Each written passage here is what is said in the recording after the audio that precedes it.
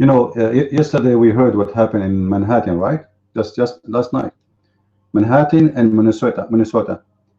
A Muslim, he go inside the mall and he asked people, "Are you a Muslim?" He say no. He put the knife in his belly.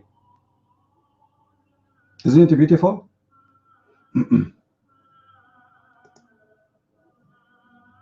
And Hillary Clinton, she want to bring next year between 700 to 1 million Muslims to Minnesota and Manhattan.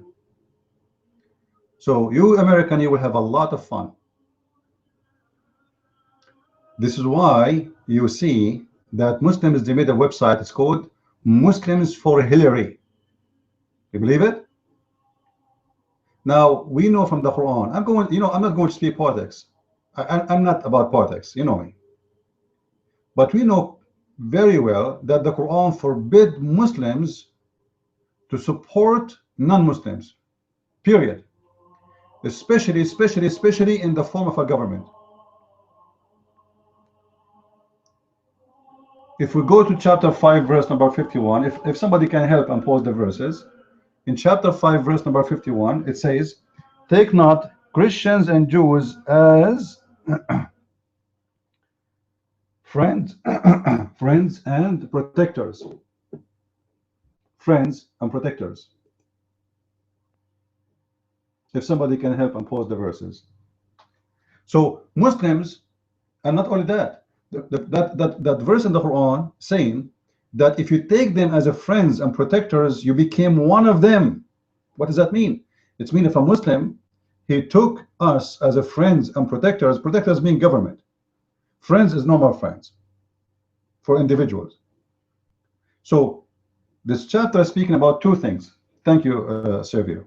So if you take them as a friends and if you take them as a protectors, so why the Muslims want to take Hillary Clinton as a protector? It's haram. If you take Hillary Clinton as a protector, you became out of Islam unless there is a reason. You see, always in Islam there is justification, reason to do things. As an example, Muhammad himself, he had agreement with the non-believers. Even he took them as a friends in certain time when he was weak, until he became strong, and then he killed them all. And this is exactly what the Muslims believe. They are practicing taqiyya. Taqiyya is in chapter 3, verse number 28. The taqiyya state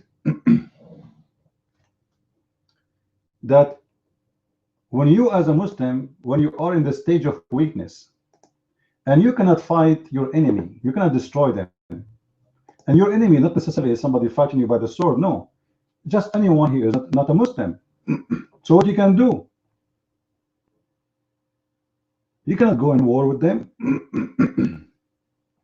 because simply you are weak. Hold on, let me drink some water. Oh boy.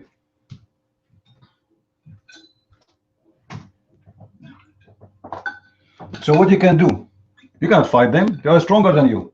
So you practice something that's called taqiyya. And taqiyya simply is a very simple method where a Muslim can lie to you, claim to be your friend,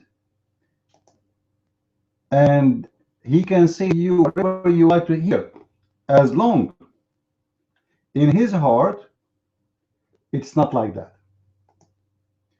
And just to show those people who they are here, especially the new ones, first time they are here, we are not making things up. You see, we never spoke of our own. The Muslim, if you go on YouTube, you will see Muslims saying to me, Christian Prince, show us your degree in Islam. I do not need to show you my degrees in Islam. And why they are showing, why they want to see the degree in Islam? Because they want to say to you that it is the way to show your authority. It is the way to show your authority. I'm going to show you the authority of Islam from the scholars. Is the Muslims going to say that Jalalain, Al-Qurtubi, Al-Tabari, Ibn Abbas, they don't have authority? I challenge them to do that, you know? So in my case, they can say, oh, what is your authority? Where you are getting this from? You have no authority. You are not a scholar. They can say whatever they want. However, I am a scholar more than all your scholars. But just for the sake of argument, let us read what the Muslims have in their scholars' books about this issue. What Islam teach? I will go to the most highest scholar in Islam, which is Ibn Abbas, the cousin of Muhammad and the only scholar named by Muhammad himself as a scholar. You see, all other scholars are named by Muslims. Ibn Abbas, the cousin of Muhammad, is named by Muhammad as a scholar. Look what Ibn Abbas say. And I will post the link for those who want to see. And this is the official government website of Jordan, owned by the King of Jordan. Read with me, please. Let not the believers take the believers out, not to take the hypocrites. Supposedly we are the hypocrites, all right? And the Jews, companion, and the disbelievers, the Jews, for their friends, so as became mighty and honorable in preference to the believers, who are sincere, who does that, seeking might and honor. So now Allah is saying you cannot have the non-believers as a friends or protectors. However, if one of you is sincere in doing that, which means he mean it, he want to take us as a friend for real, look what the Quran says. He is sincere, seeking might and honor by taking the hypocrites and the disbelievers as a friends. He has no connection with Allah. He is apostate. He is apostate. If a Muslim, he is sincere in taking us as a friend or protectors, he is out of Islam. Not only this, hold on, the story is not over yet. No, it's not over yet. He has no honor, which means Muslims can destroy his family, they can rape his family, for he is an apostate. Mercy or protection from Allah, which means his blood, his money, and his protection is gone, is lifted up. Muslims can kill him, Muslims can rape his wives, Muslims, they can do whatever they want, for he is taking Christians and Jews as a friends and protectors. Unless it be, hold on. So there is an exception to be a friend for the Christian and the Jew. What is that? How you can be a friend? Read with me. Unless that it yet be, but guard yourself against them. Ah, save yourself from them. Ooh, taking it as it were security. Saving yourself from them by speaking in a friendly way toward them while your heart dislike that. Do you see it? Do you see it, people? That is Islam. So the Muslims, what they want from Hillary Clinton? Why the Muslims, they are sponsoring Hillary Clinton? They are in love with Hillary Clinton, the one who claimed that she is a Christian? There's no way. The Quran is so clear. If you take non-Muslims, specifically Christians and Jews, as a friends or protectors, you became one of them and you are apostate. So are the Muslims apostate in America? Are you Muslims leaving Islam for the sake of Hillary Clinton? Obviously, this is not the case. So why Muslims, they want to take and vote for Hillary Clinton to win? Because Hillary Clinton will make them flourish in America, the same as Obama. 8 years of Obama rules make Muslims enjoy America very much, to the point nobody even speak about the terrorists of Islam. Even the word radical Islam, which is not doesn't present anything really, even this one Obama he forbid, because he's trying to protect his religion. He hired a high rank officers in everywhere, in the CIA, in the FBI, so they can conquer USA from inside.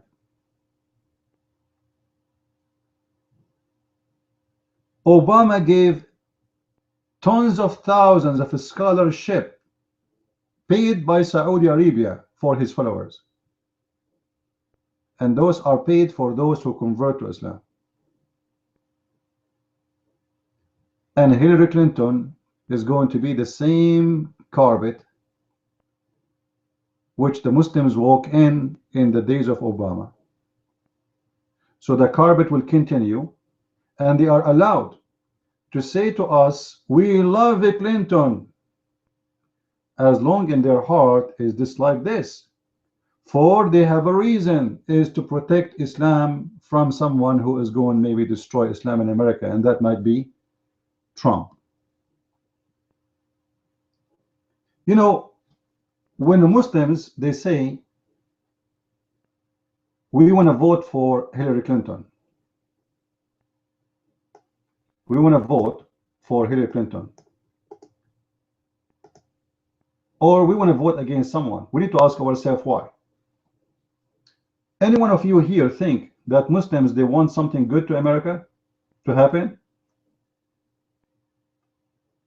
Go and watch all Muslims videos who speak freely in USA, and you will see they are calling USA the land of the infidels, American are pigs, they are blah blah blah blah blah blah blah blah blah blah blah blah blah, but they are desperately dying to come to America and get a visa. Go in the Middle East and see they sleep in the street in front of the American embassy just to get a visa to visit.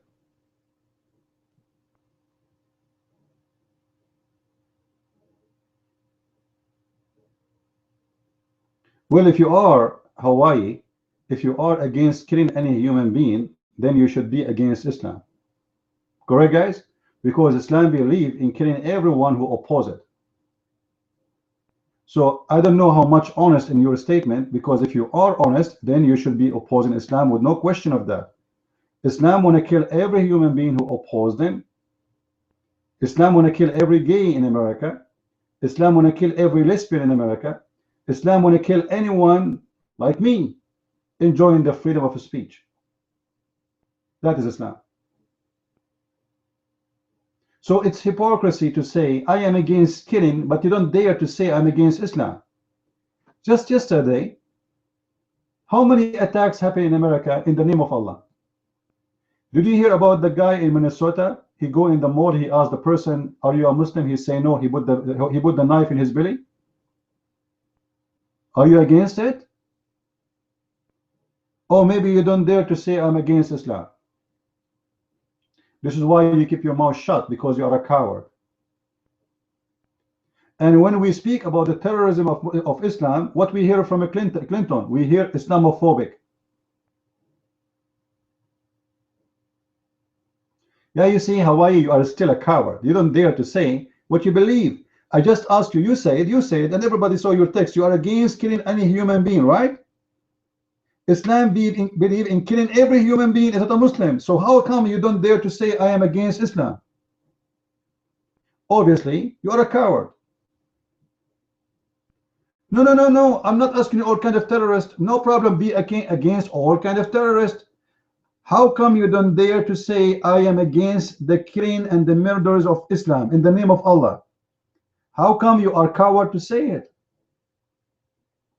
Making, you see, this is statement which is like a kind of a closed foot for everything. I am against killing, brother. I'm against killing. I'm against killing chicken too. Okay, I'm a vegetarian. What is that? Can you give me a statement we can make something out of it? Are you against the killing in the name of Allah? Are you against Islam? You don't dare to say it. You don't have the little testicles, you know. You don't have anything. Cowards. I'm against killing, and I'm against killing anything. I even mosquitoes.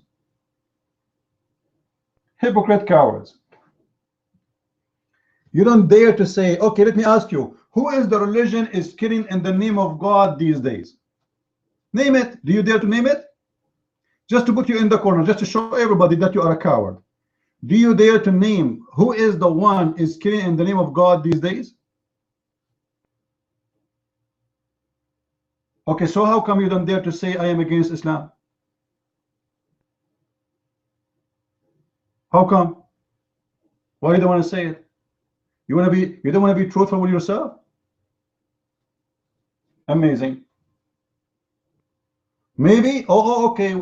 Well, how come maybe? Why maybe? Did you even study Islam? How many people Muhammad killed? When a Muslim, he practices Islam by killing, he is practicing Islam by killing. So stop your ignorance. Like, you know, we saw a letter made by Muslims to ISIS. Did you see, guys, that letter? The funny letter to ISIS? And many Muslims, they signed that this is not Islam. You know what? I challenge any Muslim to tell me one thing ISIS did, Muhammad did not do. Just one.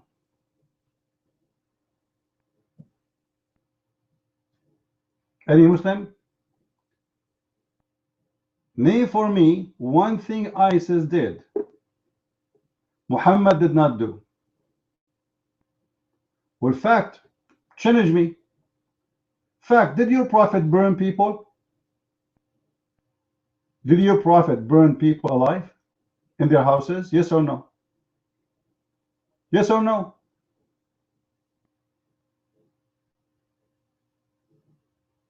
No? You want to challenge me? It's a challenge. If I don't prove it, I close my room forever. If I prove it, shame on you and shame on your God. So do you dare to challenge me? Do you dare? Do you dare to challenge me? Fact, do you dare? What happened? Are you calling a friend?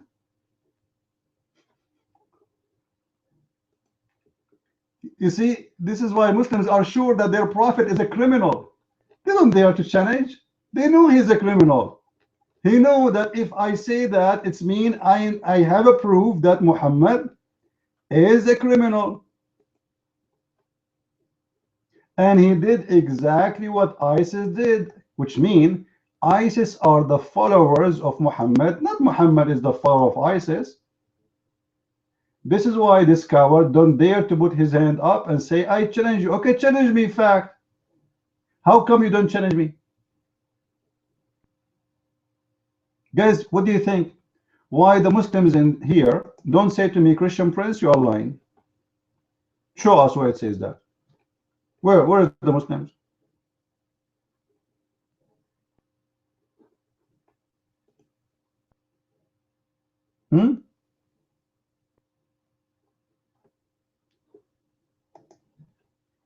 Where is the Abdul? You see, when I come here, I come for a reason. Not only to teach the Christians and non-Christians, because this is a free education for everybody, but to show everybody that Islam is a scam, and whatever Muslims they say to you is absolutely false, and the proof is in front of you. They don't dare to debate me. So let me repeat the challenge again.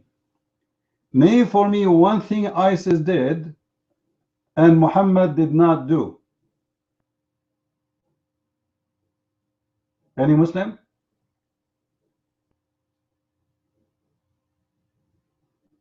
You see how simple the challenge is?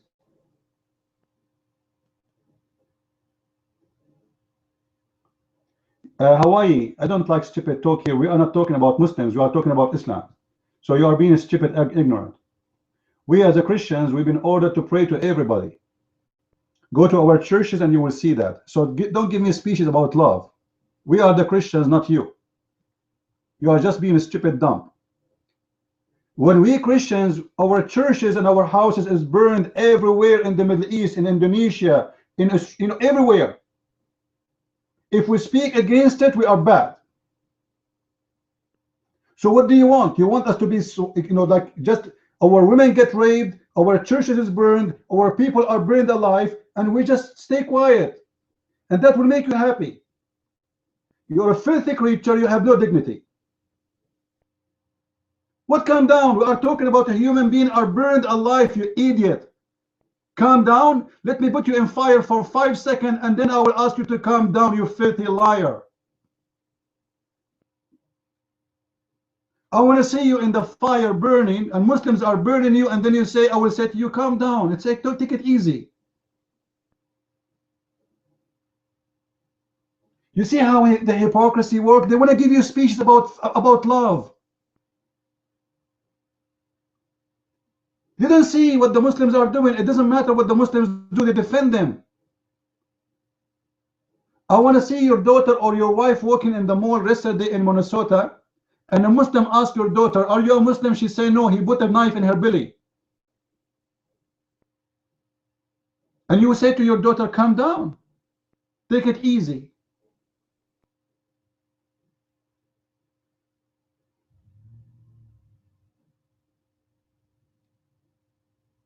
There's nothing is called Muslim ignorant, trust me. Those people, all of them, they know. But the Muslims are too kind. One, he don't want to have the risk and do jihad, which might cause him his life or spend his life in jail, or the one who want to take the risk and he want to go to heaven, he don't care. And the heaven full of virgins. That is the truth. Every Muslim, he knows that this is a filthy, disgusting religion. Anyone who says to you, I do not know, he is a big, big fat liar. As simple as that. Do you know this guy converted to Islam, the one who left Islam after 16 years? Are you really convinced that this guy, he left Islam because he found Muhammad have no morality after 16? You can find that from the first day. I understand now he learned Arabic and many doors are open for him to read, but should not take you 16 years to find out that Muhammad is a big fat criminal.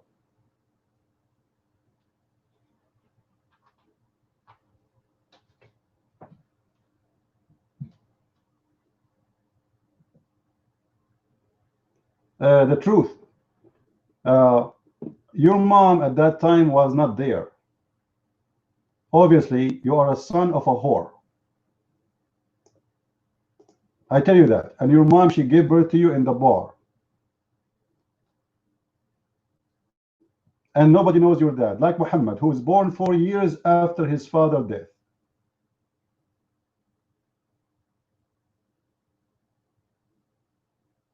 Your God is a son? Oh, hold on. My God is a son. That's a problem. That's a problem for the Muslim. But Muhammad, the child molester, is not a problem. Muhammad have a wife, she is a child, is not a problem. My God is a son, is a problem. Guys, do you see the horrible problem here we have? Your God is a son. Muhammad is a child molester, putting his penis between the legs of a girl. She is 5 years old. It's okay. But your God is a son? Disgusting. You remember what yesterday I said? I don't like to speak filthy language, but sometimes you have to. Muslims are same as someone, he is in a deep shit, and I mean it literally. And he see a fly 50 meters away, and he say, fly, there's a fly there, a fly. You are in the shit. Muslims, you live in the shit. Everything around you is shitty. You marry children, you rape children, you kill people, you allowed buying slaves and selling slaves. You allowed sex exchange, which means you can rent your slave for others and you can borrow slave from others for sex. You believe in zawaj al-muta. You can hire a woman in the elevator who is going in the 6th floor to open her panty and have sex with her for 5 minutes, and you pay her for that. This is legal. And then you talk about Jesus is a problem for he is being the Son of God.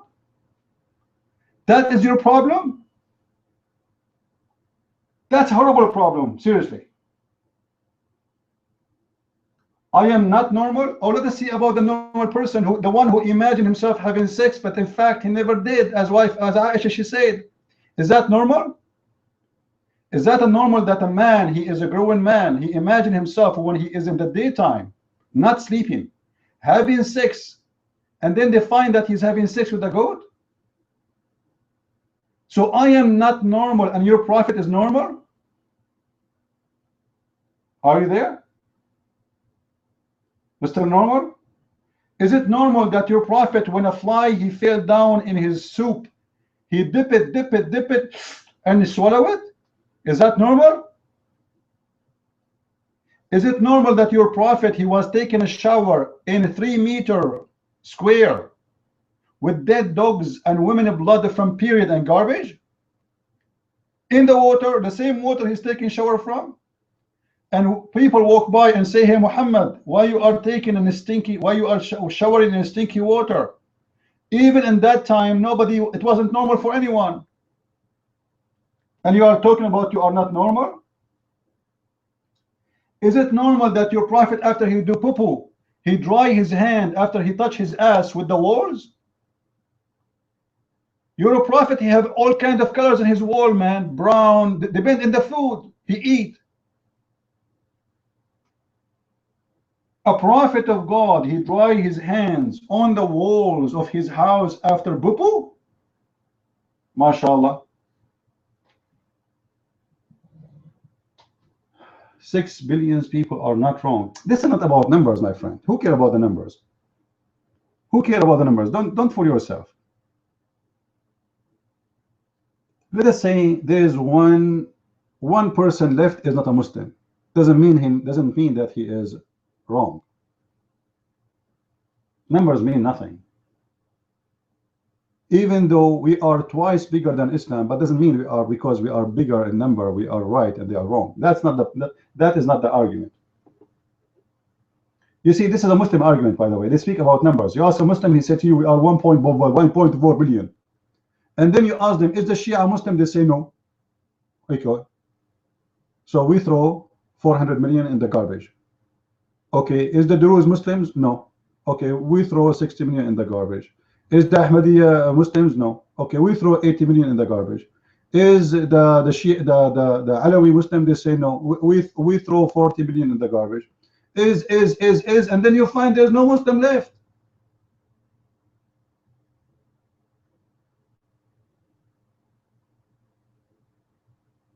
Even ISIS and Al-Qaeda and ISIS, imagine, they have fatwa against each other that the other group is not Muslim.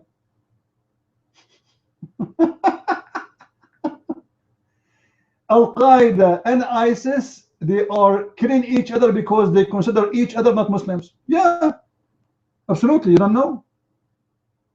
There's tons of videos, I can play it for you, speaking about the kuffar ISIS, because this is what Islam, my friend. Islam, any organization, any group don't agree with the other one, you can call them kuffar. And that is from the Quran. The Quran says, if two groups of you did not agree with each other, kill the other one. This is the base of Islam. Muhammad, he established this base. Now look at this guy. He says to you, the ambassador of England, he converted to Islam. He married a Muslim woman. That's why he converted to Islam. She was his secretary, and she used to bend over in the office. That is the truth. Well, his wife is a Muslim. Do you agree or not? And she was working in the embassy. Hello?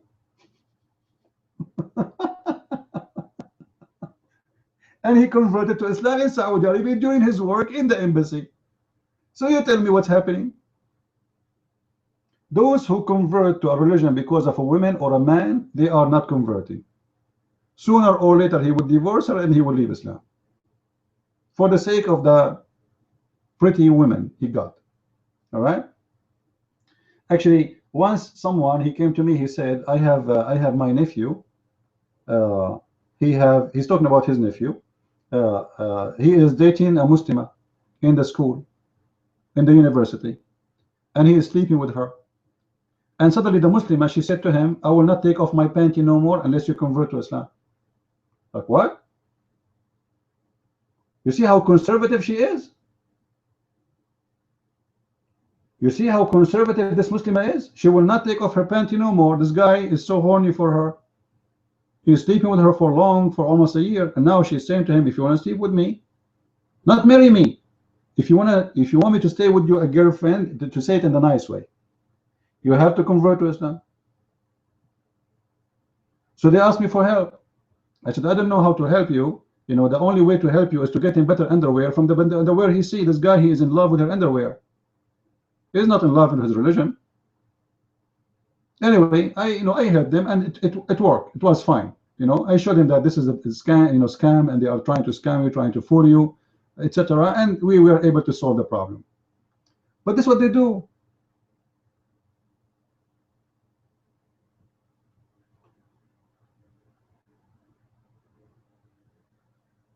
Cannot convert. What do you mean cannot convert non-Muslim man? I don't understand what you are saying. Muslim women are not allowed to marry non-Muslim men. Not allowed not to convert non-Muslim. I'm not sure what you mean.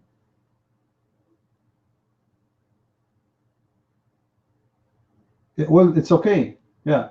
Actually, in Islam, fornication have stages. I told you before that Islam allowed something is called al-lamam. Do you remember? Do you remember we spoke about it? Al-lamam. Who remember? What is al-lamam? Minor sin, but what it is? Steve, do you want to tell us about it? What is al-lamam? Your mind.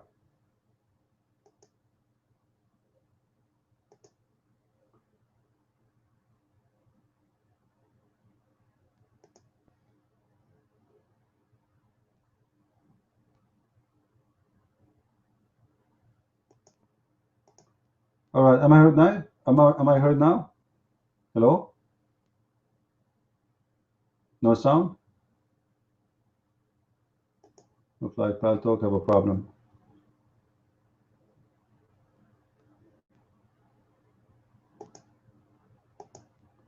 Do you hear me, guys? Hello? All right. I was saying to Steve, as long as Steve he knows what the lemon mean. Do you like Steve to tell us what a lemon mean? You said it's a minor sin. What is the minor sin exactly? Do you know? You might.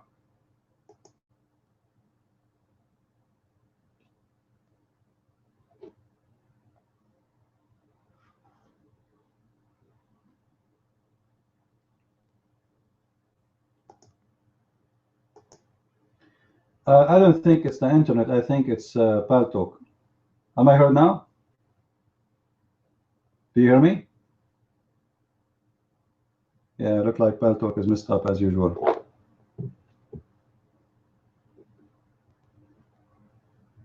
You hear me? I don't think so.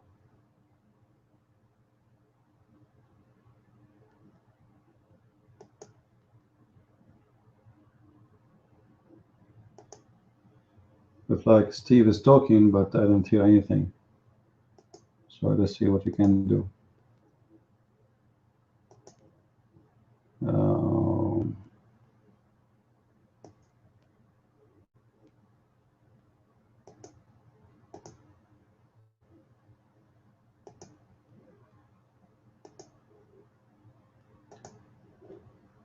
Something wrong.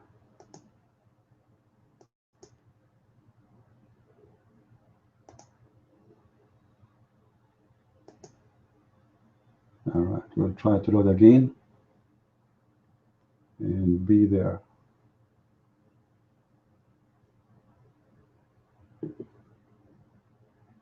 I still hear nothing there. Am I heard, guys? Hello? Oh boy, nobody hear me. Hello? Still they can't hear me. We'll start Pal Talk.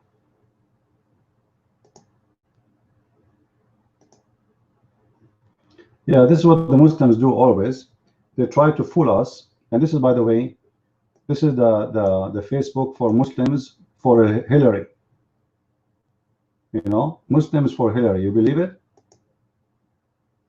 And that's alone enough for me to know that Hillary is a bad person for America. Muslims are not allowed to be friends, to be good to non-Muslims. And it's not a secret that those Muslims, they hate America to death, even those who claim that they are American citizens. Let us see if Pal Talk will work now.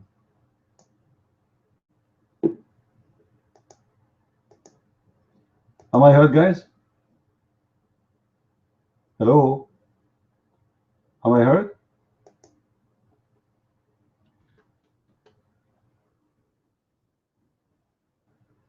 No, like, you hear me?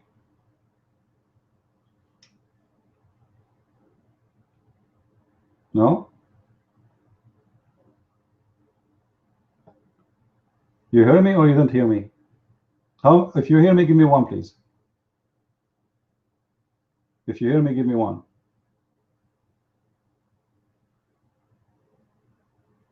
I'm not sure in the room. All right, let me restart this room again. I don't know what's wrong. I have no idea. Something wrong for sure.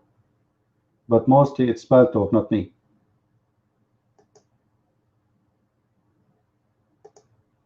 Let us see again.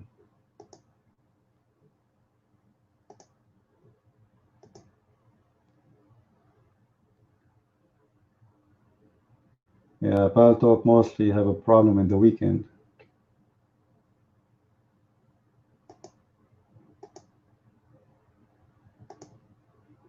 Yeah, look like it's not functioning correctly. Am I heard now? Hello? Am I heard now? Oh boy. It's not working.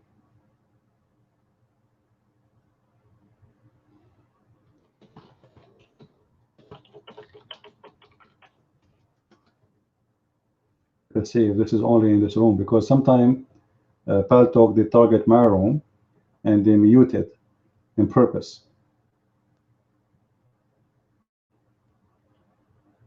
You know?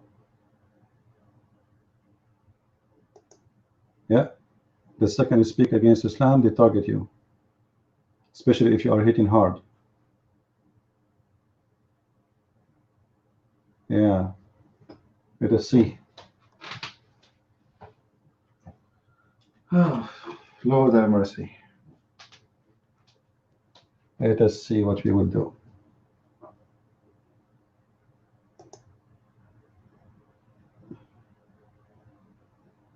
Guys, from my side, I hear myself. I mean, the microphone obviously is working here, but it's Paltalk. Am I heard now?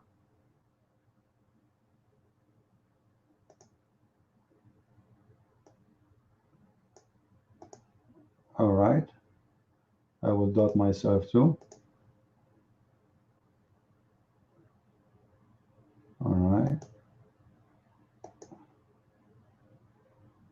Let us see if that will work.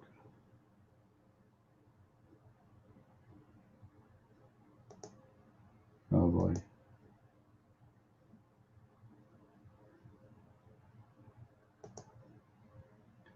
And it's not working.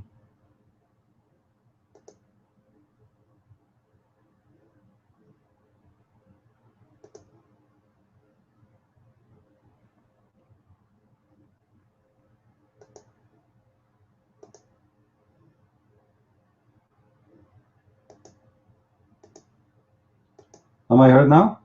Let us see. Am I heard? Really?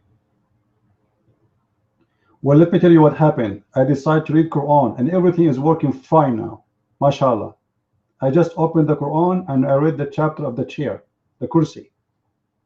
And right away, shish kebab. It was a piece of cake. Unbelievable. You do not need technician. You do not need anything. All what you need is Allah.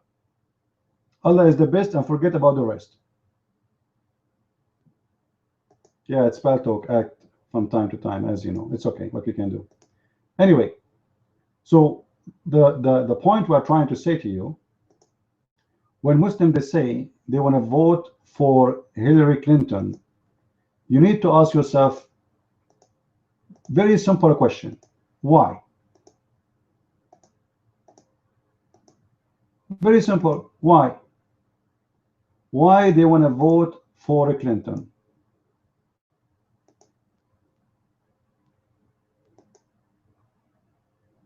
And why they are against Trump?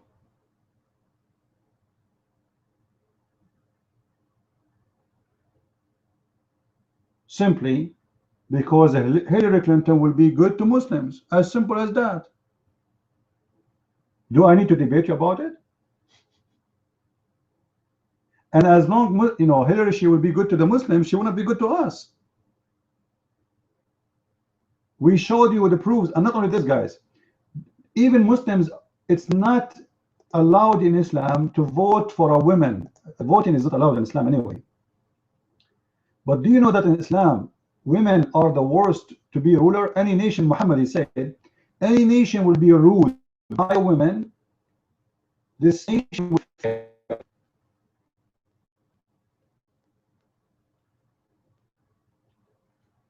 Let me show you the hadith.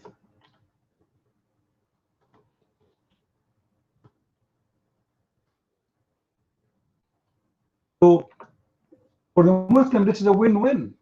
They believe in every word their prophet said, that if a woman, she take over, that will make the nation very weak. And that will flourish the attacks of ISIS, because they believe it is time for them to do it, because now they have a women leader. And remember, I'm not the one saying the women is weak. This is Islam. And as long as they have that in their mentality, they will attack you even harshly and more bad, because that will make them believe that now it is your weakness time to take you down.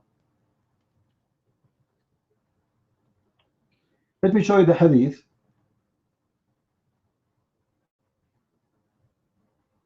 So people will not say I'm making things up.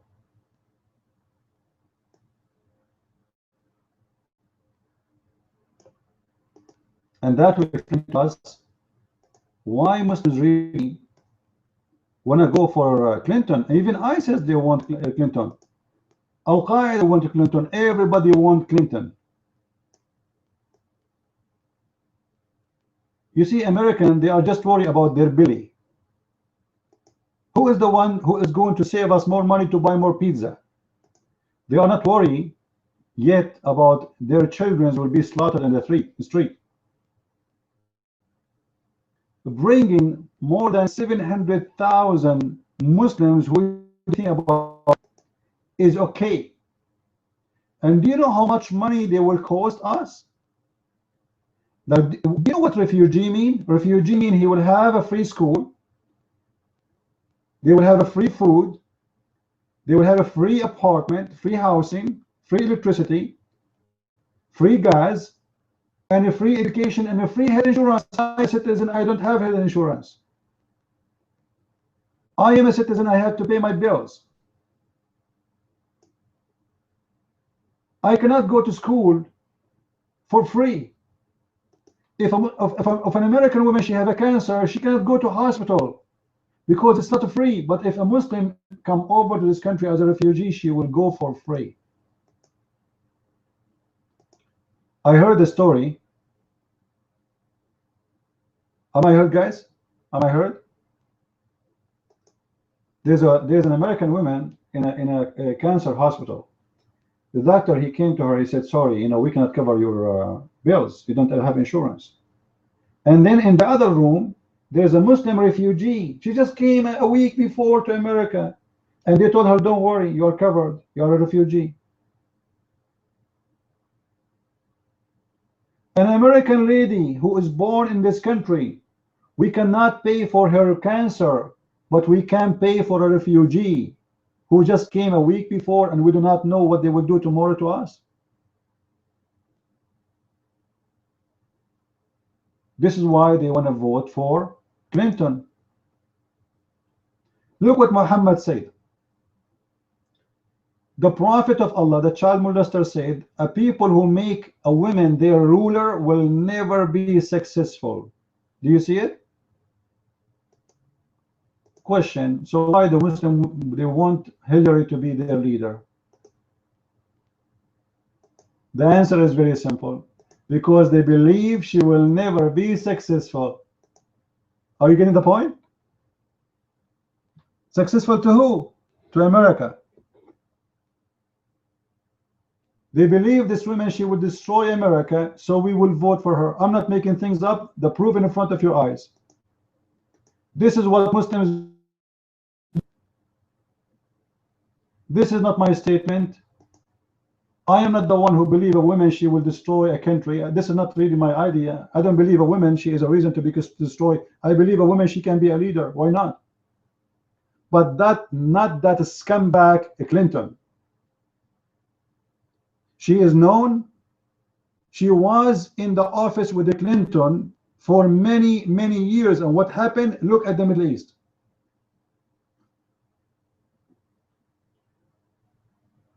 Do we need to try her more? You see, if they are saying to you, we are going to destroy ISIS if we vote for Clinton. Oh, wait. She was there. It's the same carpet, it's the same coat, it's the same box, it's the same garbage, it's the same as Obama. What is Obama with ISIS? ISIS and Al-Qaeda, they flourish 1 billion times bigger than the time when George Bush is gone. When George Bush is gone, Al-Qaeda is almost demolished. There's not, we don't see them. And look what happened now.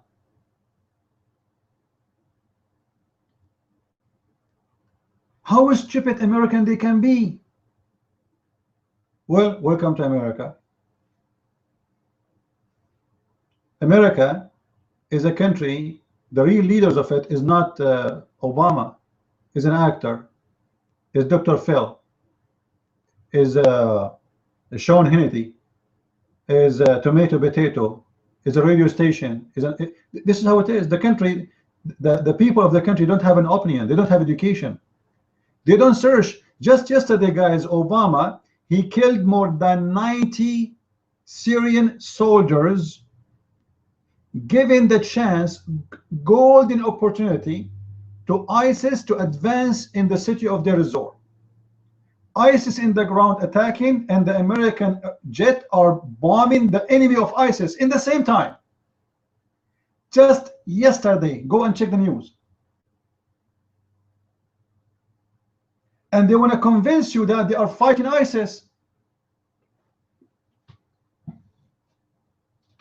How you say you want to fight ISIS, but you are killing the one who is killing ISIS? A week ago, the Israeli army bombed the Syrian army for they are attacking ISIS in the south of Syria. The same story. Israel is supporting ISIS, is supporting Al-Qaeda. We are living a big fat lie. They are supporting them. Now someone will say to me, why Israel want to do that? The answer is very simple. The enemy of my enemy is my friend. And I say to the Israeli, you are being stupid. You are doing the same mistake USA did many years ago with Osama bin Laden.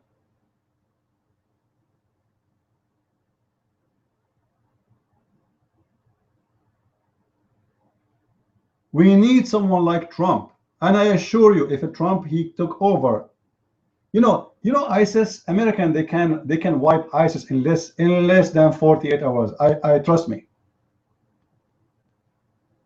How many of you been in the USA Army? How many of you? Anyone?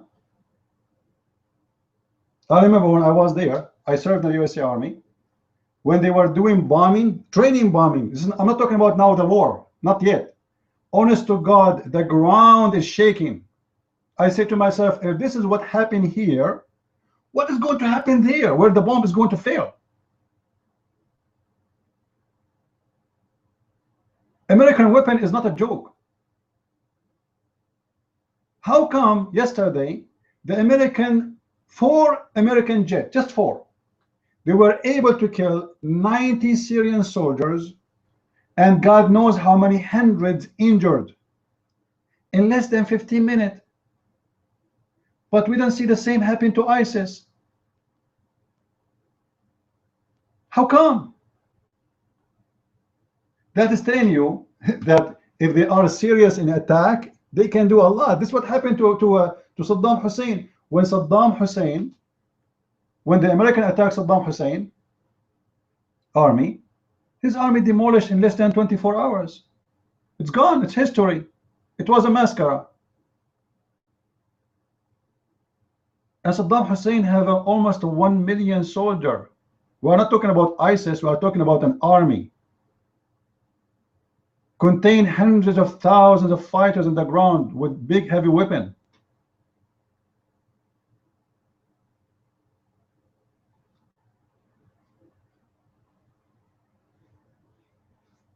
Turkey have a shish kebab army. What Turkey? The Turkish their army is nothing actually. You know, many people they think Turkey is strong. Turkey is destroyed because this stupid Erdogan, since he came, he put all the expert general in jail, and especially after the coup, now the country is in chaos. You know, the country is going to face another coup sooner or later. This person is a dictator, and everyone is good in the country is leaving. Who stay in the country now is the dumb Muslims who they are following Erdogan, and now even the Muslims are killing each other in Turkey. The group of Golan, who is a Muslim Brotherhood founder in Turkey, let us say leader, and he's a student Erdogan. Erdogan is the puppy of this guy. This guy is the one who made Erdogan president, and when he made him president, he kicked him out.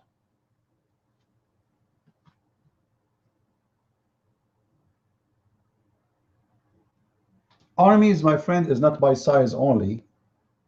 It's about motivation and belief. If the army don't believe in a war, that army will not win a war. You have to believe in it. And those armies around you, you know, whatever army you have. I will give you an example. We send our Marines to Iraq. Anyone remember the war in Fallujah? Anyone remember? When Muslims, they burned 4 Americans alive in the area of Fallujah. They burned them alive, and they cut them pieces, and they threw them in the street. Then George Bush, he ordered the Marines to take over Fallujah. Fallujah is the hardcore of Al-Qaeda. Is a city where every filthy terrorist enjoy it, because the whole city is terrorist. Children, women, everybody is a terrorist. In less than 48 hours, the Marines took over Al-Fallujah. And guess what? The media in USA, they slaughter our Marines. Our Marines are criminals. Our Marines is disgusting. Our Marines is killing the injured. Our Marines is, you know, and they show you a video of the Marines shooting those who claim they are hiding themselves, claiming to be injured from Al-Qaeda. They are shooting them. So why they will not shoot them? We send the Marines to shoot them, and when they shoot them, we take them to jail. Then I asked myself at that time, you know, I was in the army. I said myself, oh, so if I shoot somebody, they will take me to jail. What kind of country I'm going to serve? They send me to war, and then when I go in war and I use my gun, I might end in jail for shooting when they are the one who told me to shoot. Isn't you who sent him to Afghanistan? Isn't you who sent him to Iraq? Isn't you who sent him to war?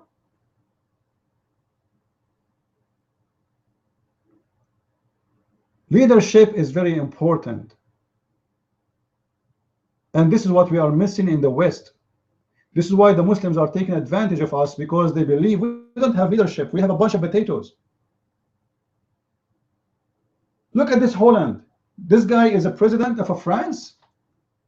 This is why France is getting the harshest attack ever, because they believe that they have a guy. He don't know even how.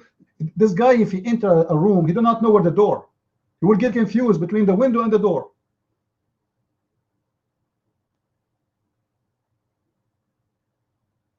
Leadership is very important to accomplish victory. You see, nations are destroyed because of their ignorance, and their ignorance lead them to have an ignorant leader. When you choose an ignorant leader, a stupid leader, a corrupt leader, you are destroying your country. They say to you, USA lost the war of Vietnam. That's not true. It is the corrupt leader of this country who made the war lost. Regardless if that war was good or bad. I'm talking about a war, just a plain war. Leaders. This is why we need to choose the right leader, especially in a dangerous time. Look at Germany. They have this potato miracle. Oh, refugees are welcome. Let me give you a hug. Here we go. Millions are coming to Germany. Soon Germany will be out of Germans. Soon Germany, they will ask refugee in America.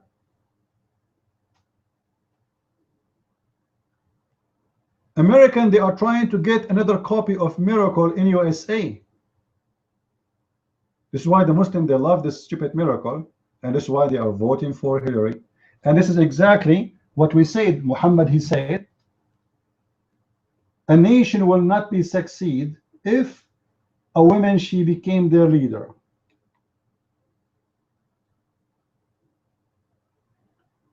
And this is why the Muslims, they want to vote for a woman.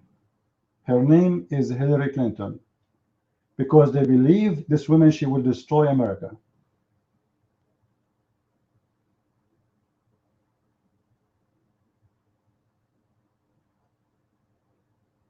Did you hear Hillary Clinton speaking about the Islamophobia? I want to see if Hillary Clinton, she was walking in the mall without his security guard yesterday in Minnesota. And the Abdul, he come to her, the criminal who attacked yesterday people in Minnesota. He said to her, Clinton, are you a Muslim? She said no. He put a knife in her belly. What she will say? She will say she's Islamophobia? We are the Islamophobia? What if your daughter, Hillary Clinton, she was walking in the mall? What you will say about Islam then? If this guy, he attacked your daughter and he put his knife in her belly?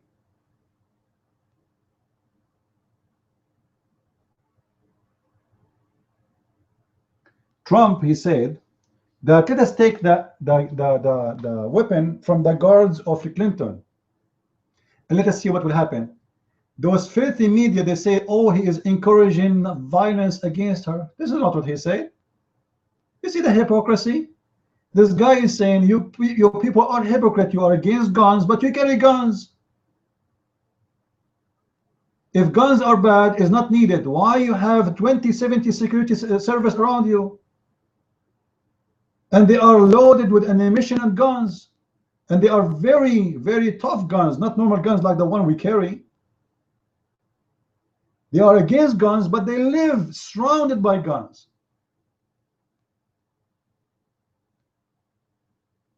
Are you getting my point, guys? You see the hypocrisy? If you are against guns, okay, take your car, drive by yourself. You do not need a guard, you do not need a gun, and you walk in the street and you are safe because it's safe. Aren't you telling us it's safe? As long as it's safe, just no need for a gun. I want to see Obama. I want to see Michelle Obama. You know, Michelle Obama, she decided to buy a zucchini, 1 kilogram or one pound of zucchini. They block the streets from two sides of the road. Why? Because Her Majesty, she want to buy a zucchini. And yet they give us a speech about there's no need for guns.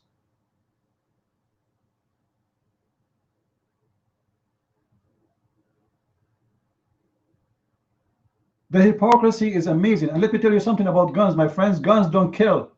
People kill. And those Muslims who attack in the mall, if they know everybody there have a gun, they will not even dare to do it. Because the second, let us say I am a terrorist and I go inside the mall, I want to shoot, even if I have a gun with me. If everybody there in the mall have a gun, they will shoot me in 2 seconds. There's a lot of people there. I'm outnumbered. Outnumbered, out bullet, out everything.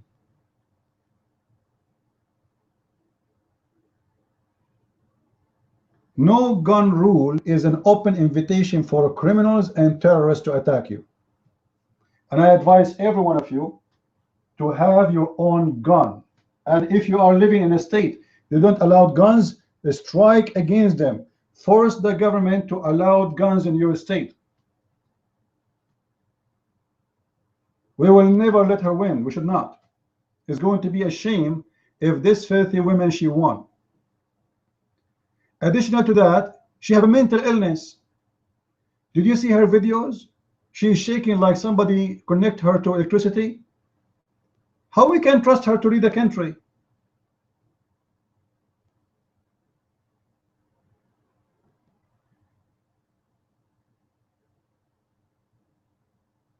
Americans are losing their mind. Look what the Democrats they present to us. They present. By the way, I respect all people. Don't make I'm making fun of old ones. No, they present to us either the mad Clinton or the Barney, Mr. Barney. I don't call him Bernie. Barney, the cartoon. This guy is almost in the grave. He's shaking when he's talking. The other one, she is shaking because she has illness. What's wrong with this country? There's no one in this country fit to be a president except a woman like a Clinton and a man who is in the grave like Barney. That's it.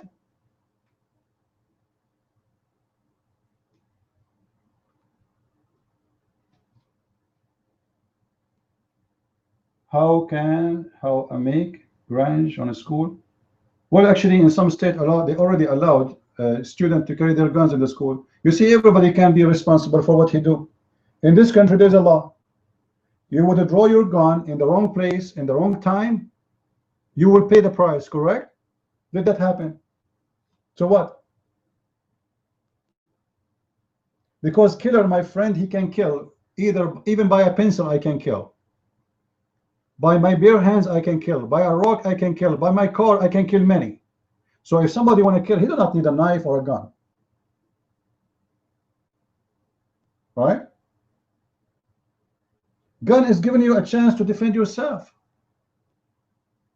Criminals, they have their hands on guns. We don't. This is the difference. When you say no gun, that does not stop the criminals from having guns, and the terrorists, they can buy them. As simple as that.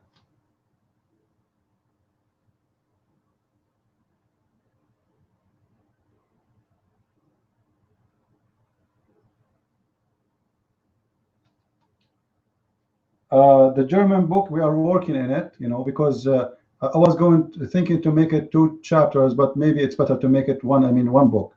So still we are working it. I hope soon will be ready, the German book. We are against violence. There's no question about that. We Christians, we don't believe in violence. But doesn't mean if we are peaceful that we cannot harm ourselves. Jesus himself, he said, the Lord of peace, the one who said, pray for your enemy, love your enemy. He said, the one who don't have a sword, go and sell your garment and buy one. Let us make it fit for today. The one who don't have a gun, go and sell your garment and buy one. And they said to him, we have 2 swords. He said, that's enough. That's enough. So the purpose was not to attack anyone. The purpose is to defend yourself, not to defend Jesus. That's enough. If you go to the churches, you will see churches, they will never quote this verse for you. I asked many churches, many Christians, did you hear this verse before? He said no.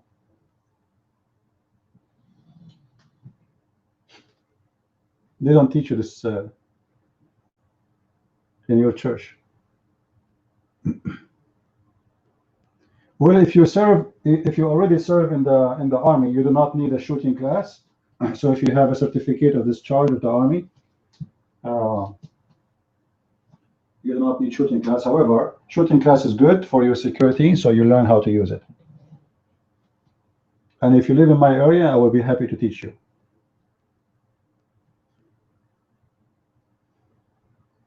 Do we have any Muslim here?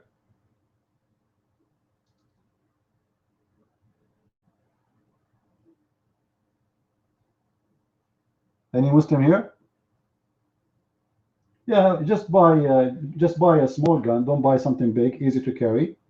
22 is the best for women, I believe. Because they have a very weak recoil. However, they are still powerful in protecting yourself. 22 is good. 22. They are very, very easy to use, and they are very, let us say, they are even better in aiming, you know. And their bullet is very cheap too.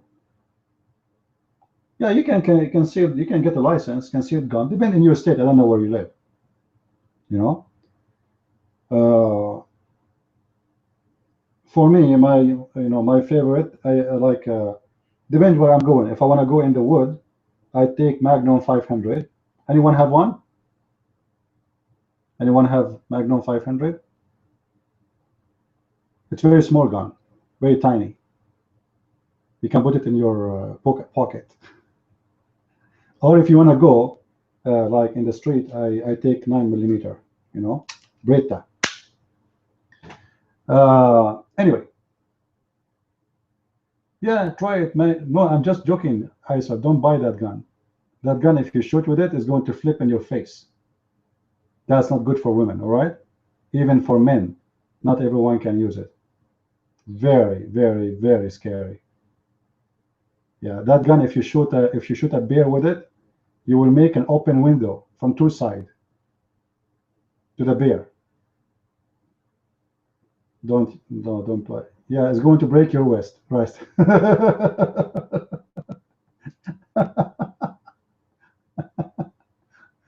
Anyway, no, you see, I love weapons since I was a kid, but I don't harm people. I don't use it in a bad way. And you have to be careful when you have a weapon. You don't use it unless it is right. You don't use it to harm. You don't use it in a normal fight with someone. No, you don't do that. You use weapon only if you see there's a threat of you being dead. That's it. You don't use a weapon in a fight. Otherwise, trust me, you will be very, very sorry. Because then the law is against you, the police is against you, the judge is against you, the court is against you, the jury is against you, the whole country, even your neighbors, your family will be against you. So guns is good to protect yourself, but not to do wrong with it. You don't argue with someone and you withdraw your gun. By the way, just by withdrawing your gun, even if you don't shoot, you will spend some good time in jail just for doing that. Unless it is in the right place, in the right time. So you have to be careful. Now, we go back to our topic.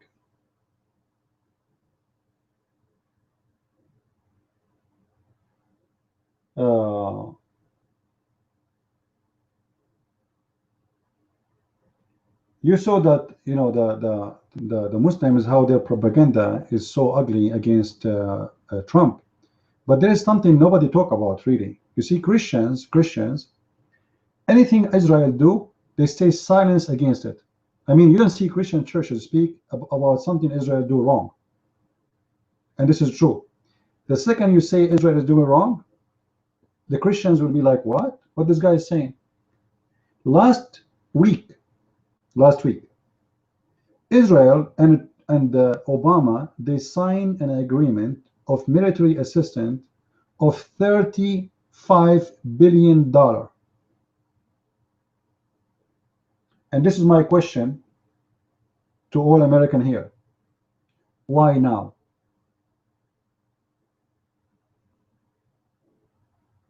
I'm not against Israel. I'm not, don't take me wrong. I support Israel, and if Israel need fighters to defend Israel, I will join. I will be honored to join the Israeli army to defend Israel. I am a person of truth, my friend. I don't take a side just because I'm taking a side. So I'm not against Israel. So don't go there. What we are talking about is a lot more deep than Israel. We're talking about the government of Israel.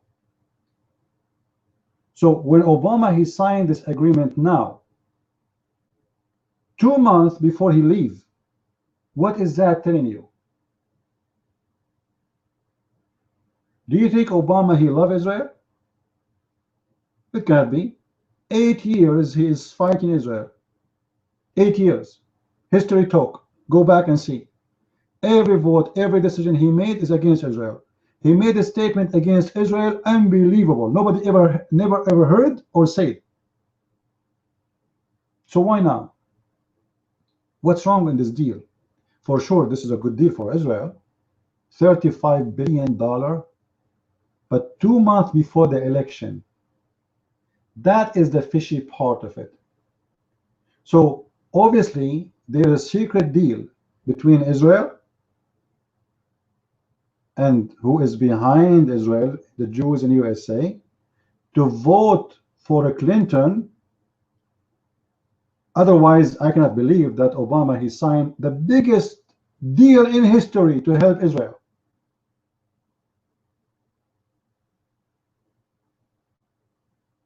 I believe that Benjamin Netanyahu is an idiot, officially one. And you will see soon he will end in jail. He's a corrupt man too. Well, here we go. He is supporting Al-Qaeda. But Netanyahu, he opened hospitals for Al-Qaeda in the north of Israel. He armed them. He defended them. Each time the Syrian army, they advanced in Al-Qaeda territory, which is in the border of Israel, the Israeli army stepped and showed the Syrian army so they cannot go advance. I'm not kidding. Go and watch the news. Just last week. Go and see how many attacks the Israeli army did last week against the Syrian army. The Syrian army is not doing anything. And look what they do. The friends of Netanyahu, Al-Qaeda, they shoot a little tiny missile at Israel. And then Israel, they say, oh, they are attacking us. We have to attack back. But the fact, this is not the Syrian army. This is their friends. Because he's an idiot. He is the same idiot as many American leaders who did the same before. Aren't we the one who trained ISIS, the Al-Qaeda before? Aren't we, there's an article about Osama bin Laden in Washington Post. Is speaking about the hero of the century. In USA, Osama bin Laden one day, he used to be the hero of the century. Why? Because he's fighting the Soviet Union. So Netanyahu is working with the rule, is saying, well, Al-Qaeda and Shia, they hate each other. Hezbollah is our enemy. So what we do? We arm the one who hate Hezbollah most. Let them kill each other. That's what Netanyahu is doing. But this is wrong. Because both of them, they want to kill you. That's stupid. Both of them, they are your enemies. And the Sunni, they even hate you more than the Shia, trust me. It's going to be a lot more dangerous for Israel to have an Islamic Sunni state ruled by Islamists in the border of Israel from having an Alawi state. This is why I say Netanyahu is an idiot.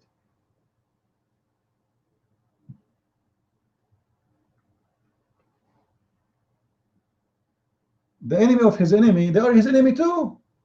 You see, if I am helping the enemy of my enemy, that's fine. But if the enemy of my enemy is my enemy too, and even they are more enemy, that's stupid of me to do. Are you getting the point? No, both are not equal. No, the Sunni are more aggressive, a lot more aggressive from the Shia. A lot more. So the stupid Netanyahu is working hard to establish an Islamic state for ISIS or Al-Qaeda in his borders. And you tell me how smart that is.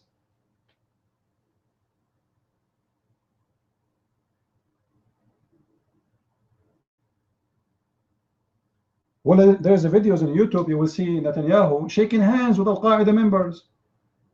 And they say to you, this is the rebel of the Free Syrian Army. But they are Al-Qaeda, all of them. They are all of them Islamists.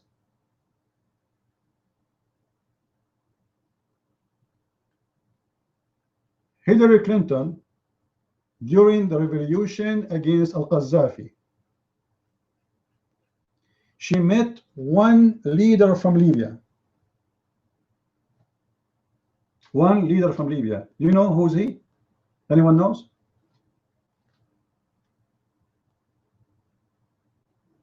The leader of the Muslim Brotherhood.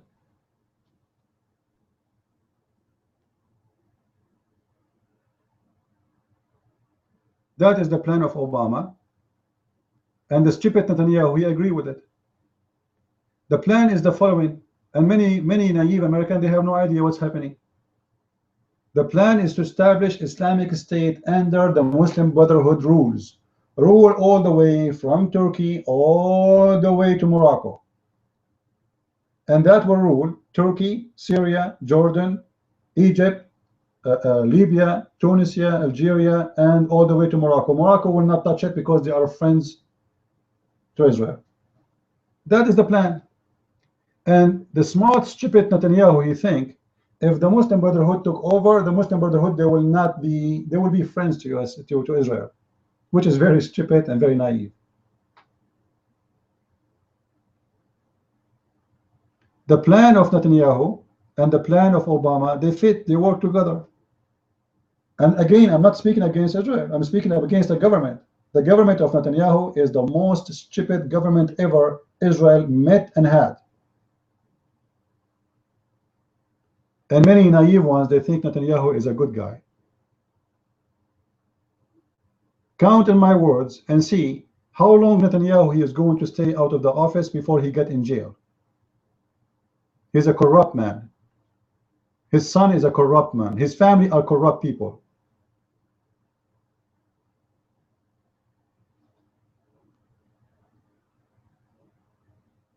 But you know, this is the normal thing to see. Christians don't speak. You know, anything Israel do, nobody talk. Like, come on, who they are, right? They might even accuse you not to be Christian if you do so. Yesterday, I got a guy here in my room. If you remember, he was flooding the room. He was accusing me that I am getting paid by the Mossad. Anyone remember? Anyone remember this yesterday? It's not even a week ago. I take the side of the truth. I don't take a side of anyone. I don't care who you are. If you are a Jew, I speak to you as a Jew, and still you are lost for being a Jew. A Jew, he is not saved, and he needs Christ to be saved. I say it in the front of every Jew face. He like it, he don't like it, who care? So those Muslims who think we are speaking against Islam only, you are false, you are wrong. We speak against any false person, any false belief, any false religion, any false behavior. I spoke against people who claim to be Christian ministers, rabbis, Islam. Even if somebody, he is a Christian and he speaks wrong, I school him. Just today I got the PM from somebody, one of you who come to the room here. He said to me, Christian, be careful not to say that Jesus is not descended from David. What? Be careful not to say that? And he gave me a website. I don't know what's wrong with those Christians. How you say that Jesus is your God, and you are telling me that he is descended from David, you idiot? They will say to you, there's verse in the Bible that says that Jesus is the son of etc., son of etc., son of etc., son of etc., all the way. This is by birth.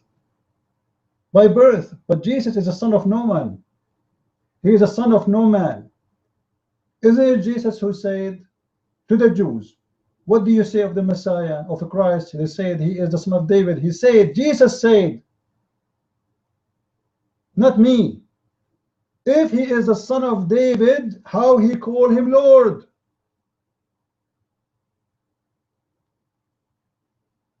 Jesus himself refused to be called son of David.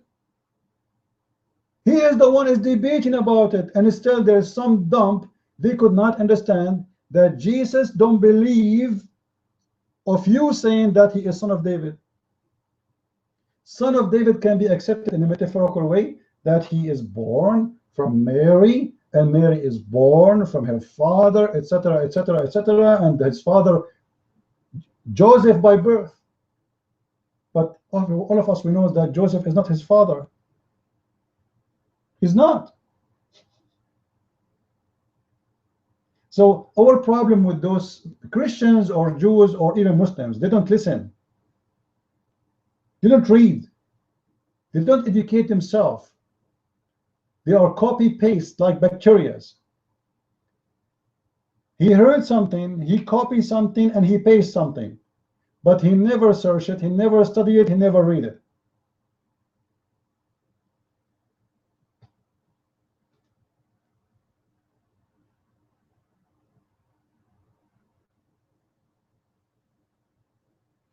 If you believe in Jesus as God, you need to know that Jesus belonged to no man.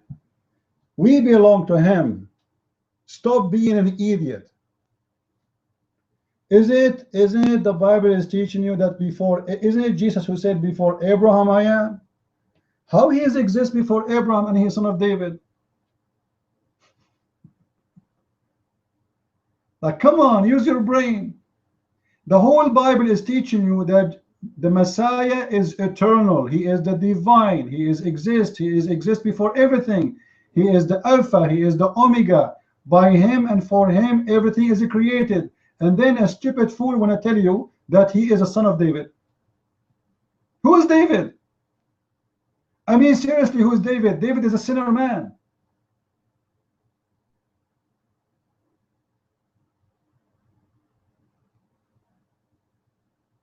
Many of us can be better than David. David have 700 wives. Who said that David is a good man? He present the glory of Israel because he was a great king. That's it. But he was not a great man.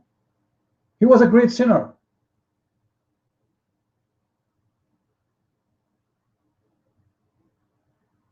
He committed crimes. So David is not our best example. But you see, many of those Christians, they are driven by, let us say, a wave. David, Israel, etc., as if Israel present the best of the best. No, it does not. Israel is not the best to follow. It's not the best example to follow. Go and read the Bible, you will see Israel always disobeying God. Always.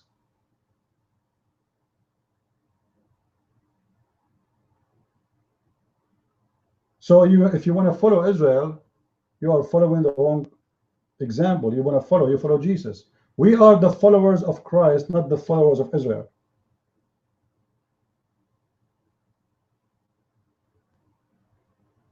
Again, I am not against Israel, and actually I said many times, I have a chapter of my book defending the right of Israel to exist as a state and saying clearly that we as a Christian, we should support the existence of Israel.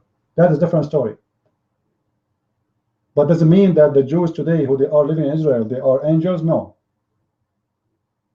Israel right now, they have the biggest gay festival in the world. That's absolutely very, very, very bad.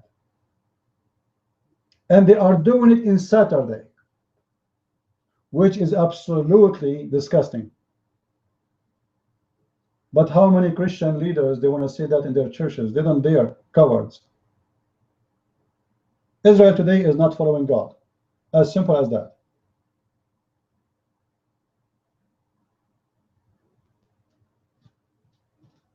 But nobody want to say it. Because everybody is a hypocrite. You know how the world today present the story of the naked king.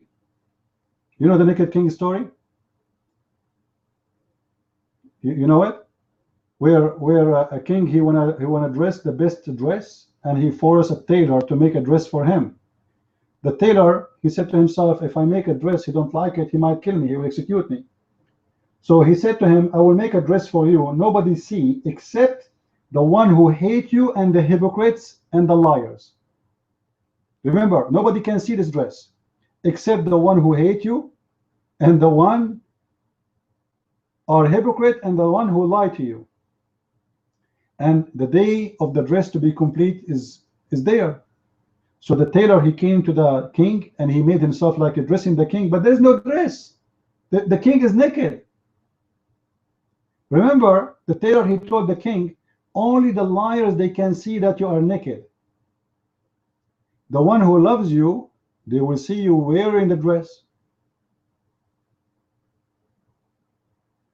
So he made himself like he's dressing him a dress. Even the king himself, he did not see anything. But supposedly this is a magical dress. So when he walked between the crowd, nobody dared to say the king is naked, because the news spread that this dress, only those who hate the king will not see it. And then a child, he said, screaming, saying, the king is naked, the king is naked. The child said that. The adult did not dare. Are you getting, guys, with the story? Is it clear? Nobody dared to say, because all what they heard, that if you say the king is naked, it means you hate the king. And this is exactly what happened with the Christians. They've been told that if you speak against other religion, you hate. So nobody speak.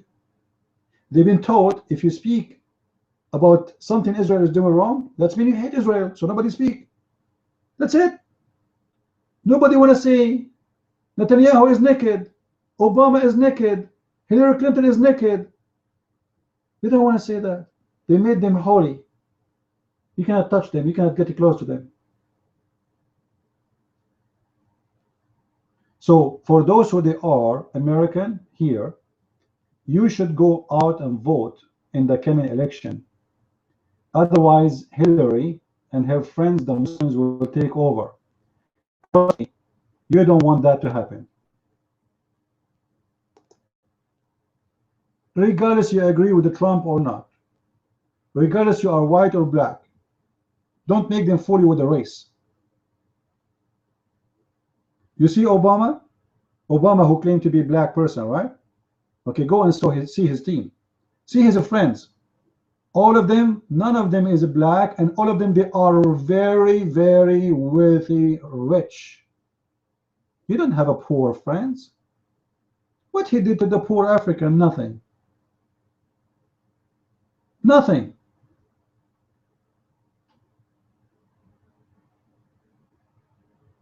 They use the race card only to fool you. They want to convince you that Trump is racist. Let me tell you something. Racism is everywhere. People are racist in everything. It's very hard to kill racism. And the proof that racism exists, that you speak about race. When you say Trump is racist, you see it this way because you are racist, not because he said any statement of racism. If I say black people are poor, am I lying? Am I racist? No. If I say the majority are not well educated, I'm lying? No. Everybody knows my opinion of racism. I believe it's a very, very, very bad sin for us as a Christian to be racist. I'm stating a fact. If Trump, he said majority of those who go to jail in drugs are black, is he lying? No. This guy is being honest with you. He's trying to help you to solve the problem. You cannot solve the problem unless you speak about the problem. So I believe Trump, he can be very useful and very helpful for the black, for the white, for the American society. At least he's trying to prove he's different. Let us give him a chance. We tried Hillary already. We do not need to try her again. We tried Trump already. We do not need to give them more chance. 8 years in office, what they did, both of them. ISIS is all over. Al-Qaeda is all over. The world is in chaos. We cannot even go to the mall in security. Yesterday, I was chatting with a friend. They sent me the news saying to them, did you see what happened in Minnesota? Did you see what happened in New York? I said, this is why everybody have to carry his weapon with him. Thank you to Obama. We cannot go in the street safe no more.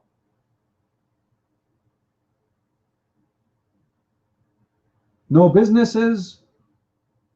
Go and see, honest to God, if you have old bills, go and check the price of food 5 years ago and the price of food today. Check the price of food in the time of George Bush and the price of food today. What Obama did. And our salary is a lot more less. People, they are making less.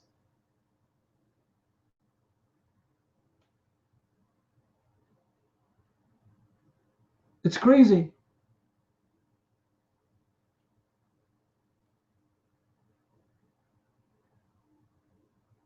Gas is cheaper because we became #1 producer for gas. This is not because of the favor of Obama. That's because of the science of American, right? This has nothing to do with Obama. The American, actually the Democrat, they are always against production of gas. Is that correct? Or I'm like making up a lie? They are the one who made us pay too much for gas. They want our money to go to Saudi Arabia. They are against the production of gas in USA. Who? The Democrat.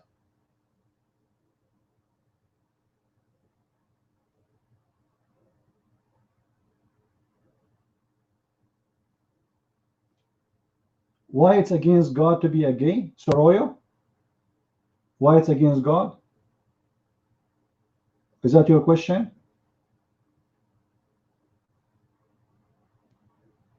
Soroyo, are you a gay? Soroyo, are you a gay? All right, listen. Are you a man or a woman? Are you a man or a woman? A man. Why a man should be sleeping with a man? Give me a reason.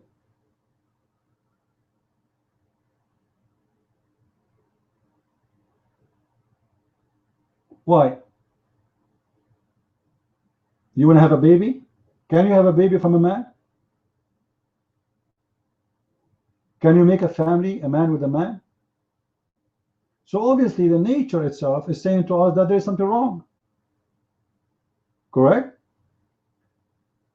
The purpose of sex, even for animals, is to reproduce, production. Cats, dogs, donkeys, horses, even insects. God, he created sex not for the joy. You see the joy, God, he put the joy in the sex because he knows that those creatures will not do sex unless there is a joy. You have to give them a reason. They will not do it if there's no joy. It's going to be like doing a job. But by adding the joy, you do sex. So the benefit of sex is making man and women having a family together, establishing a family. The man have a desire for the women have a desire for the man, and then they can make a family and have kids. I made a study when I was doing my master's degree about the destruction of gays and lesbians to the community. You see, I'm not going to talk about religion because those people don't believe in religion, right? We're talking to atheists. If we study gays' impact on society, you will see it is a mass destruction for society. Let me tell you why. Very simple. I'm not going to make it complicated. Who is the one who will pay your retirement plan after 20 years from now if you are 60 years old, 65? Somebody tell me, who is going to pay? Who will pay for it? Taxes, who? Taxpayer, who? The young one, right? Today you are working, you are young. Tomorrow you are old, the young one will pay for you. Today you are paying for the old one who already retired, right? You are the one who pay for them. Great. If we have a society suddenly turn into gays, that means we will not have young ones. Who is going to pay for your retirement?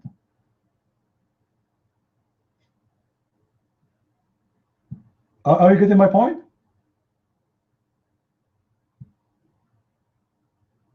Who is going to pay for it? Guys, are you listening? If everybody turn gays today, 20 years from now, we will not have young ones. Number one. Number two, if we don't have young ones, who is going to be defending the army, the military, the police, the firefighters, where we can get people from? Immigrate them from the Middle East?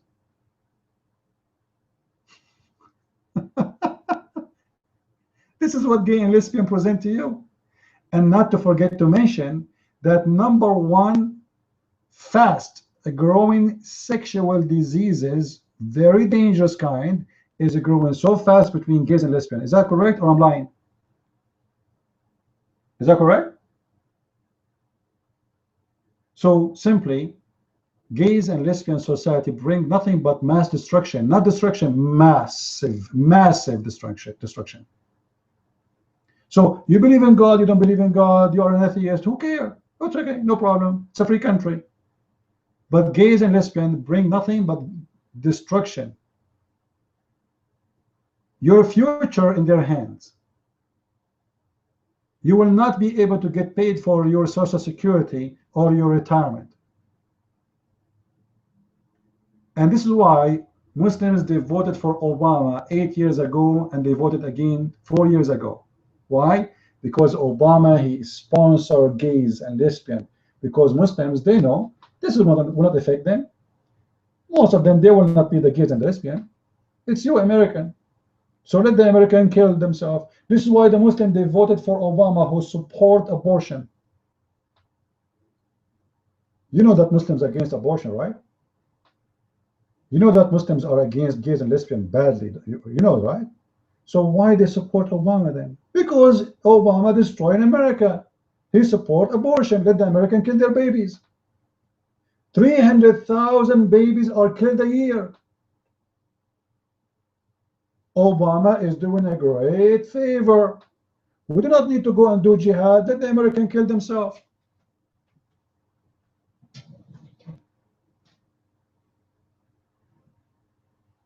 Anyway, guys, here we don't talk about sect in our room, so please avoid that topic. Otherwise, I would dot you. I don't care if you are a Catholic or Syriac or Protestant. This is not my business here. In this room, all the Christians are one and united. Anyone will try to divide them, I will send you free shipping and hand it into Allah. With no stamp. All right, be careful. You know me. Sahih, you're mine.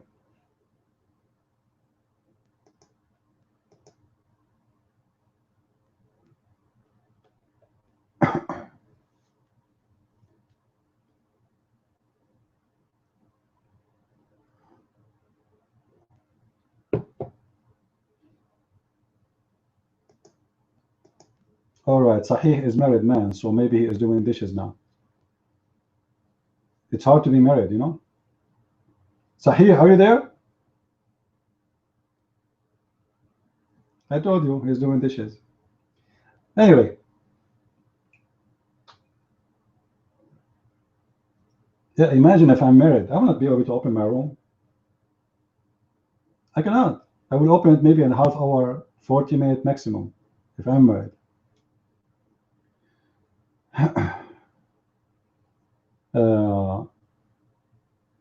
Sahih, you want to talk? Your hand is up, not my hand.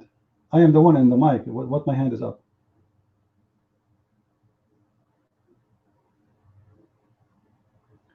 My wife will kill you? I'm thinking to get married from a woman from ISIS. She is very well trained. You know? Halal wife, halal wife. And she's a virgin, which is very important. You know, that's very important. Muslim women, they stay virgins always.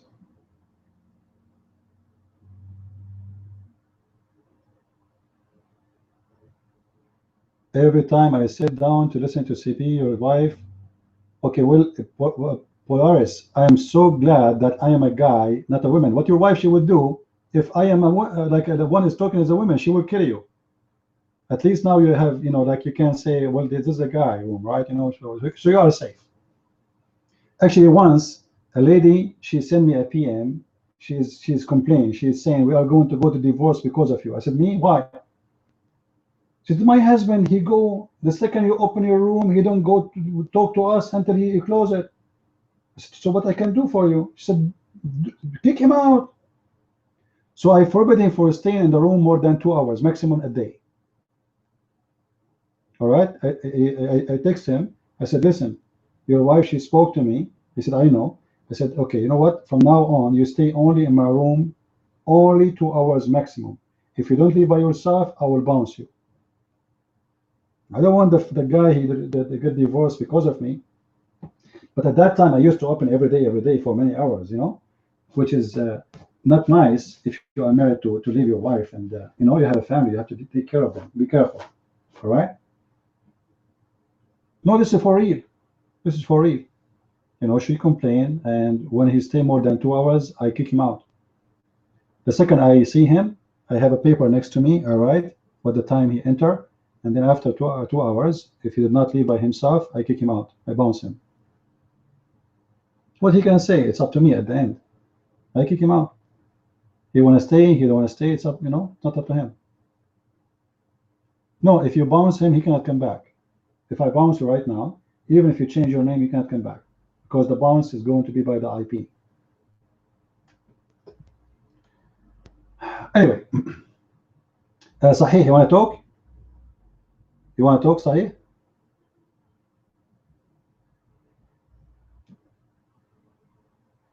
Do we have any Muslim here?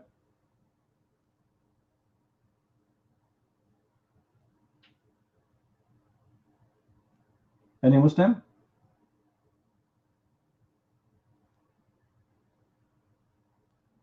And by the way, like if you wanna enjoy Pal Talk, I have some advice for all those who come to Pal Talk.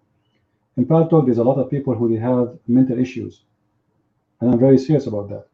So keep your private life away from others. Don't share your private info, all right? Because those people, they revenge from you when they get upset for any reason. Don't share anything. You don't know you are talking to who. It's an internet. There's people, if they stop taking their medication, they go crazy. I'm not making fun of sick one, no, but I'm stating a fact. So be careful, Don't share your private life with others. Don't trust people here. You do not know you are talking to who. You have no idea who they are, and avoid yourself from all this kind of internet hassles and harassment. You come here, this is why, like for me, I don't chat with people, right? We talk, that's it. We close the room, we close the room. We open the room, we close. Anything private, we don't talk. So this is the best way, if you want to enjoy Pal Talk, to do it. Don't take files from others. Don't receive files. They can hack you. There's many bad people too. Don't accept pictures. Don't accept files. Don't. I'm warning you. All right? And if you don't want to listen, it's up to you. Right? Anyway, Sahih, the mic is yours. Go ahead.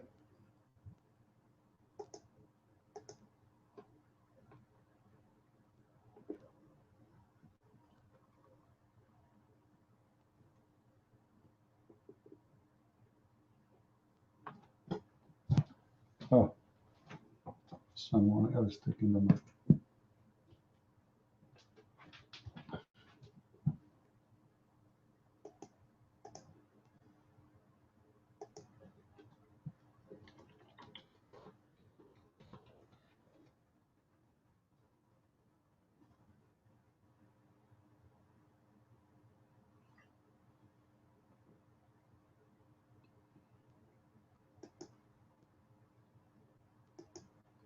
Okay, Sahih, maybe you need to go restart and come back.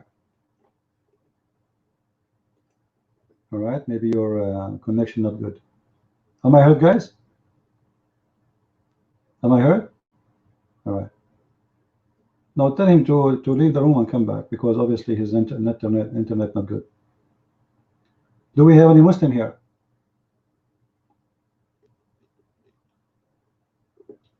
Any Muslim?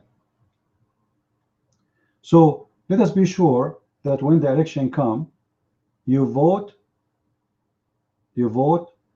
for Trump. You vote for Clinton, you are voting for ISIS.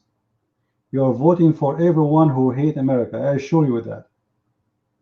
And the proof is Muslims, they are so desperate to make Clinton win. And when I say Muslims, not only Muslims in USA, Muslims around the world, they don't want Trump to win. And that is telling you the story. Starting from ISIS, starting from Al-Qaeda, because they know if Trump he won, ISIS will have a very, very tough time. This guy, he promised carpet bombing. Those who speak about a human right, they say, oh, we should not do carpet bombing. So do you prefer carpet bombing or the terrorists come to your country? Because you cannot select, the bomb cannot go in the butt of the terrorist. Trust me, you cannot do that.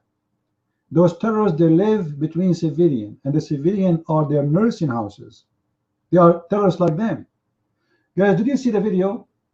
Did you see the videos of Muslim terrorists, children's beheading people? Did you see it? So when they say to you children, what kind of children we are talking about? Those children, not tomorrow they will be terrorists, they are now terrorists. So which one you want? Someone he will destroy them and demolish them, or someone will nurse them and make them grow and invite them to our country by inviting 700,000 undocumented names and history to our country. This is the plan of the Democrat for the coming year. At least 700,000 Muslims invited to USA, paid by us, food, housing, gas, electricity, schools, and health insurance. By your money.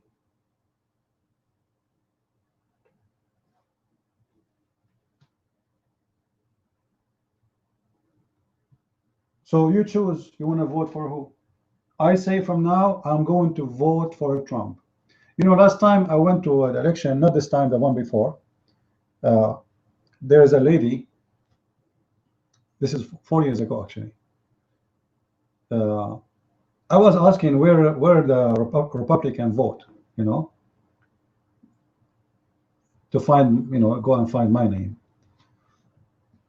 She said, where are you from? You have an accent. I said, I'm from the Middle East. She said, strange. All of them usually they vote for Democrat. I said, because they are stupid. She got busted. She is Democrat. You know, she's trying to open a conversation with me, trying to convince me not to vote for Democrat, right? She said, strange. All Middle Eastern they vote for Democrat. I said, because they are stupid. Who is a Middle Eastern who want to vote for Democrat? Let me ask you a question. How you can be Middle Eastern, especially if you are a Christian? If a Muslim, I understand very well. Muslim, they should vote for Democrat because Democrat destroy this country. But how a Christian Middle Eastern vote for Democrat? And trust me, there's many of them, they vote for Democrat because they are brainwashed. They have no idea. You know what the Democrat, they play the game is the following. That you as an immigrant, we are the one who defend your rights. We are the one who want to give you a green card. We are the one who want to give you citizenship. And this is how they own more votes by the immigration. The plan of Democrat is if we bring millions of non-American to America in 20, 30 years from now, the majority they will be immigrant and they will always win. There's no more the Republican no more.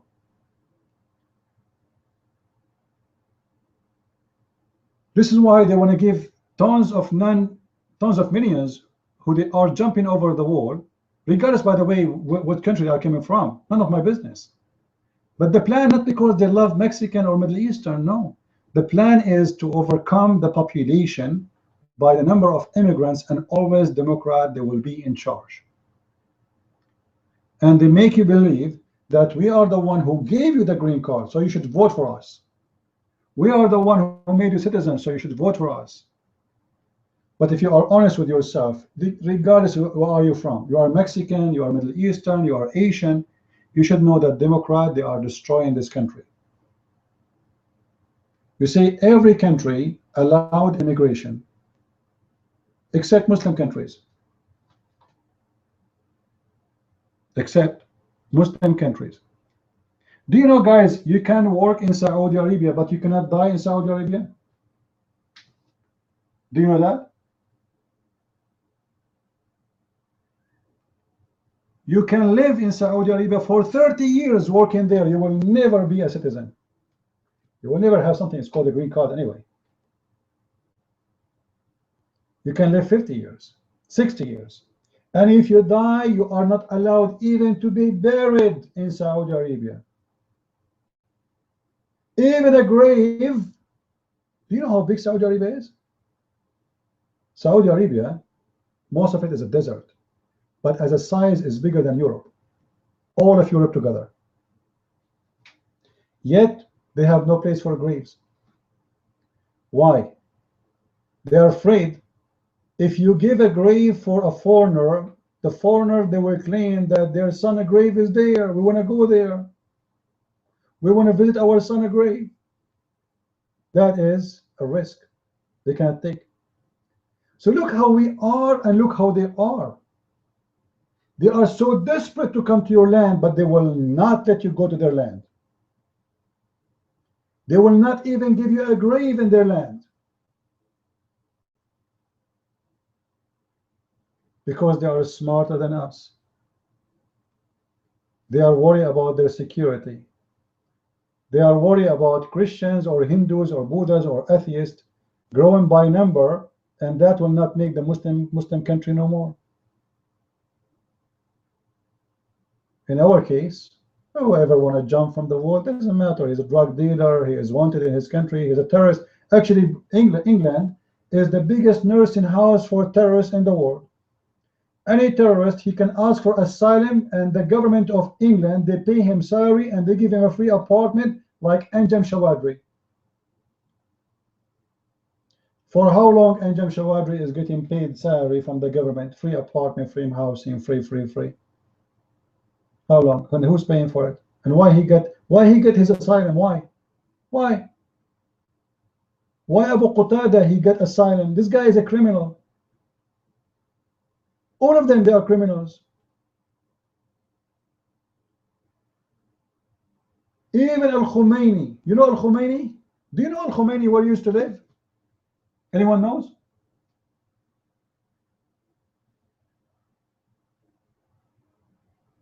Al-Khomeini, yeah. In France. France gave him salary, very nice, big building, apartment to live in. Yeah, it's a France. It's a France who established the Islamic State of Iran.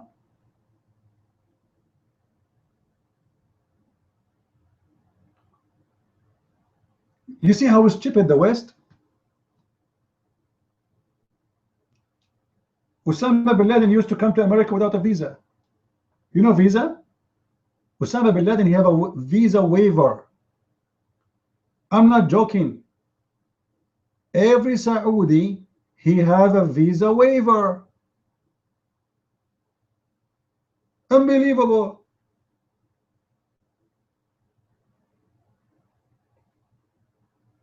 Not only that, I have a surprise for you.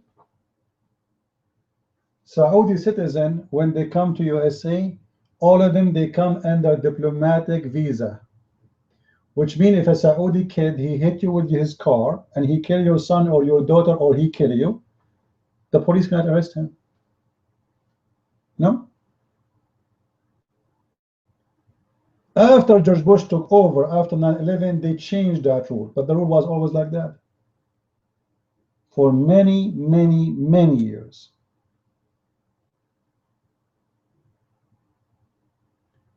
Did you hear about the prince, the Saudi prince, who forced all his servants into sex, including men? And when they called the police said, we cannot do anything to him. What we can do? Did you hear the story of the Saudi princess who hired 7 or 8 guys to have sex with her overnight in one night? Did you hear of it in England? Nobody heard of it? Go on and search right now on Google. She hired, I think, 7 or 6 gigolo, all right, or men, whatever they call them, to sleep with her. She's horny. At the same time,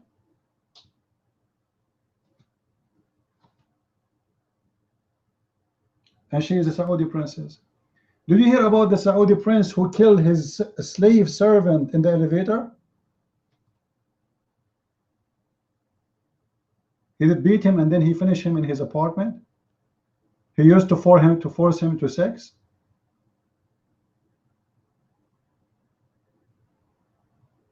We open our doors for them. We give them,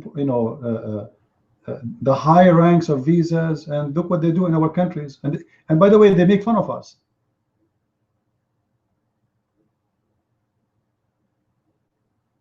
There's a guy, you can see that, you can search for the video on YouTube. A guy from the royal family of Qatar. He drive his car in a speed of whatever. He have a Porsche, he have a Ferrari, he have all kind of cars. And when the neighbors start complaining, all right, they call the police. The police, they came over. He said that the police get lost. You can't do anything about me. I have political visa. I have diplomatic visa. What you can do? Huh? What you can do? If you come here again, I will shoot you.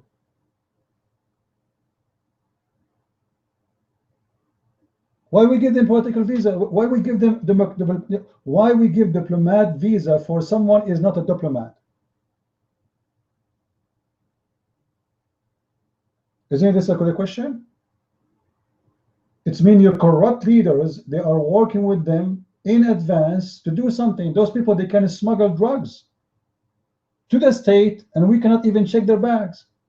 Because diplomatic visa is not only if he hit you in the car, you can do nothing about it. It's mean he can put whatever he wants in his bags and nobody check them. He can smuggle even human being. He can kidnap you and put you in the box, and he put a sticker of a diplomatic bag and nobody can check it out.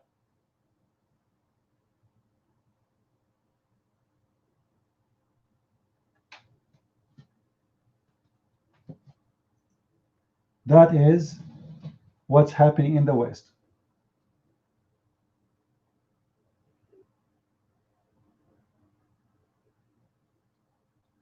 Do we have any Muslim here?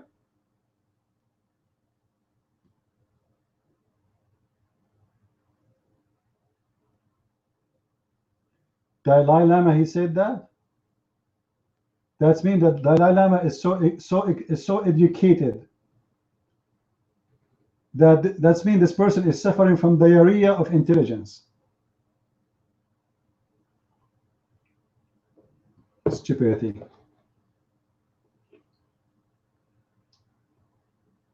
I have a story of the Dalai Lama when he was a kid. The monks, they used to surround him because his poo is not coming. He having hold in his poo. So there's 20 monk praying around him for his poo to come, and his poo is not coming. You know, when you hear that somebody, his name is the Dalai Lama, you think like this guy, maybe he spent his life reading, maybe he spent his life in spiritual knowledge. But obviously this guy, he did not even read a Mickey Mouse story about Muhammad. We know he's not a Muslim. Thank you for telling me.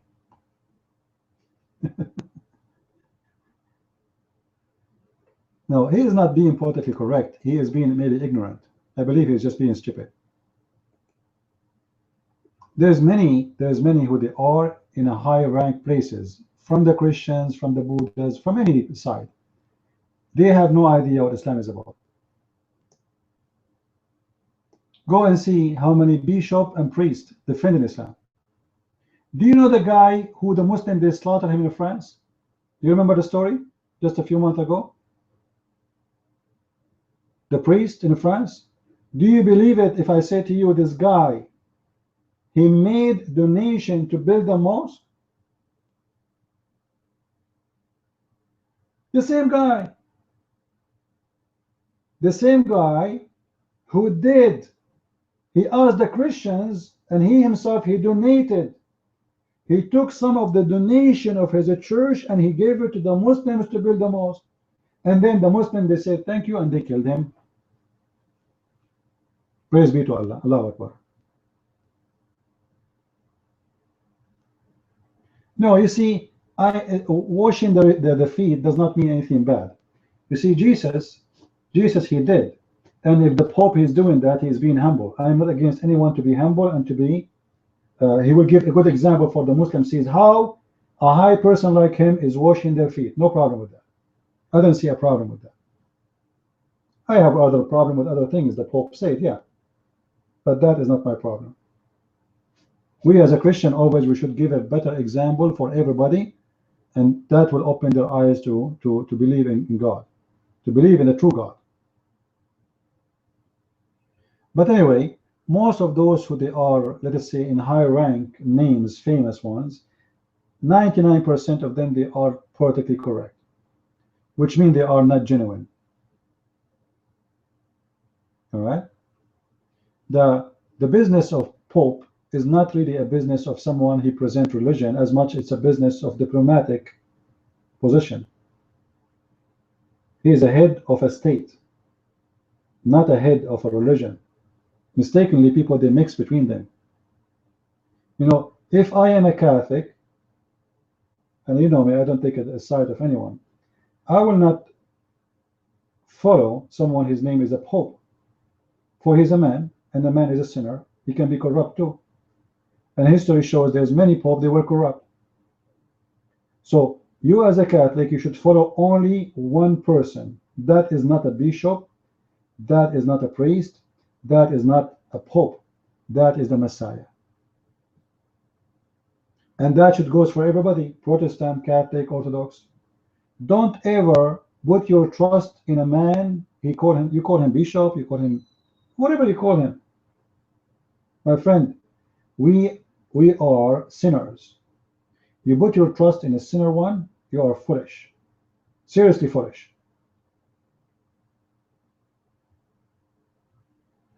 Anyone here claim not to be sinner? So we can follow him? Anyone? Nobody. So why you want to follow a sinner? I am a sinner, you are a sinner. So we are not the best example to follow. I might say something wrong. I might get angry and curse someone. I do sin. Why you want to follow me? I am not the best example of anything to follow. You have the best to follow, and that is the Messiah.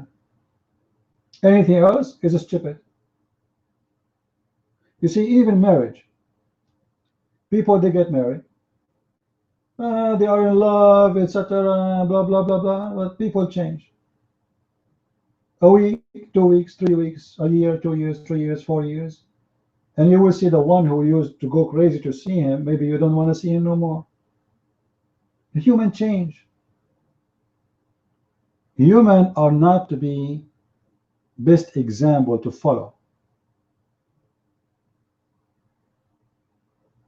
Muslims, their best example is the worst example for mankind. That is Muhammad.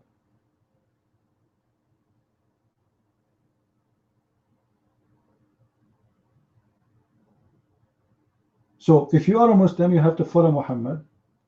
If you are a Christian, you have to follow Jesus. And I do not need to tell you what the difference. We can't compare between them. We cannot. I challenge any Muslim here to prove to me that Muhammad is better than Jesus, and I will follow Muhammad. In any way, in any mean, in any side. Any Muslim? Not to forget to mention that even Muslims believe that Jesus is alive and Muhammad is dead. So when a Muslim he speaks to you about following Muhammad, following Islam, says to him, you want me to follow the dead man Muhammad? Or I should follow the living Jesus, the Messiah? Because even in Islam, Jesus is alive. Is it stupid to follow the dead one and not to follow the living one?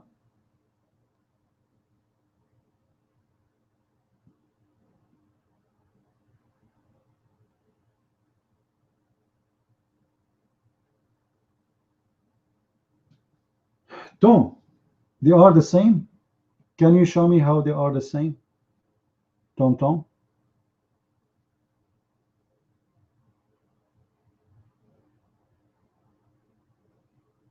Can you show me? How many people Jesus he killed? Tom.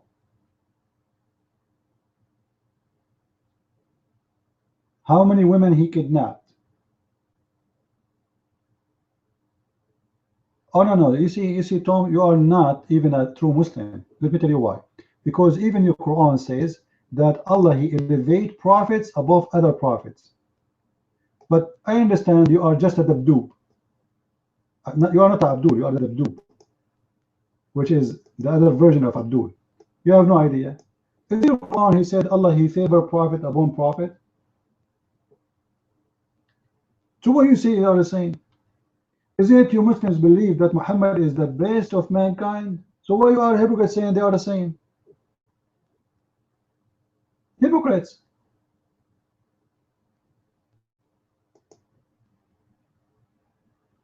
What do you mean their message? Isn't it the message is the message of God anyway? Are you saying there's a message of God is better than other message of God? That's stupid of you to say.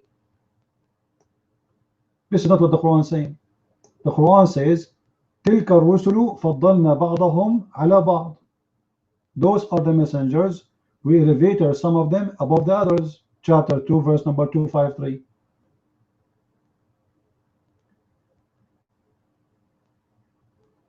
And you can find the same in many chapters in the Quran. Chapter 6, verse number 86.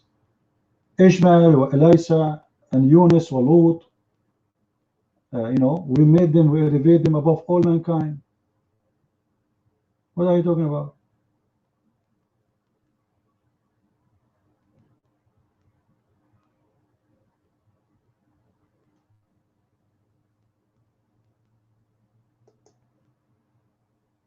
Yeah, peace and blessing upon both. Yeah, that's what the Muslims are good at. Peace and blessing upon both, but we want to kill their followers. You see, the Muslims, they say to you, we love Isa, but we want to kill the Christians. Allahu Akbar.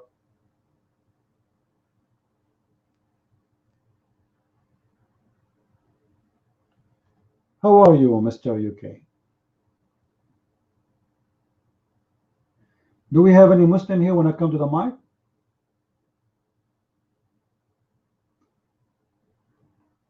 Do we have any Muslim here dare to come to the mic?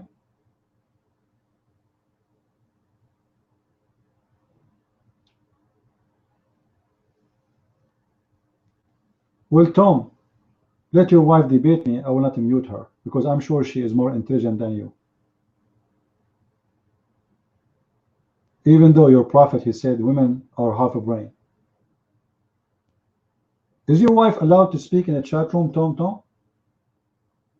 Is she allowed to speak, or you will spank her if she do so? She's not allowed, right? Why? Because your prophet, he said her private part is her voice.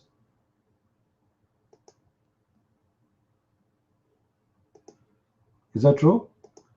That a Muslim woman, her voice is a aura, private part? Ew, that's deep. You see, when you hear Muslims, my wife, she cannot talk to other man in the internet, but they belong to a religion where his wife, she can give her breast to me, but she cannot talk to me. Unbelievable. It's halal for his wife to take off her bra and give me her nipples to suckle from it 10 times, 10 different days, until I'm satisfied. But he will not allow to let his wife speak to me. Wow. That's really amazing. I like that. When we can start practicing, Tom? Oh, forget it. Don't bring her here, because if you bring your wife here, she have to give her breast to everybody in the room. Because it's not lawful for a Muslim woman to be between strangers unless they suck her breast 10 times. Who want to be first? What do you mean I was sick? I am the one who is sick, or your prophet? Your prophet is the one who said that. What's my problem? Why you didn't say that to your prophet? Your prophet is the one who ordered Muslim women to give their breast to any stranger. Otherwise, it's not halal for her to be with him. What's wrong with you? Be honest and say Muhammad is sick. Yeah, say Muhammad is wrong. Say it. Be a man. Say Muhammad is an idiot and he is sick. Muhammad was a high life when he said your wife, she have to give her breast. You know, Tom, a question. What is the difference between the right testicle and the left testicle in Islam?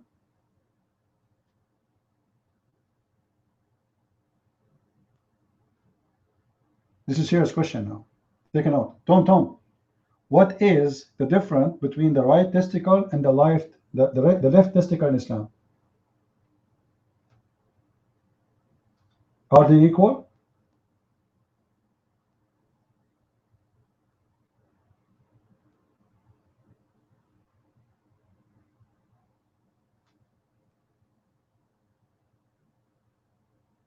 Both are the same?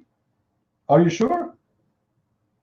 I don't agree with you. According to Islam, the right one is right and the left one is bad. The left one is the one who give you the bad luck. The bad one, the right one is the one who give you the right luck. What do you say, Tom Tom?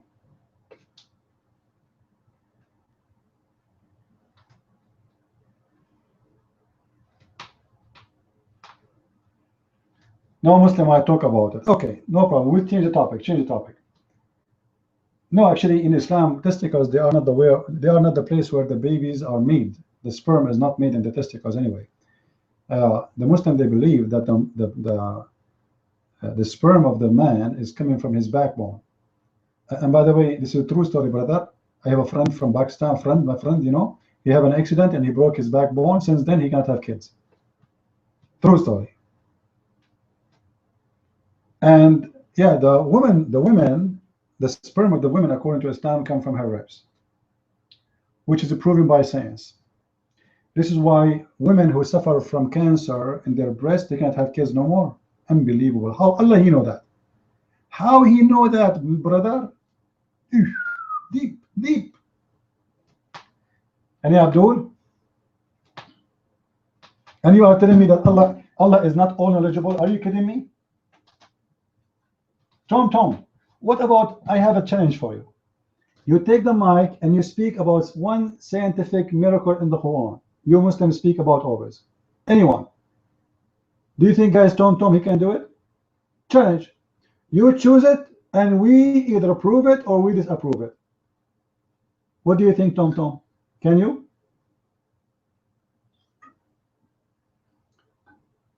We are asking Tom to tell us about the science in the Quran. He chose a miracle because the Muslims they say there's many scientific discovery mentioned in the Quran, brother. In the Quran. Who is a Muslim when I do that? Who is a Muslim when I do that? Any brave Muslim? What's wrong with you? Bless. I keep repeating, you say do what?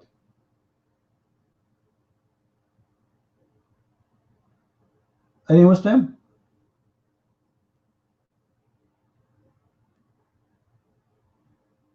Well, not my problem if you can't hear. Do something about it.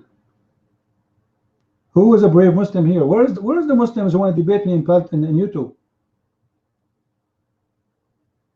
Where is those kids who post insulting in YouTube? They want to debate me.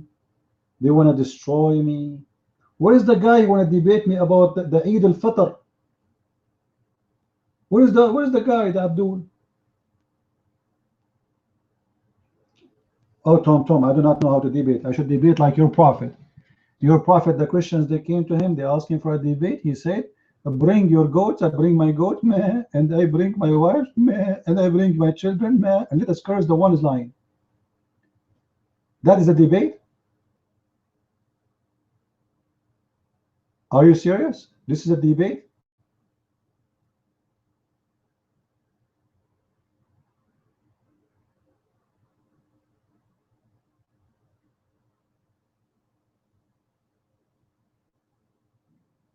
So who is a Muslim here? He dares to debate me. Come on.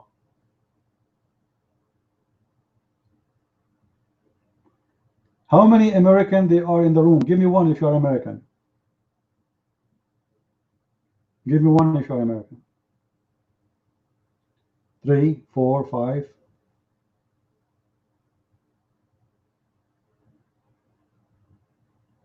6. Only 6 people? I don't believe it. 7, 8. The reason I'm asking how many, okay, how many of you American will vote for Trump? If you vote for Trump, give me 3. If you vote for Trump, give me 3. All right. I'm voting for Trump too. And actually, I send an email to Trump campaign. I will go and I will help them volunteer.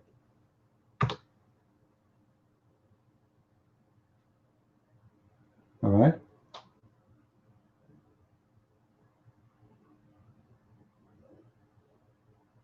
I am in Toronto. Oh, okay. I advise all Americans to vote for Trump. Otherwise, your country will be messed up. Be careful. Never vote. Always, this is my advice. Never vote for someone the Muslims they love. As simple as that.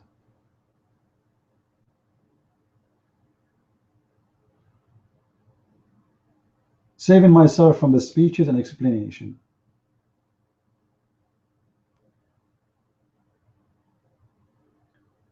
Sahih, yeah, take the mic if you want. Go ahead. Are you ready to take the mic? Go ahead.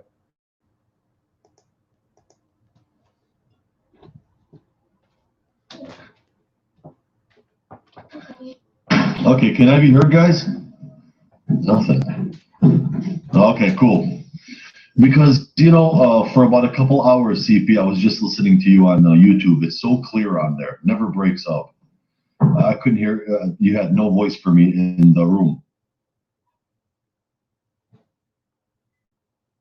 But I want to, because most of my friends that I speak to are professing Christians, and sometimes Christians, they don't want to impose themselves on people, they think. So when I hear, especially a Christian, I want people to have their own choice as far as abortion. I'm sure you've heard a lot of Christians, you guys have heard Christians say that before. And usually I like to re-ask the question to them.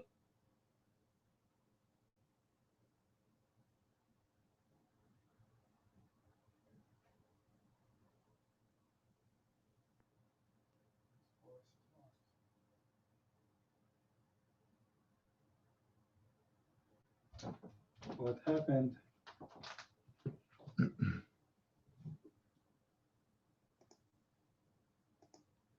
Sahih, are you there? Sahih, are you there? Maybe he. Am I heard, guys? Am I heard? Maybe he's disconnected. Anyway, we'll wait for him. Anyway, there's no question to be asked about abortion. We are against it. Nobody have the right to kill a baby. If you don't want to have babies, don't have sex. As simple as that. Or use protection if you want to do that. But you have no right. You have no right to kill a child. You have no right.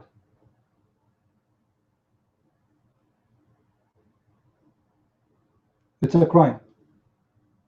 It's a plain crime with the blood, with cold blood. Yeah, actually, yeah, by law. You see, I study law. I know this is one of my degrees. If you kill a pregnant woman, you will be charged for a double murder. And it's true because you killed two people.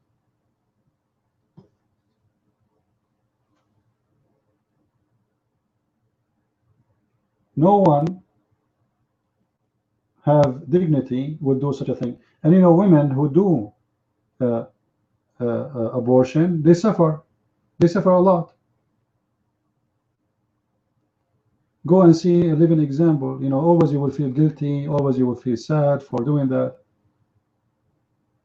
If you don't want the child, trust me, there's many people they will adopt him.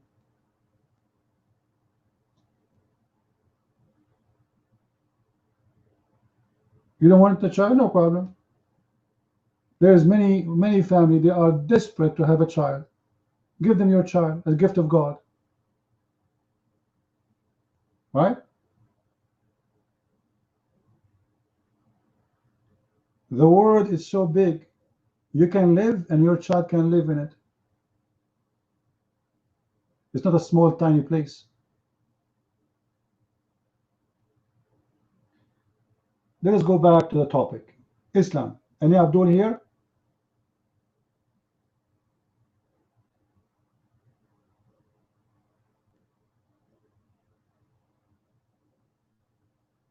Any Abdul?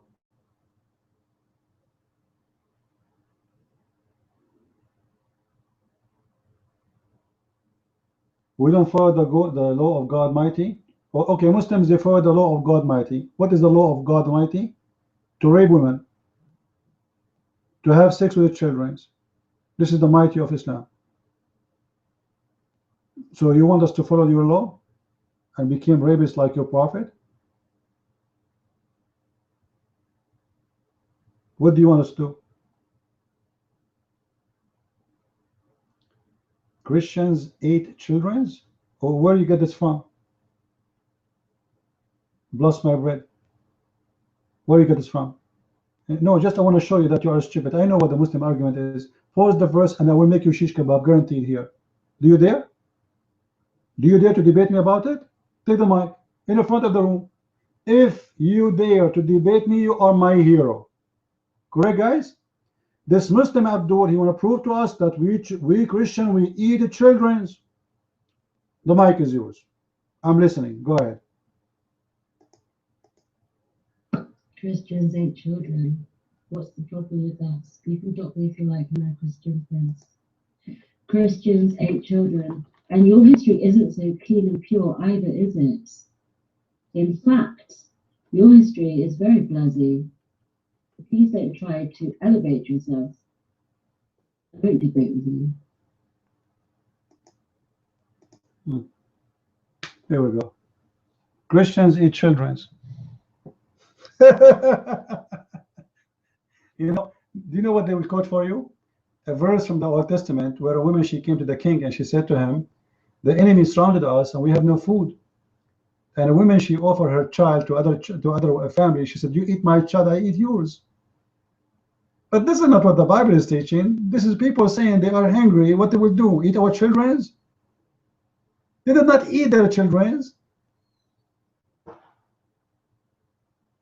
What a big fat liar you are.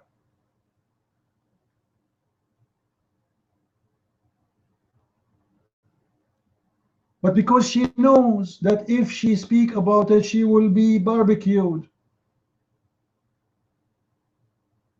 Christian, they eat children. Hey guys, who wanna give me your child? I wanna make falafel. We Christian, we are zombie. Oh, I ate a girl yesterday. Child girl. Allahu Akbar. It's Muslims who eat children. Do you want to show it to you? Actually, there's videos of Muslims barbecuing Muslims. I made a video just 2 weeks ago. Guys, do you remember it? Do you remember it? Let me go back and play it. Where the Muslims in their TV stations, their scholars, this is the official textbooks of Al-Azhar University, the highest university in Islam. They are teaching their children in their schools that if someone, he is a Muslim, he stopped praying, you can grill him and eat him. I'm not joking. I will show you the video. Hold on. Let me get the video. Because some think I'm joking here. I'm not. Here we go. Let me play the video for you in Paltalk, and you can see the translation. The video is in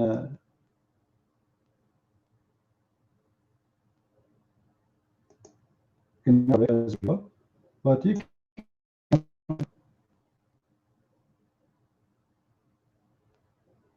all right.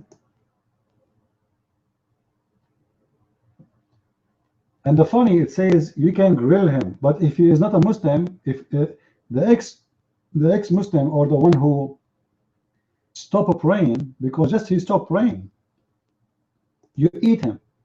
However, if he is a Muslim, sorry, not a Muslim, then you don't grill him, you eat him raw.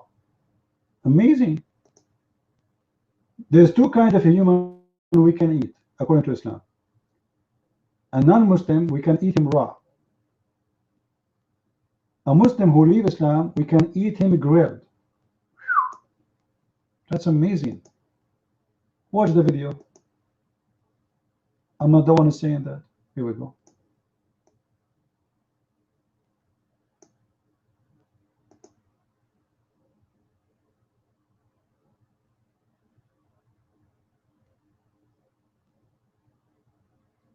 Is the video coming or not yet? Is it loading? Well, as James White, he said before that ISIS is not Islam as a whole. I don't know what Islam as a whole means. I mean, this guy is really weird, unbelievable. However, it's okay. He is just a normal American, average American, who have no idea what Islam is about. He read about Islam from Mickey Mouse magazine, which is translated by Muslims, given to him by Muslims, and he listened about Islam from, he learned about Islam from Muslims. Let's say it this way. And you know what? Muslims are the same as a salesman. They will never tell you what Islam is about.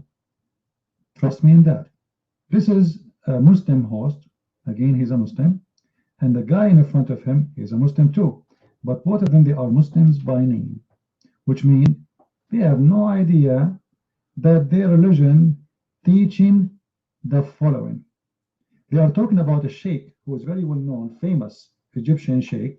He said that the reason we are poor now in Egypt because we stopped doing jihad. Because if we are doing jihad, we can attack the European and the Christians and the Jews, take their money, their wealth, and take their women and capture them, and we can sell them as slaves. We can make a lot of money. So he's trying to find a solution for the economy of Egypt. This is a poor country. So what is the problem? We need to attack, do jihad as the Prophet he do. This is what the Muslim should do for a living. The Muslim should not do farming. The Muslim should not do any kind of jobs except jihad. And actually that is true. As you see the hadith, it's in front of your eyes, saying it clearly that if you want to do work as a farmer, Allah will humiliate you. If you want to do any kind of business except jihad, Allah will destroy you. This is what Muhammad taught his followers. So now let us hear together what this conversation is about. وناخذ نساءهم سبايا. والله يا سيدي الحويني ما جاب حاجه من عنده، يعني هذا الكلام بيتدرس للعيال اللي في الازهر. بس الكلام ده لما يبقى زمان عند نشر الاسلام. هو اللي بيدرسوه للعيال نشر الاسلام. هو Look, even the secular Muslim, he's saying, well, this is, yes, true. When Islam was spread, we used to do that. Not now. So even the secular Muslims, they know that Muhammad is a thief, he's a gang, he's a murderer, and he is a scumbag. Let me play it again so you can see. He said to him, yes, well, this was true, but in the time of the Prophet, when we spread Islam by the sword, but not today. You see the hypocrisy? What do you mean not today? What is different between yesterday and today? Is Islam or no? And the Azhar University, which is the highest university in the Islamic world, is teaching Islam the way the Prophet he did. Do you have a new Islam? No. Listen, you see, says. However, isn't it, this is his from all time during the spread of Islam. He's talking about taking slaves, kidnapping people, killing them, chopping their head. He's saying this is during the spread of Islam time. Muslims, they say to you that Islam was not spread by sword. You see, when they speak in Arabic, it's different from the way they try to present Islam to you when they speak in English. نشر هو ده اللي بيدرسوه للعيال نشر الاسلام. هو لما بيدرسوا لهم الكلام ده دماغهم ما بتستحملش الحضاره، فبيقعدوا يتكلموا معانا بحكم الاموات بتوع زمان اللي من سنه 1000 سنه فاتت، ويقهرونا والا ما نبقاش مسلمين زي ما قال لي دلوقتي طالما انا مش سني. See what he heard? What you hear what said? He said, if we don't believe in this, they say you are not a Muslim. Do you see why ISIS, they are killing some Muslims? Because they don't want to practice this. Some Muslims, they don't believe in this. Some Muslims, they cannot believe that in the year 2016 we are going to chop heads and kidnap women from their families just because they are from different religion. So they say to him, you are not a Muslim no more. You are not even Sunni, which mean, oh, why I want to tell you what it means. Let us watch and see if you leave Islam, what Muslims can do to you. And this is in their textbooks in the school, approved by the government of Egypt. The best friend of USA and the president of USA, president of Egypt, he is a very supposedly anti-Islamic. watch and laugh. ابقى كافر مع ان انا لا سني ولا شيعي ولا اي حاجه. وانا قلت له ليه انا مش سني ولا شيعي؟ ربنا سبحانه وتعالى قال انه ربنا لا يامرنا بانه الا ان احنا نكون ربانيين نعبد الله واحد. You know, God, our God, He told us just to worship one God, and that's it. This is not Islam. Islam, yes, says you worship Allah, but Islam says if somebody don't worship Allah, you kill him. There's tons of verses.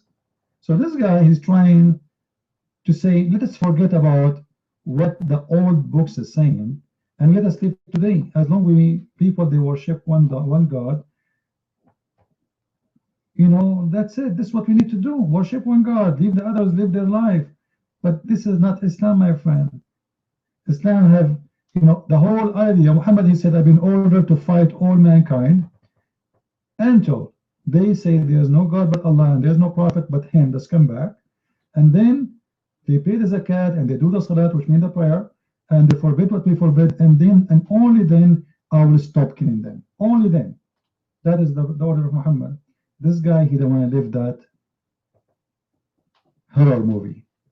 He think and he wish to live like a Western country, as a Western civilization where everybody free to be whatever he want.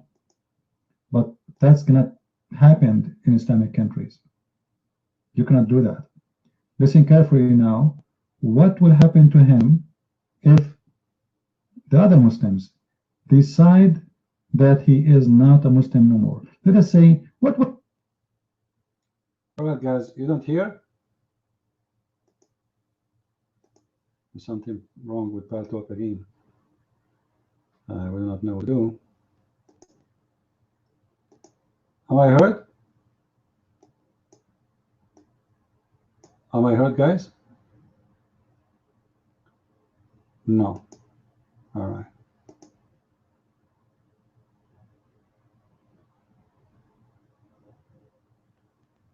What will happen to you if you are a Muslim and you don't pray no more? As an example, like ISIS, they don't kill Muslims just for fun. They kill Muslims who don't pray. They kill Muslims who don't pay zakat, which means the tax for the to the Islamic State. This is what Muhammad did, and this is what Abu Bakr did. They kill a Muslim if you don't practice fasting.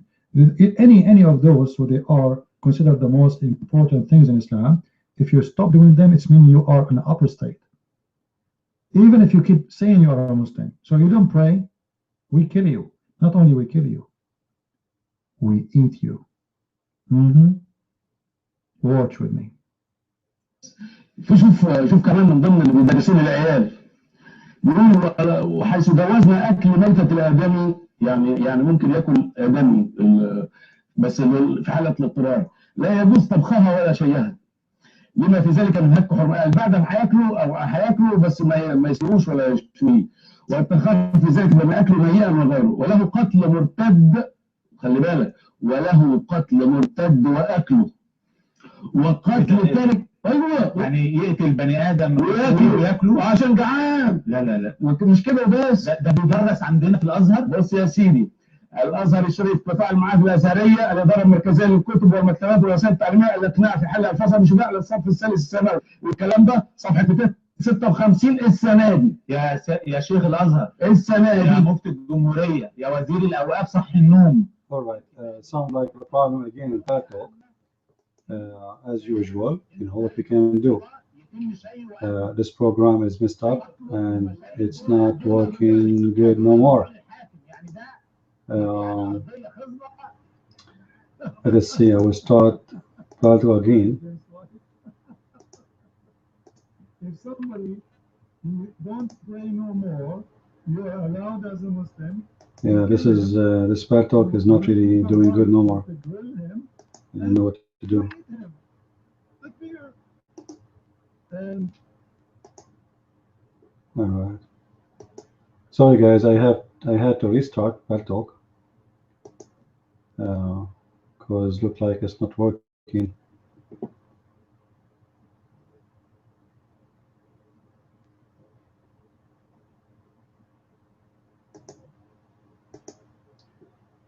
All right, guys, am I heard now? Am I heard now? I don't know what's wrong with Paltalk, you know. Maybe because I have the advertising running on my side, it's disturbing my speak because I have a black name now, not as before. Anyway, this is the video. You guys, you can go and watch it by yourself. And this is what Islam teach. It's the fact. It is the fact. If a Muslim, he don't pray, Muslims are allowed to cook him, grill him, and eat him. And that's what they teach in their Islamic books.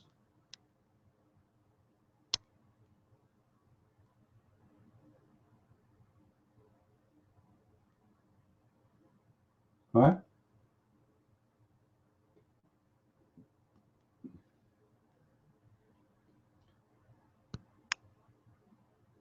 And you know the verse this person he posted, chapter 4, verse 116, is a proof that anyone who converts to Islam is stupid.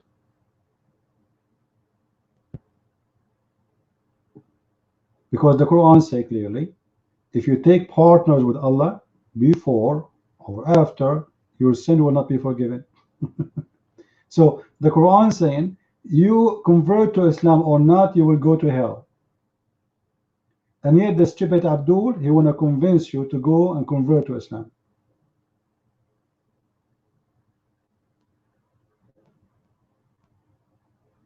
Do you see it? The Muslim there, he's helping us, by the way. He's trying to prove to us that Islam is stupid. Because based in this phrase or this verse, which this Abdul he posed for us, prove that Muhammad himself would go to hell. Why? Because Muhammad before he was a pagan person who believed in different God. Muhammad was not a Muslim until he became 40 years old. Are you getting my point? Based on this verse, Muhammad himself, he is not going to be forgiven and he will go to hell.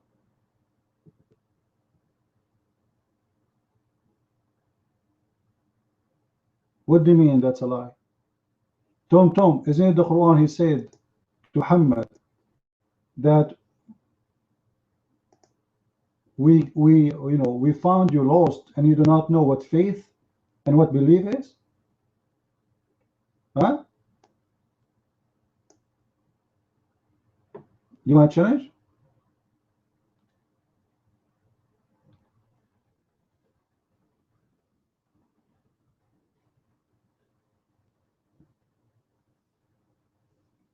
Who is a Muslim that challenged me here about Muhammad? He was a pagan, always, all his life. Why is Muhammad dad named Abdullah? Well, Muhammad, his dad is not named Abdullah. This is a very bad mistake the Muslims they have. The name of the father of Muhammad was changed. I believe strongly his real name was Abdullah, not Abdullah. Because how he is the slave of Allah, but yet he is not a believer of Allah? Isn't it Muhammad, he said, my father and your father in hellfire?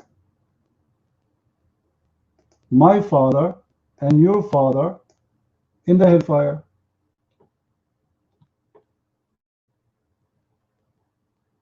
Show you the hadith. The father of Muhammad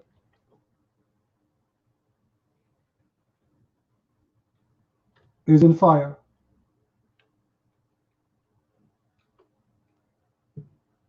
So how Muslims they say that the father of Muhammad, his name is Abdullah, but yet he don't believe in Allah?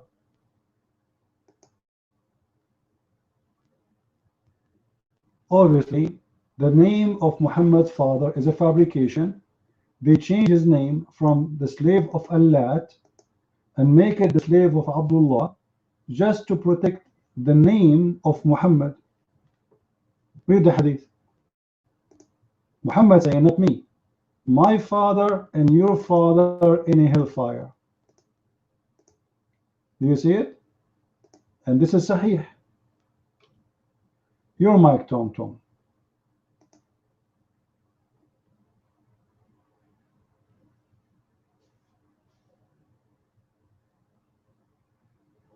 I hear nothing.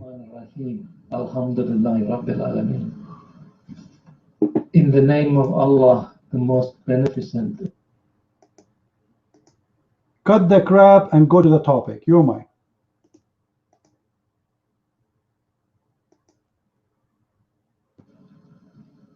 All praise is due to Allah, Lord of the world. Yeah, we don't praise the devil here. You want to talk about the topic, you are welcome. Obviously, you have nothing to say. By the way, this is what the Muslims do. They call TV station international call. Before they start talking, they praise Muhammad and the neighbor of Muhammad and the wives of Muhammad and the friends of Muhammad. Allahumma salli ala Muhammad wa ala jirani Muhammad wa ala ali Muhammad wa ala ashabi Muhammad. And then the question, I forgot the question. What was the question? I'm serious. Once I called an Islamic TV, all right, live on air, and this is in Arabic. So, you know, the Muslims, when you say to them, Salli ala Rasul, Salli ala Nabi, which means pray on the Prophet, they repeat after you, Allahumma salli wa sallim ala Sayyid Muhammad wa ala Sayyid. Just say to them, Salli ala Nabi, like this. Salli ala al-Nabi. They will recite for 15 minutes after you. This is how coward they are. Salli ala al-Nabi. I say that.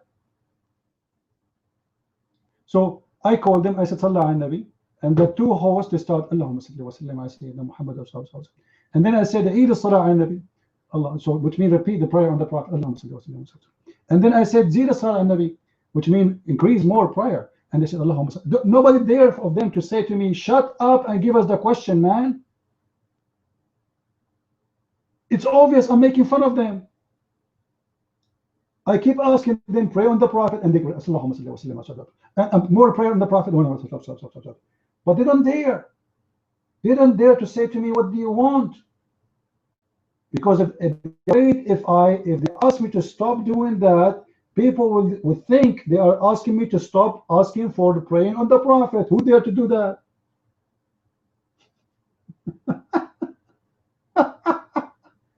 And this is a Tom Allahumma salli wa sallim ala Sayyidina Muhammad plus Allahu Akbar. But he himself, he does not know even what he's talking about. Now hold on. We have a smart Abdul. His name is Eagle. He is going to ask us who created Mary. That's deep.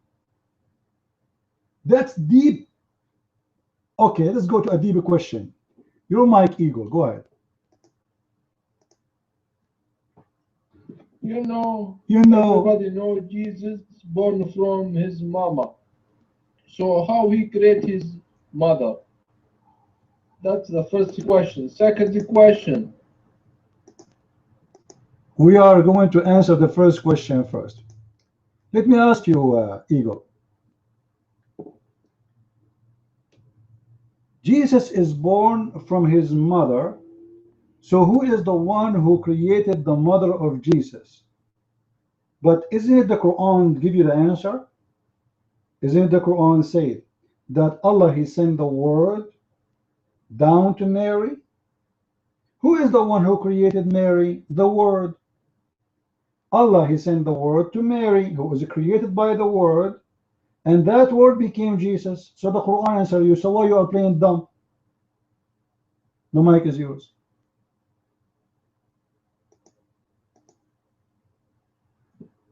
You and Jesus, your Jesus is different, you know. What? Our Jesus is named Isa. You not believe in Isa, okay? No, we don't believe in Isa. But you Muslim, you say that Isa is the same as Jesus. Are you saying that Isa is not the same as Jesus? Say it. Be honest, you're mine. Actually, we have two Jesus. We have the true one and the false Jesus. The false one, we call him the Antichrist. You worship the Antichrist. The right one, nobody crucify him, and he will rise again, and he will kill the. Not the question, Eagle. You see, Eagle, you are in my room like a chicken. You kill yourself, Eagle, but I don't know why. This is not a question. The question is, do you dare to say that Isa in the Quran is not Jesus, the one the Christians believe in? Say it. Be the man. You're man.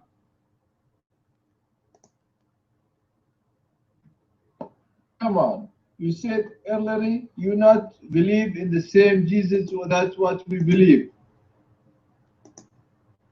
Abdul, I want an answer from you. I'm not talking about what I believe now. I will tell you what I believe after you finish. Do you believe that Isa, the one is mentioned in the Quran, is the same one the Christians, they believe in his name, they call him Jesus? Do you believe in him? Is that the same person or a different person? Make it clear, your mind. Yeah, but give me the time. If you want the mic, just type 1. Type 1. Okay. You believe your Jesus gets crucified. We believe the false one, he gets. Not the question. Potato, this is not the question. Is Isa in the Quran is the same we Christians believe that he is Jesus? That is the question. Why it's so hard for Abdul to understand simple question like this? Is Isa, the one is mentioned in the Quran, is the same person the Christians they believe he is Jesus? Either you say yes he is, or you say he's not. You're mine. If you believe Jesus gets crucified, so you believe in the false one. And don't jump on me. You must respect. No, I don't must to respect you. I don't respect Muslims who believe in child molestation as a rule to follow. Anyone here believe that we should respect child molesters? Anyone here respect child molesters? Even criminals in jail, they don't respect them. Where he go? Now, guys, did you hear him saying that the Muslim believe there's two Christ, the false one and the real one? And the false one is Antichrist, correct? Okay, question to the Muslims. Why the Antichrist, he called himself Antichrist, not anti-Allah or anti-Muhammad? And who is the Antichrist? The devil. Why the devil decide to be Antichrist, not anti-Allah or anti-Muhammad? Any Muslim can answer? Who is a Christ anyway? Supposedly he's just a messenger of Islam. So why the devil, he decided to be Antichrist? Huh? Why? If Muhammad is the greatest and Allah is the God, but the devil is Antichrist, not anti-Allah. Any Muslim want to tell me? You see how stupid those Abduls? They want to teach you that the Christ is no one. Even the devil in their religion, he called himself the Antichrist. His enemy, his number one enemy is the Messiah. And not only this, do you know that the Antichrist of Islam, which means the devil, when he sees Jesus, he will be dissolved like salt? Do you believe it? The Muslim, they teach this, that when the devil he sees Jesus, he will dissolve like salt. So who is Jesus?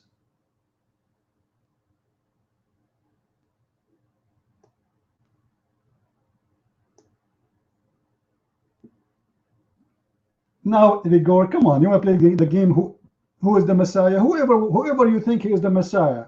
It doesn't matter who you think he is the Messiah. Stop being dumb. Why the shaitan, when he see the Messiah, he will dissolve like salt? Any Muslim want to tell me? Why? We need an explanation. Shaitan, he spoke to Allah, he was not dissolved as salt in Islam.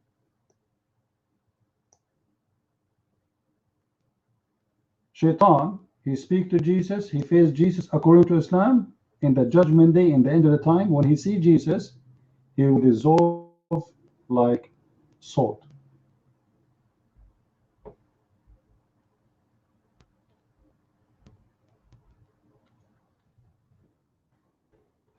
Any Abdul here?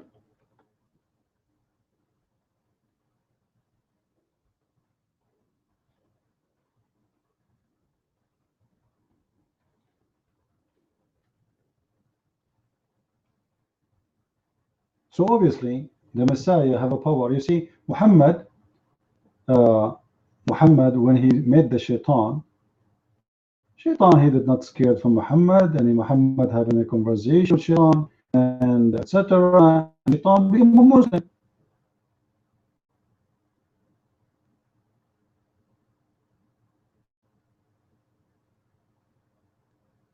All right.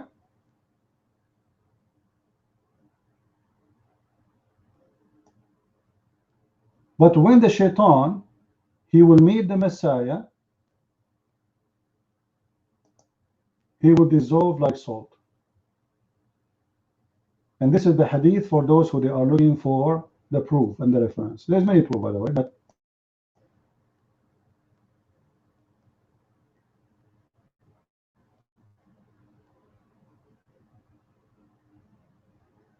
this is one of the hadith.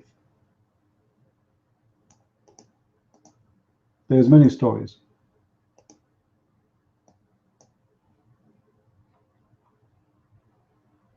Any Muslim have an explanation?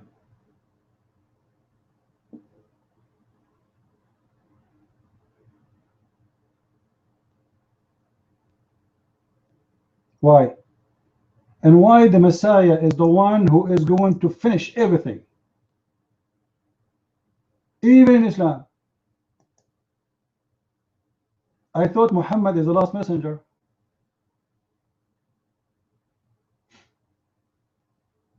I thought Muhammad is the last messenger, as Muslims claim. But yet the Messiah is yet to come. And he is the one, he is the hero who will bring victory over the devil, not Muhammad. He is the one who will destroy the devil. So even in the cult like Islam, Jesus is the most powerful name, and Muhammad is not.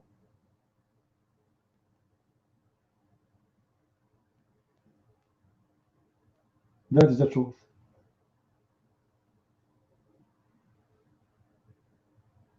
You know, Tom, I give you the mic to give me to tell me what you want to say, but obviously you are a scumbag like your prophet. You want to spend the time in the mic just to praise your prophet. You want to do that? Go and do it in your place.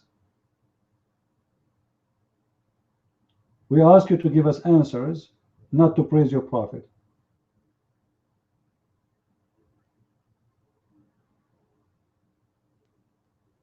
Oh yeah, you know, when Muslims they swear, actually the Quran says that. The Quran says that Muslims are not to be questioned by Allah for taking a false oath. You know that, right? You see, in Christianity, it's the opposite. Even Jesus, he forbid us from taking oaths. So he said, either you say yea, yea, or nay, nay, right? But in the Quran, you will see it says in chapter 2, verse number 25, Allah will not take you accountable for your false oath. He take you accountable only but what you meant.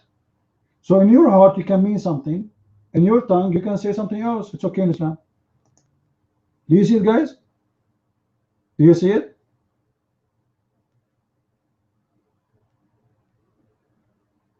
No, not 225, Neo. 2, chapter 2, verse number 225. 225. Do you see it, guys? This is Quran. A Muslim legally, officially is encouraged to lie and take a false oath.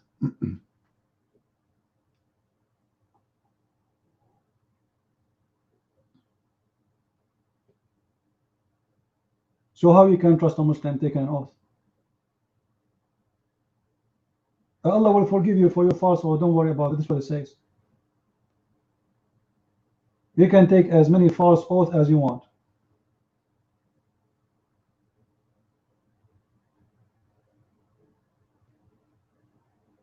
Spend the day swearing by Allah.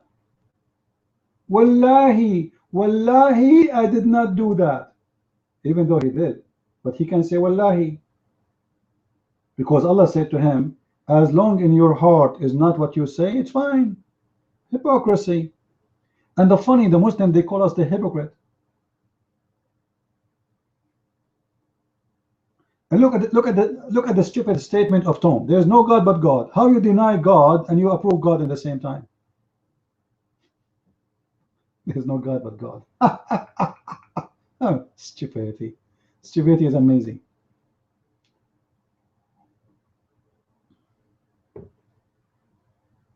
I'll learn Arabic first, Tom. Learning English is not required for me to be a Muslim, but learning Arabic, you idiot, is a must to know to know Islam. So how you pray to Allah saying Alhamdulillah la hawla la ilaha illallah la hihu, but you do not know Arabic, you idiot? Huh? Mr. Learn English? You pray to your God 5 times a day, reciting Arabic words, but you do not know what they mean. And by the way, the Muslim prayer is the most funny prayer ever you can imagine. Why? Anyone know why? Those Muslims, they pray to their God 5 times a day, but they do not know what they are saying. Same time, the prayer they are saying, it's not even their prayer, it is what Allah has said. Do you believe it? It's not even them saying that. This is what Allah He said before, long time ago, supposedly. They are repeating what Allah said.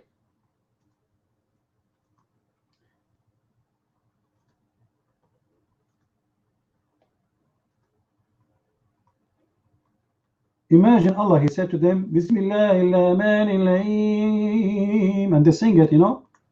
Bring Michael Jackson here, competition of singing. And the Muslims, by the way, they bring nice voices to sing the Quran because they try to tempt you by the song. Bismillahirrahmanirrahim, and supposedly like, wow, unbelievable. You give the same verses to different person who have ugly voice, you will see the Quran became disgusting. As simple as that.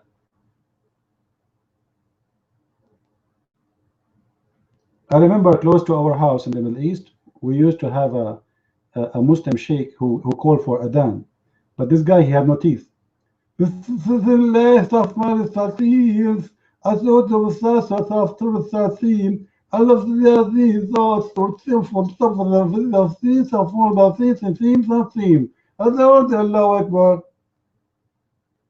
do not know the words he's saying, I have no idea what he's saying, but I know exactly what he's saying, you know.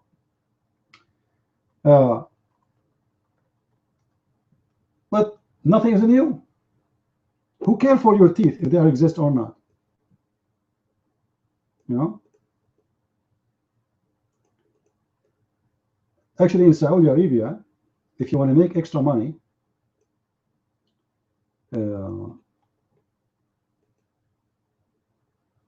you build a little room in the side of your yard, in your garden, all right, open to the street, and then what you need to do is just put a speaker, microphone, and you connect it to your house, and you play every time for a prayer, you play a tape, Allahu Akbar, and then you will get a salary of at least 5,000 riyal a month.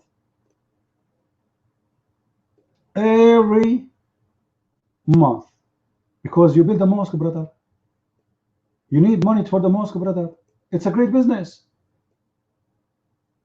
And nobody even go to the mosque. The mosque is just a simple room in the corner of his yard. And then the Saudi government, they noticed that this business became too much. They cannot support all of this. So they forbid them from building those mosques.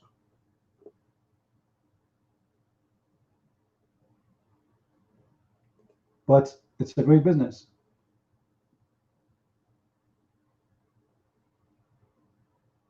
Now, who is a Muslim here? He have a teeth. He want to tell us about the Quran. Any Abdul?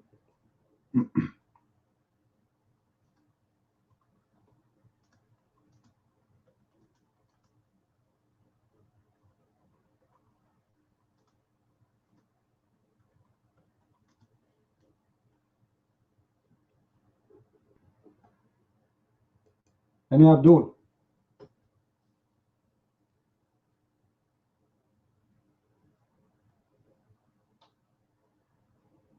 The Muslims, they are very good at reciting, but they have no idea what they are reciting.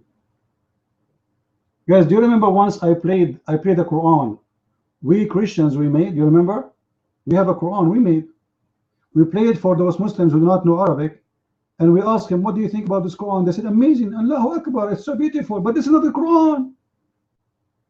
It's not Quran.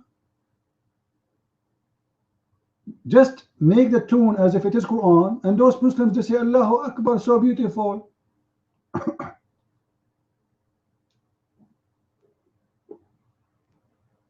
The funny, the Muslim, they say to you, bring Quran like this, brother.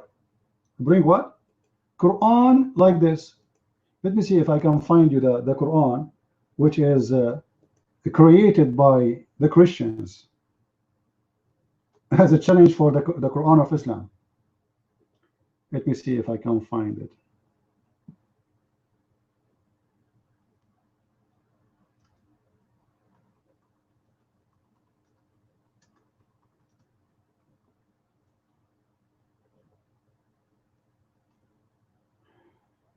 Let us see.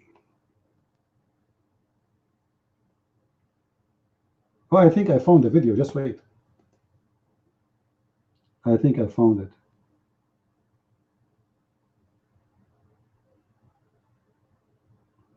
Hold on. I think I found a video where the Muslims agree that this Quran is amazing. You wanna hear it? You wanna hear it? This is happening in this room. In this room. Just wait. All right. Of your discussion, which I understand that this is not the book from Quran.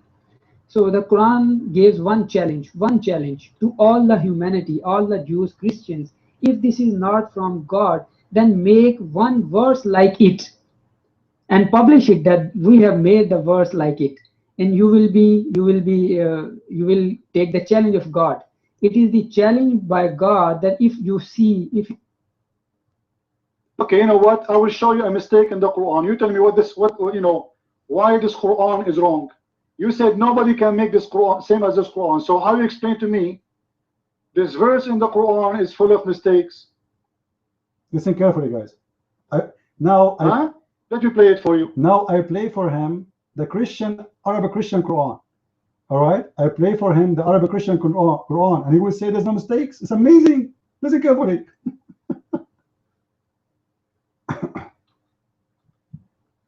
And I hope people in the room, they will be smart. Listen to this. What is that?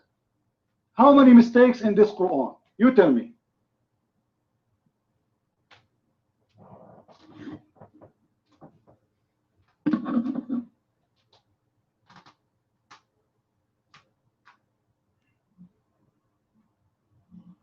أعوذ بالله من الشيطان الرجيم. الله أكبر الله أكبر الله أكبر.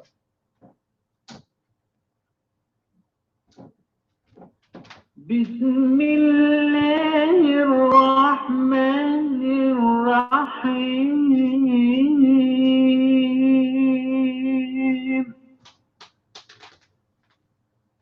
ألف لام حاء يا ألف هاء قناة الحوار المستقيم. Just to make it short, what this Quran saying that Jesus is our God and Muhammad is the devil. If you listen to it to the end, this is what it's saying, and the Muslims, they love it. Allahu Akbar. I asked him how many mistakes in this Quran. After we played for him, what he will say. Let me move a little bit so we don't play the whole thing. Then I will give him the mic and ask him how many mistakes there. All right. Now I finished playing, so I told him, okay, what do you think of this Quran? It's full of mistakes. Explain to me. What do you think about this Quran? Your mic. What do you think? Let us see what I already told that there is no mistake. There are those verses which you cannot understand, and you are saying these are. You see stupid, this is not the Quran even. You see how stupid you are? This is not the Quran. You see how we can show Muslims are a bunch of dummies? This is not a Quran, you dummy. This is a Quran made by us, the Arab Christians, challenging your God Allah to make better. And you just agreed that there's no mistakes there. Because you dummy Muslim, you do not understand Arabic. There's no mistake there. It's perfect Quran, brother. It's a perfect Quran. I told you there's no mistakes. I told you there's no mistakes. But come on, I told you. This is how stupid they are. You know the Indian, when they play with the cobra, they play music, right? But the fact that the snakes are deaf, they don't hear anything, all right? And they are not moving with the music. They are moving with the stick. He moved the stick in the front of them. The snake followed the stick. You know, the thing in his mouth. The Muslim is the opposite. The Muslim is following the tune. Doesn't matter what it is. Doesn't matter what you are saying.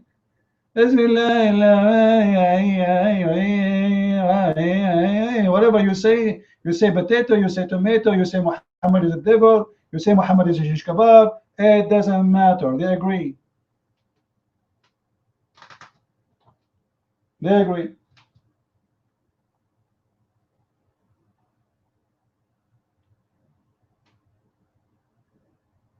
Any brave Muslim here? Blindly they agree. It doesn't matter.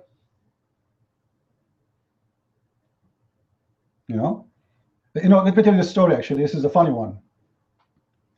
Once I have a little Bible with me, a little one, tiny one, size like in the size so I can carry with me when I travel in airplane, or it's easy to carry. So there's a Abdul. He opened the Bible. I have it in the table. I went to bring my coffee. He opened the Bible. He saw it's in Arabic. All right. So what he thought? Guess what he thought? He thought it's Quran. He held it and he started kissing it. And then I got the Bible from him. I said, hold on, what are you doing, man? Why you are putting your lips over, I said, oh, what's wrong? I'm just kissing the Quran. I said, this is not Quran. This is the Bible. It's to be A'udhu Billah, A'udhu Billah, A'udhu Billah. A'udhu Billah. Stupid people. Just because it's in Arabic, he thought it's a Quran. It must be the Quran, my friend. It's in Arabic. Hello?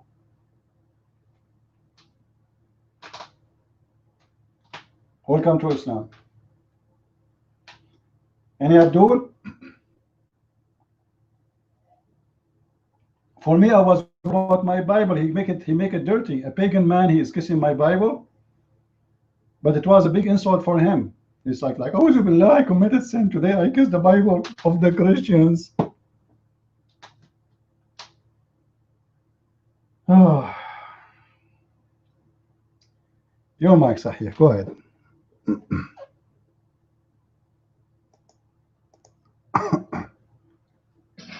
All right, so this reminds me of one time I don't know if people remember before. I used to be a cab driver, so half the cab drivers are Muslims, if not more. So anyway, there's this guy I grew up with. His name is Ahmed. He's an Afghani kid, but he's a Muslim, but he has absolutely no idea. And when you hear the story, you'll know what I'm talking about. So we're at the airport parking lot waiting for our turn. It's a big parking lot full of cabs. So I was telling him about hadith. And he goes, hadith? What's that? He's like, no, man, we don't have that. We only have Quran. I go, you idiot. I know him. I go, you idiot. You are a Sunni, Afghani. You guys have hadith. So there's another cab driver. So another cab driver, he comes. He's the Pakistani guy, and he's got a long, like Muslim wear on with a long beard, and like he's wearing the slippers with the really thin rubber part over your toes. Like he's antique. And here he comes coming our way, right? So now I'm like, yes, this is the guy I want. So he comes and he's like, yes, yes, brother. He's telling the other guy, the guy I grew up with, he's telling, yes, brother, we are Sunnis, we have hadith, and we follow them, and this and that. And he's confirming what I say, supposedly. And I just want to tell the story because it goes along with what CP was just telling us right now with that idiot guy who thought that was Quran. So we were starting to talk, and I'm not an Arab guy, but I'm Assyrian. So we don't speak Arabic, but I know how to say a lot of Arabic words, because my background is from there, and I run, there's a lot of Arabs, Iraqis, whatever, and I know how to say a lot of Arabic words. But I don't know Arabic, okay? So we were starting to talk with this guy with the long beard, Pakistani guy, and Afghani, a friend of mine. And I don't know what we were saying, and I said in Arabic, Astaghfirullah ya Rabbil Alameen. That's what I said in Arabic. And when he heard me say it like that, his eyes opened and he goes, huh? Oh, I'm not a scholar. That's what he said to me. He thinks that I know Arabic. A second ago, he walked up to us and his chin was up in the air and he was so proud and he was so confirming that we have hadith and all that. Pakistani guy, huh? And as soon as he heard me say something in Arabic, like with an accent, with an Arabic accent, he knows he's finished. That's it. And that's one of the things that's, that proves that this is false, that Islam is false. Because, for me right now as a Christian, I speak Aramaic, guys. Assyrians speak Aramaic. It's not the old dialect of the Bible, of the Old Testament, but we still say a lot of the same words and things like that. A Pakistani Christian, if he knows his Bible, he can come and put me in the corner as far as the Bible. He can cook me shish kebab. This is the true God. You following me what I'm saying, guys? But for me, I run into somebody.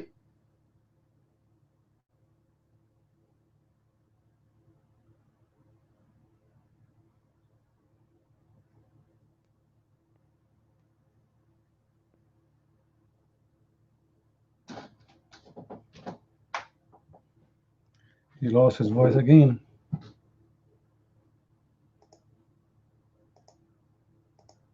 Sahih, he lost your voice again.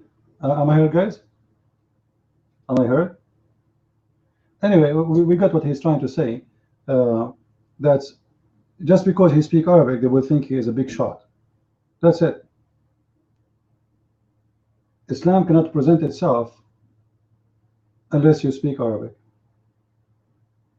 Actually, I know a guy in Sarajevo. He worked as an imam for the mosque. He is an Arab Christian. He was looking for a job in Sarajevo. He could not find a job. He heard that there's an open job for imam in the mosque.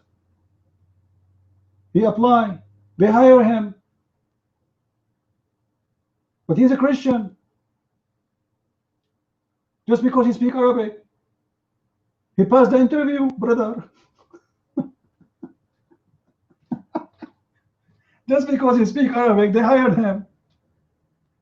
And he was telling the story about what happened to him, that speaking Arabic saved his life. For 6 months, he was going to be homeless. He had no job. He's a foreigner. It was a snow time, winter time. He didn't know what to do. And then he heard that somebody told him, you speak Arabic, right? I said, yeah. He said, well, they are looking for somebody to do something for them in the mosque. So he went there. They have no idea what they want. And then he learned that they want an imam for the mosque. He used to, he spent his life with Muslims, so he know how they pray. And he started acting like them. And he say, Bismillah, everybody go for him. 6 months, he is working as an imam for the mosque.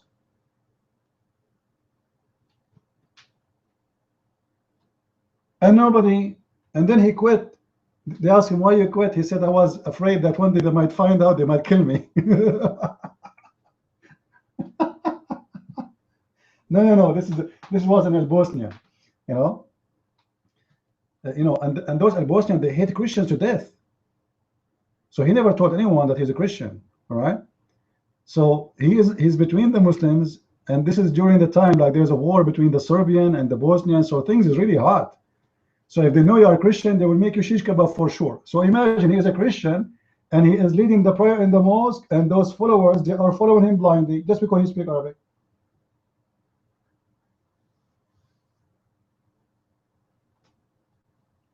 Yeah, just to grow your beard and speak Arabic and say Allahu Akbar, Assalamu alaikum wa rahmatullahi wa barakatuh. They will think you are a scholar.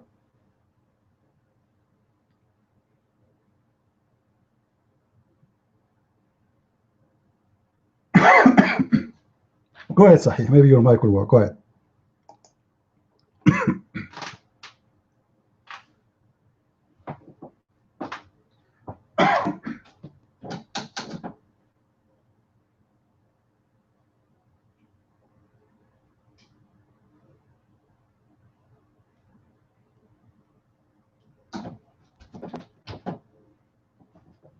It's not working.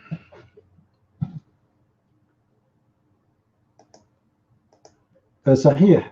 Please, brother, don't forget to recite Quran before you take the mic, because this is why the mic is not working, brother. Christian peasant, I will revenge your mother for you. What is that? Do we have any Muslim here? Any Abdul? He can call whatever he wants. If he is brave, he can come to the mic. Speak to me.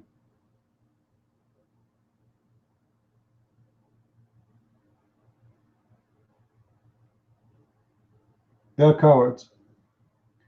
They can call names. They can say whatever they want, but do they dare to debate and come to the mic? They don't. Yeah. You know, Muslim women, they are more brave than Muslim men, by the way.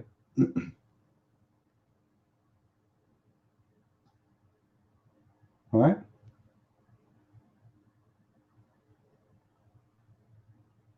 Do we have any brave Abdul? Even Muhammad himself, he hid when the attacker they came. They broke his teeth and he ran to Aisha. He hid between her legs. There's a story where a guy he come to Muhammad, to the house of Muhammad, and he said to Muhammad, "I want to sleep with this woman." Do you know he's talking to who? Anyone knows? He's talking about who? About Aisha. Imagine, in his face. What the coward Muhammad he said? Muslims, do you know what Muhammad said? Did Muhammad say to him, "Shame on you, Allahu Akbar, where is my sword"? No, he did not dare to say anything. He said, but this is the mother of the believers. The man, he said so. Then Aisha, she asked him after he left, she asked him, who is that? Why you did not do anything? He said, إِنَّهُ أَحْمَقٌ مُطَاعٌ. He is a fool we have to obey. We have what? We have to obey. Which means if he insists to have you, you go. Now you investigate who is this guy who Muhammad says he is a fool we have to obey. He is a leader of a big tribe. He has thousands of fighters.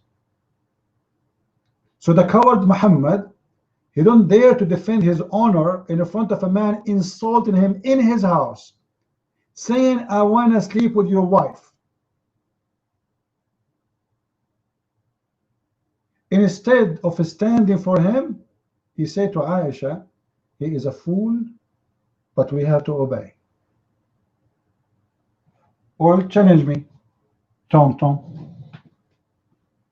Who is the Muslim want to challenge me about this to be a lie or not a lie? As always, here we prove everything we say.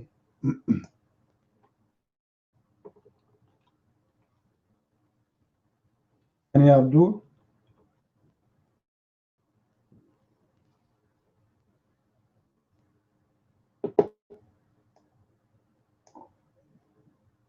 Anyone? Cowards.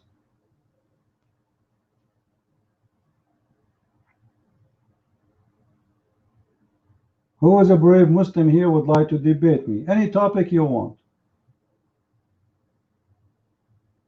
Anyone? Used to put poo Muhammad door. I want to see this story. I want to see it. Can a Muslim show me the reference? Can a Muslim show me the reference of the guy who put poo in the front of the house of Muhammad? I want to see it.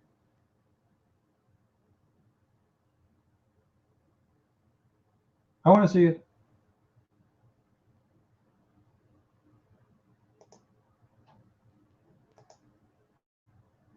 And Muhammad, he enjoyed the poo, right? The guy, he put poo in the front of house Muhammad, and Muhammad, he enjoyed the poo.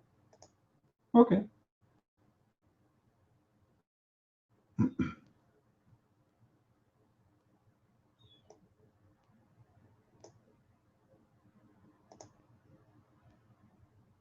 Now, who want to challenge me about Muhammad saying to his wife Aisha that this is a foolish man we should obey, which means if he insists to take you to have sex with you, you have to go. Who is the Muslim there to do it? Or what you need to do, you come to the mic and you say, I challenge you to prove it.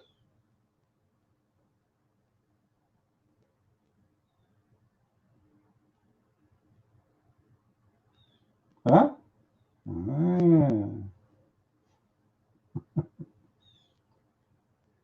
Oh boy.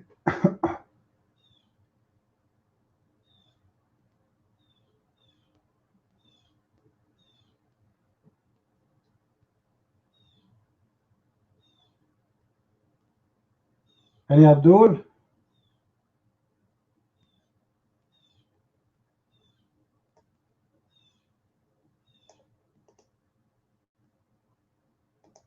No Abdul. MashaAllah. Allahu Akbar. The Abduls are sure that when I say something, it must be true. This is why they don't accept the challenge.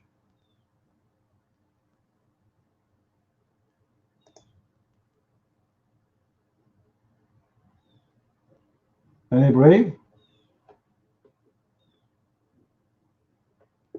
Don't use bad language, guys. Am I heard, guys? Is my voice heard? All right. Anyway, if you have a problem with voice or anything in your computer, just read Quran, brother. Quran is the best solution for everything. As an example, in Somalia, they are suffering from hunger. And then they practice to read Quran. And in the morning, they found a lot of milk made in Holland in the front of their doors. They were wondering how this milk came. Later, they thought it's Allah, but later they found it was a pirate who attacked a Dutch ship passing by, and they stole all the goods in it. Allahu Akbar. Allahu Akbar. Read Quran, brother. Yeah. Any Abdul? Who was honestly, I'm really disappointed of the Abduls. Where are they? Where is those brave ones who want to prove us wrong, not challenge us? Where are you?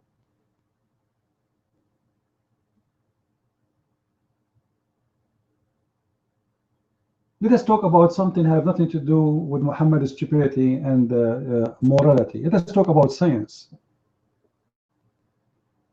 Who is a Muslim who tell me about science in the Quran, brother?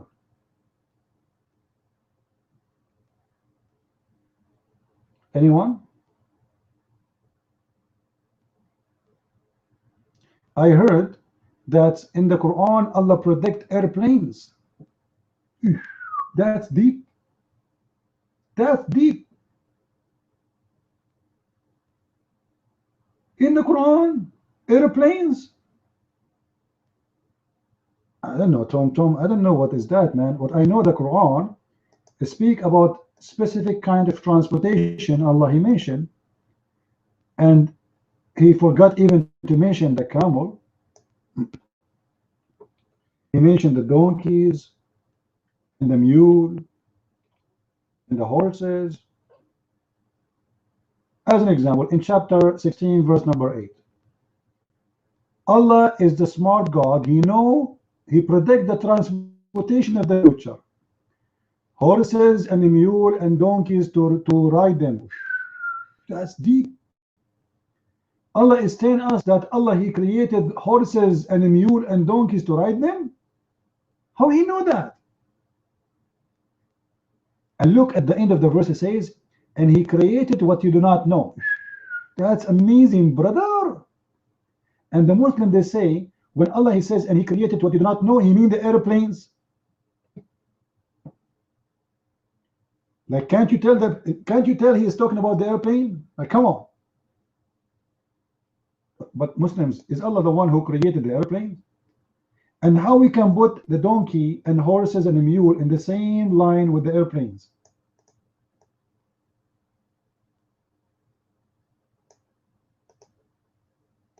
Any Abdul here? And why Allah, He forgot the camel? Where is the camel?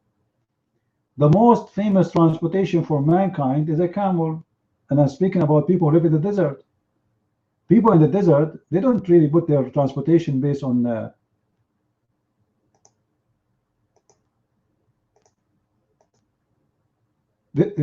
people of the desert. They don't go transportation in a camel or a donkey. I mean, in a donkey or a mule.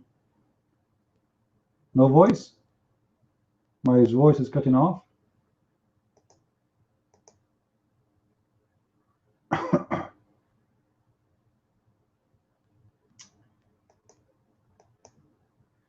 Yeah, I think my voice is cutting off because my name became black and the advertising kept playing in front of me. I think this is why my voice is gone. Am I heard now? We have to pay for it to make it black, blue again. Am I heard, guys? Am I heard now? 111. Look like they don't hear me still.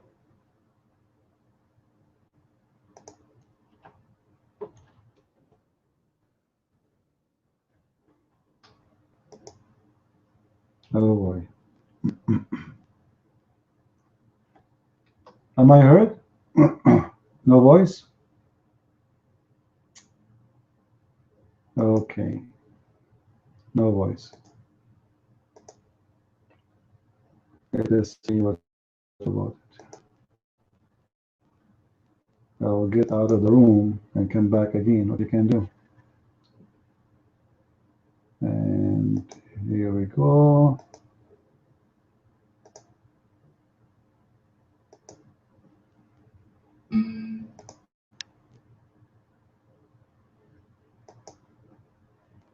All right, let's see now.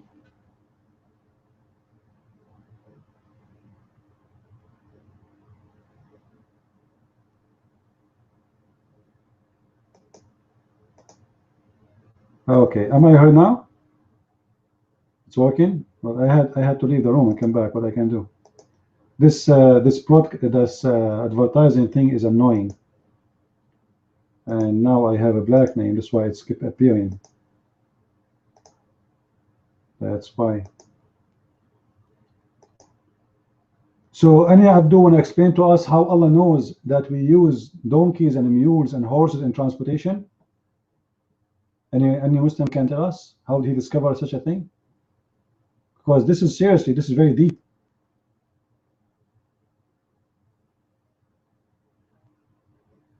Anyone?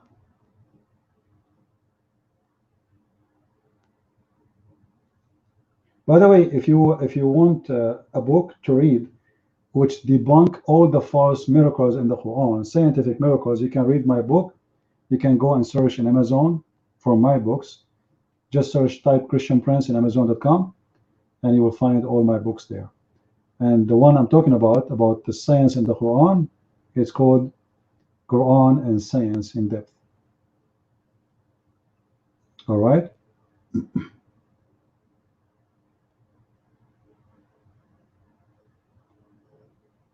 Am I heard? Hello? Okay, I don't know. The bad talk is really messed up always in the weekend mostly. But what we can do, we have to live with it. Any Muslim debater here? Where is the terrorist who attacked those people in Minnesota yesterday? I heard he's dead. You see how nice the Muslims, they go to your woman in the mall. He said to her, "Are you a Muslim?" She said no, and he put a knife in her belly. He's a Somali, is he? Well, we need to thank Billy Clinton, because he is the one who brought them to USA. Thank you, Billy Clinton. Thank you very much. And now his Hillary Clinton, she is going to bring hundreds of thousands of them. Thank you, Clinton. And the foolish American, they will vote for them. Right? This is why in this coming election, 2 months from now, every American should go out and vote for Trump. Otherwise, this Clinton, she is going to destroy your country. The Muslims, they made a website. It's called Muslims for Hillary. Muslims for Hillary. And that is telling you how bad Hillary is. Muslims will not vote for Hillary if she is good. And we showed you why. There's tons of verses in the Quran forbid the Muslims from taking Christians and Jews as friends or as protectors. Chapter 5 verse 51 as an example, take not Christians and Jews as friends and protectors. So why the Muslims, they want to take Hillary as their friend and their protector? There's a solution. The solution can be found in chapter 3 verse number 28. It's called Taqiyya, and this is the official government website of Jordan. And it says a Muslim, he cannot take a Christian or a Jew as a friend unless he protects himself from them by lying to them, speaking to them in a friendly way as if it is security, but his heart is this like this.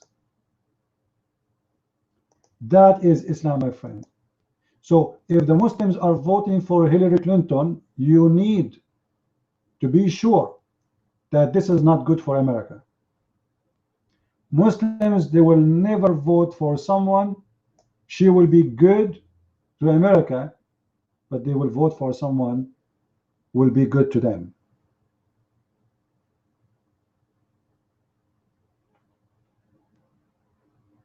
Don't ever vote for someone Muslims they will vote for. If the Muslims support me, Christian Prince, it's mean I am no good no more. That's it. If the Muslims start saying to me, Christian Prince, may Allah bless you and give me donation, that's mean a Christian Prince is not to be listened to.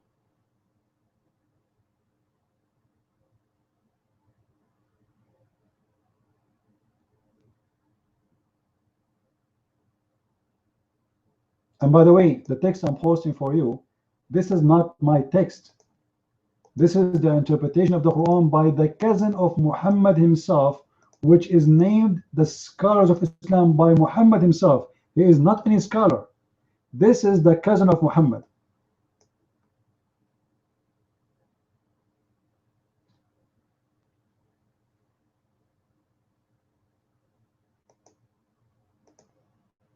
Well, if you are in New York, and you think Hillary is the one for you, go and see what happened yesterday in New York. Just wait. They will flood New York with terrorism attack. Why? Because New Yorkers are not allowed to hold guns. It's a perfect place for them to make attacks. Where I live, everybody carry a gun. So if a terrorist want to attack us in the mall, we will make him shish kebab. If I was in the mall yesterday, when this terrorist he was there, I honest to God, I will make him the same as my screen door. And then I will make a case against Somalia asking for the price of the bullets.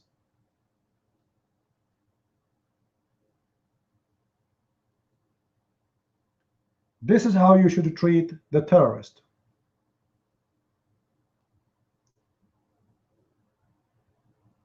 Imagine, guys, the mall have security, but security don't have carry weapons. So what security? What kind of security you do?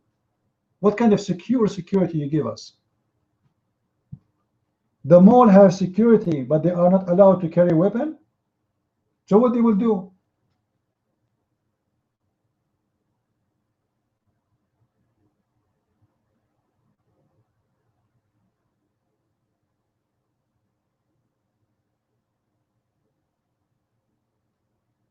If there is one security guy there and he have a gun, he can stop the crime of this criminal.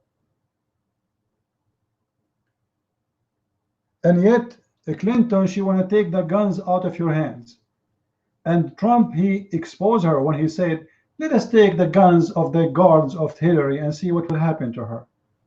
And then they said, Allahu Akbar. Trump is saying he is asking people to do violent against Hillary Clinton. He did not say that, you liar.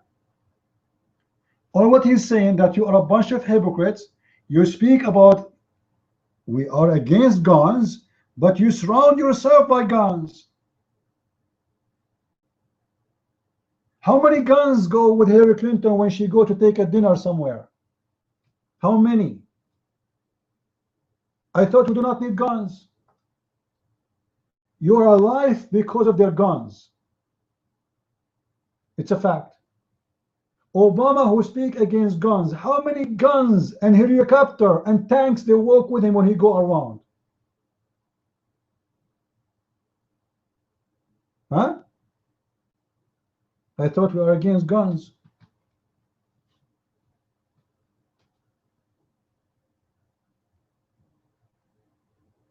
Hypocrites.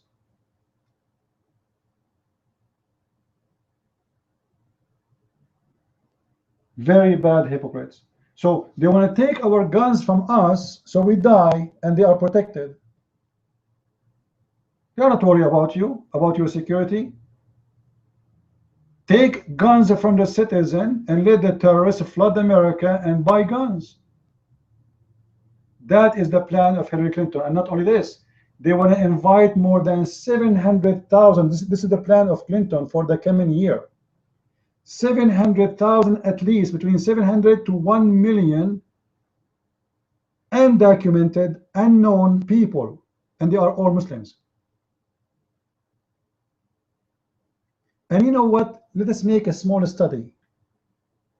The what they call themselves liberals, they say only 10% of the Muslims are terrorists. Only, brother, only 10%. All right. So now Obama, he invited this year 10,000 Muslims to USA as refugee. So if 10% only of them are terrorists, how many terrorists we brought? Anyone tell me? If only 10%, 1,000. That's it. That's not much. And if every one of them, he hold a knife and he stab 8 or 10 citizens before police kill him, how many people will die because of this invitation? And what for? For the benefit of who?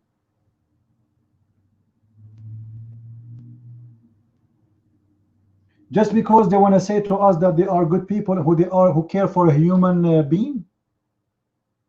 There's millions of people, they are dying in Africa. How about opening refugee for African from South Sudan, poor Christians from Zambia? There's millions of Christians in Africa, they are dying from hunger. Open refugee for them. Why only refugee doors open to Muslims?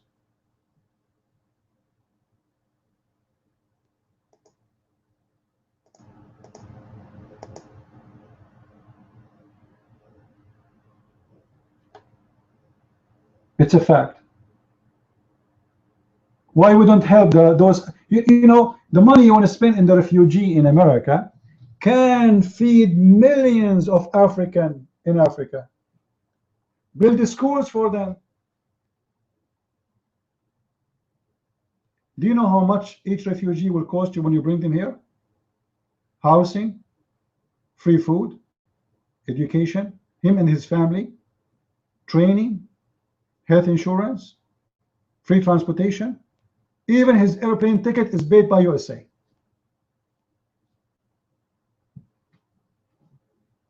My solution, you should not invite them. My solution is that we are not finding our money in the street, my friend. American, they are struggling to make living. There's American, they are losing their houses. There's American, they have no jobs. There's American, they can't even pay for their food. There's American in food stamps. And instead of helping the American, what we do? We spend our money in people who hate us.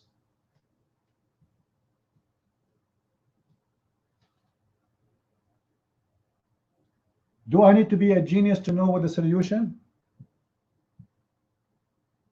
Another example, forget about the Muslims now. Obama, in order to win the election, just last week, he signed the biggest assistance deal with Israel. $35 billion military assistance to Israel. Why? Why 2 months before the election that deal happened? It's obvious. It's a bribe. It's a bribe to buy the voice of the Jews.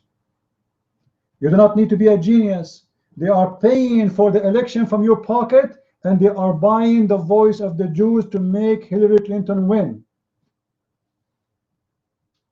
Not because Obama, he likes Israel. Obama, he hates Israel.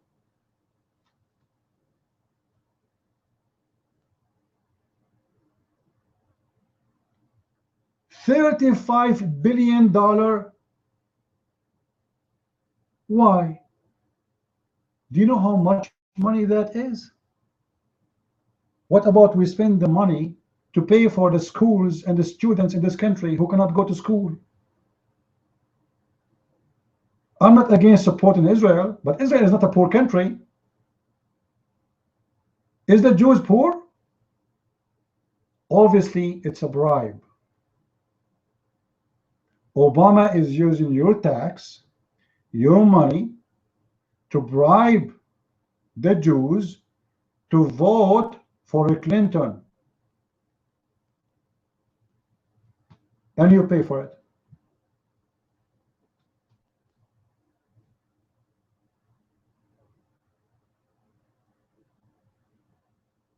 You pay for it.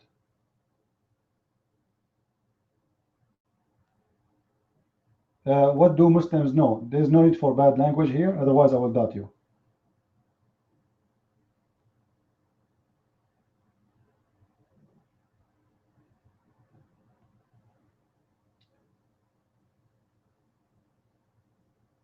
So what do you think, guys? Isn't it obvious that Obama is buying the election? Isn't it? He waited 8 years before he make a deal like this with Israel. What about giving this deal to Israel 8 years ago? Why not? There's a few weeks before the election.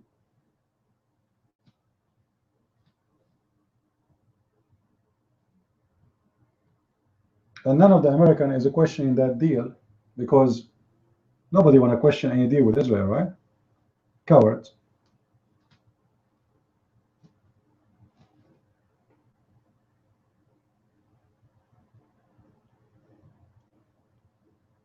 They are working hard. Saudi Arabia, Qatar, Emirat, Bahrain, Kuwait, every single Muslim country.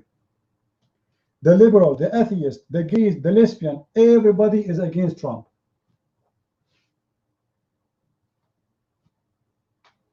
All because this guy is honest and he say things as it is. As it is. I never heard any country in the world do not like to have a secure border. I never heard of anyone. Drugs is a flooding the country. Flooding the country. Go and watch your TV everyday news in your town. And see how many kids, go right now and search how many kids in your town they die this week because of overdose. Drugs is sucking your money, destroying your economy, destroying your children, destroying your family. And Hillary Clinton, she have no problem to leave the borders open. Actually, she want to build the bridges.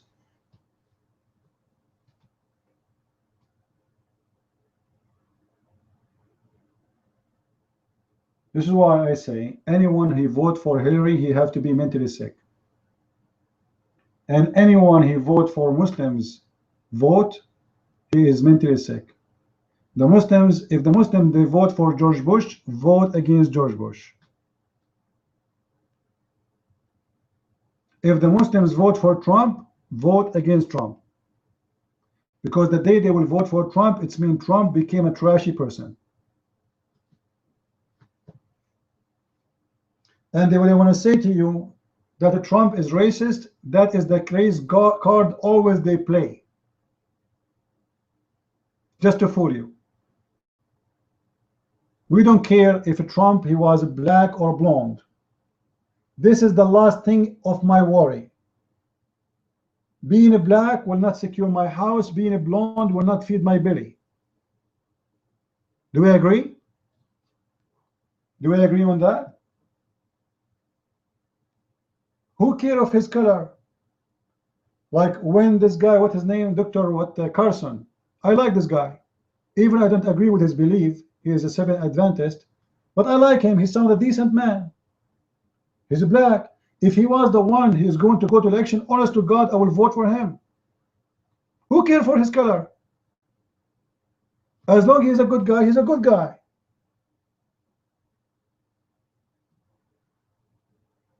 We don't care if you're blonde or black or even Asian. We care about how much you love this country and what you can do for the country. Not what we can do for you. What Obama and Clinton they want is what you can do for them. Not what they can do for you. The same advertising we hear every election. We will give you jobs and blah blah blah. 25 million jobs. Where's the jobs? Where are they?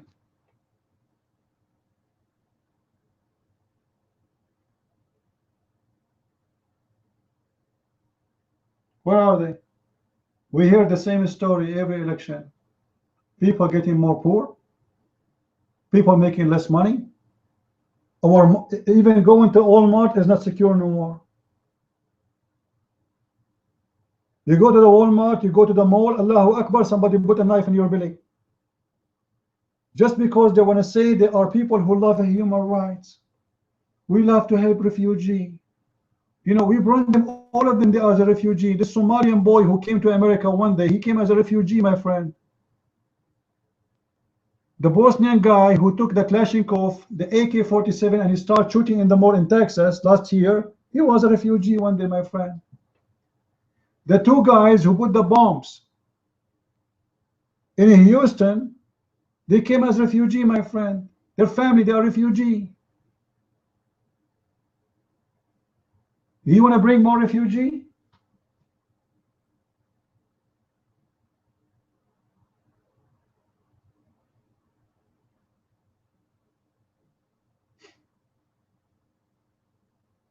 Especially Muslim refugee, who we know that their religion teach nothing but hate against us. How many people need to be killed just to prove a point that America is open for everybody? That's it?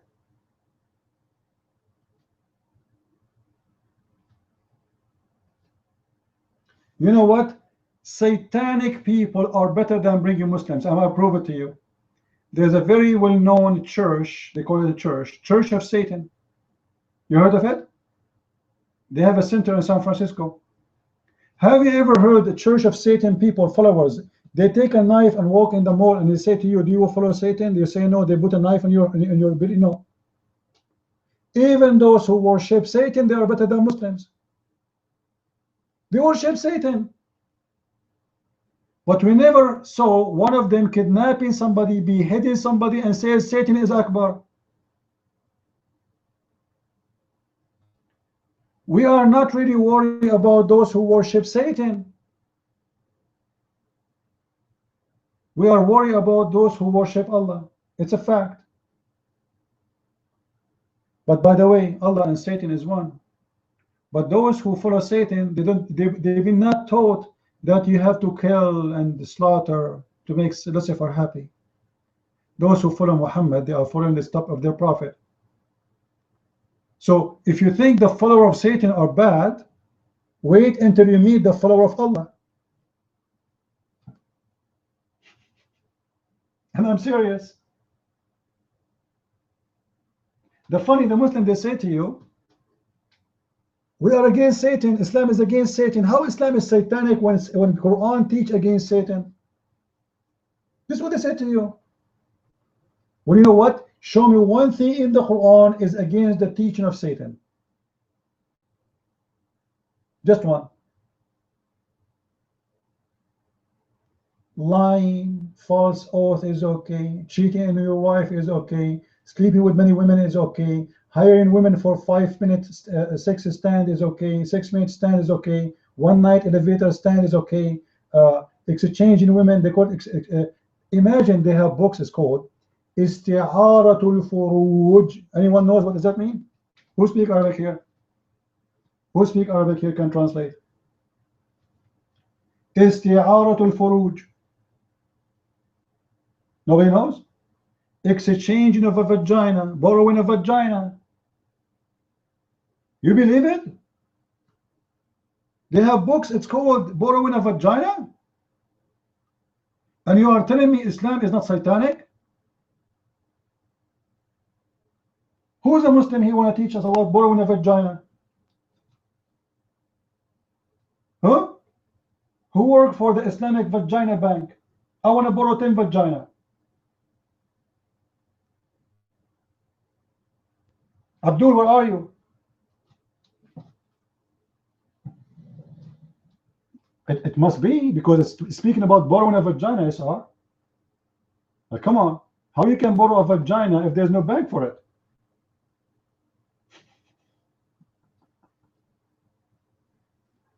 That is Islam.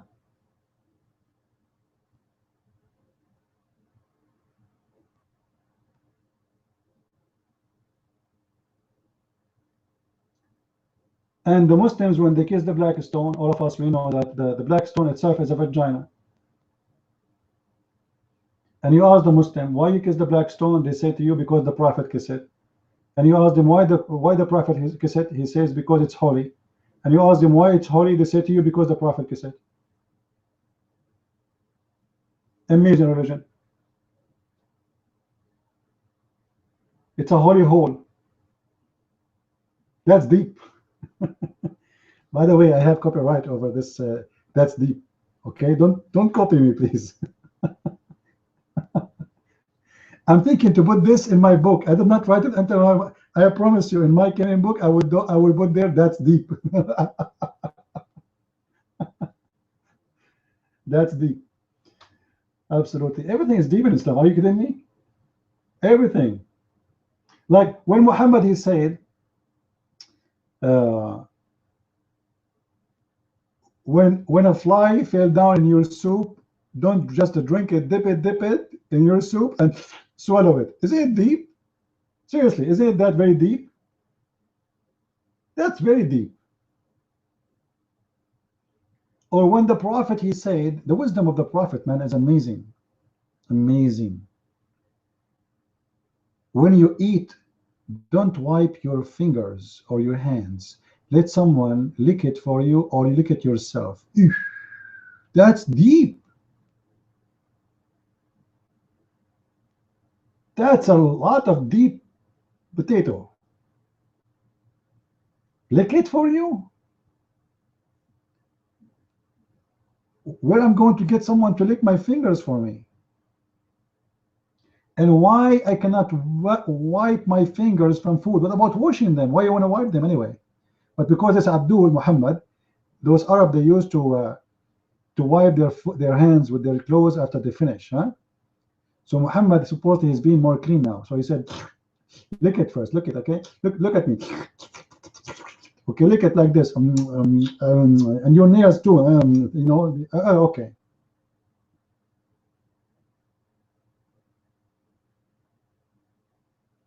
You discovered a funny hadith? Share it with us. Maybe we do not know this hadith. Maybe I never heard of it before. You want to take the mic?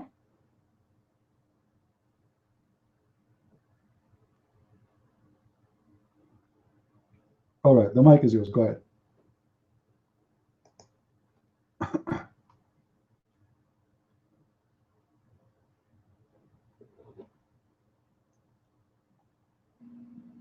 Okay, so while you guys were speaking, I was just reading some various hadith on Sunnah.com, and I just found this one hadith. It's in where is it? Sunan Ibn Majah, book number book number 28, hadith number 3342. It reads as follows.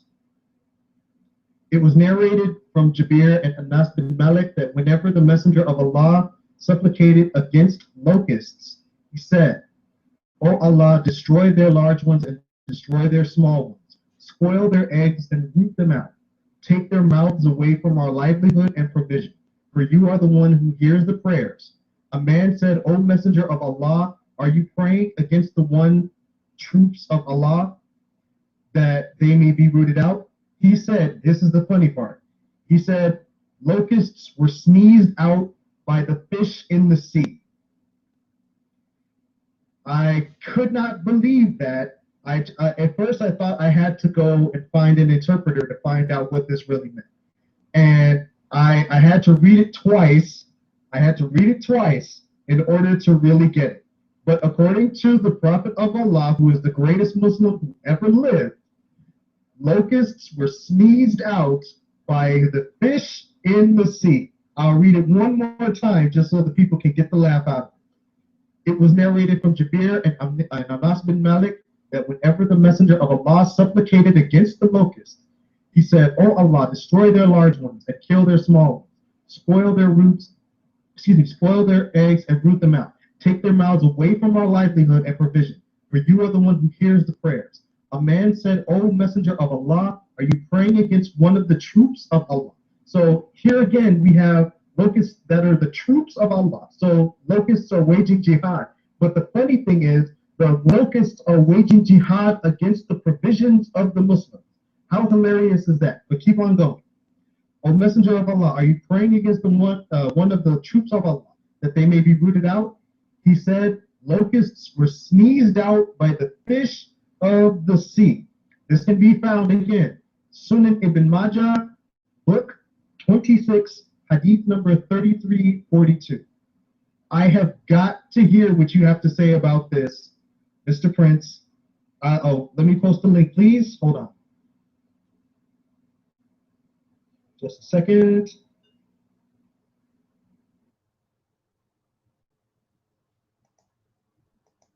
All right, post the link. All right, here we go. This is the link. Let me make it able to click in it. All right, www.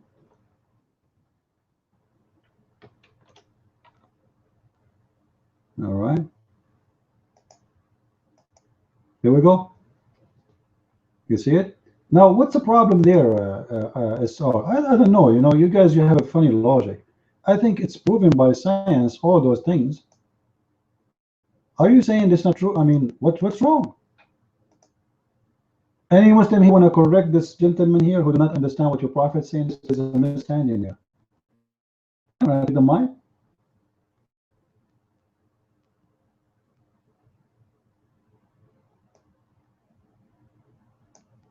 Any Muslim?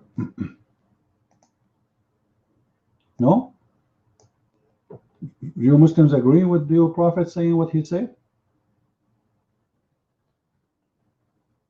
What do you think? I think it's proven by science what the prophet said. And you know, for some reason, you are trying to make it look funny, but it is, even though science. You never saw a fish playing with the locust? Don't tell me you don't. Well, honestly, I'm waiting for a Muslim to prove you wrong. Dude?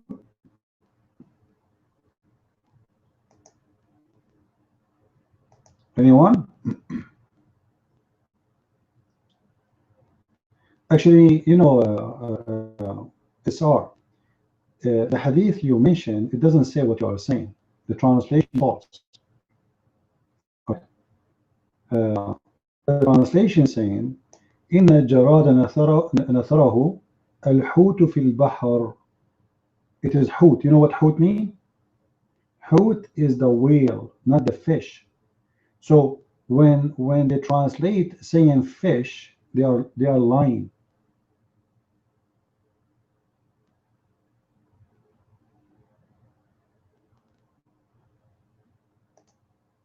It is the whale. Yeah, big whale, big whale. In the hadith it says, إن جراد نثرة الحوت في البحر. So when you see what Muhammad is talking about, you see when the whale he breathed. When he breathed, he blew water up. Is that correct? You see like a fountain coming out.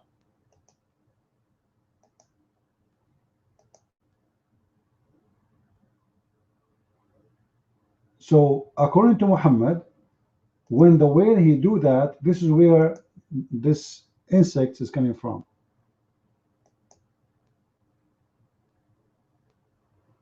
And obviously the locust, it's coming from there. If the prophet he said so, the prophet he said so. What you can say? The prophet he know better. Allah, you know, Allah and his prophet know best. Who can argue about that?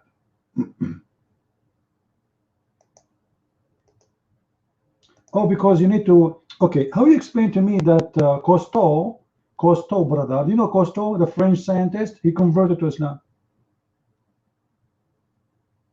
By the way, this is a lie. This is a lie.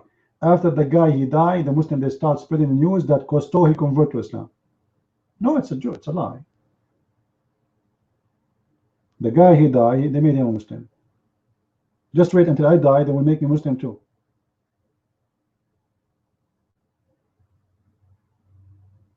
Just wait 10 years from now, they will say Job Steve is a Muslim. Just wait. His father is a Syrian, right? His father is Syrian. His father is a Muslim. It's true, but this guy is not a Muslim.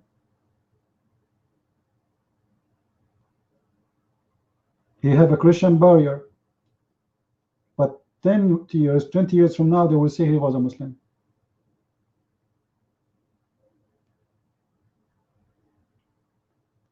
Yeah, nobody buy my books because I'm copying the lies from the Hadith,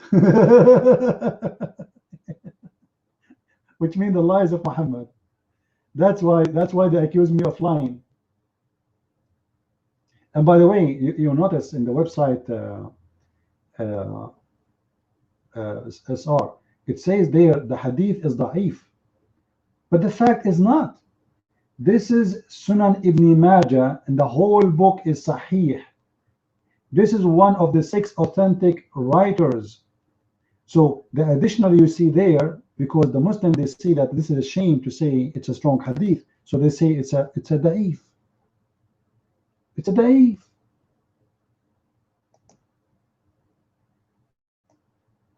That's amazing.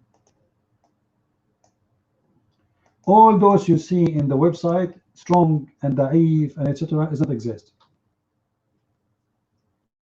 That is additional fabrication.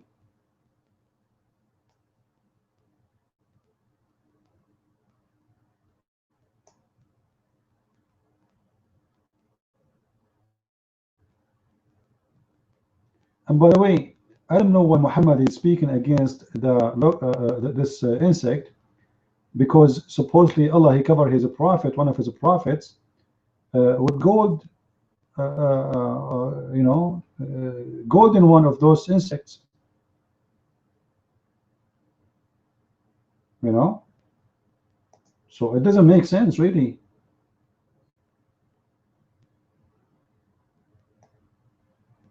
Any Muslim here?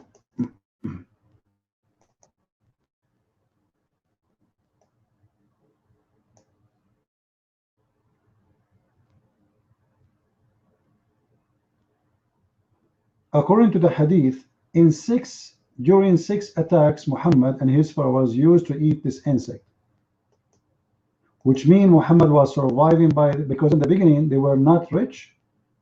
They start getting rich. The more attack they do, the more money they have. In the beginning they were not.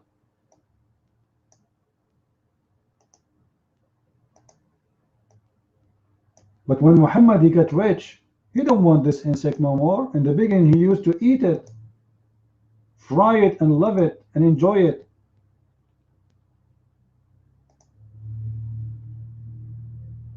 But now he's rich, so he do not need it.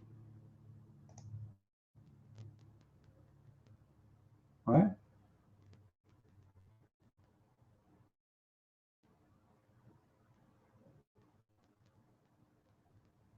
Any Abdul?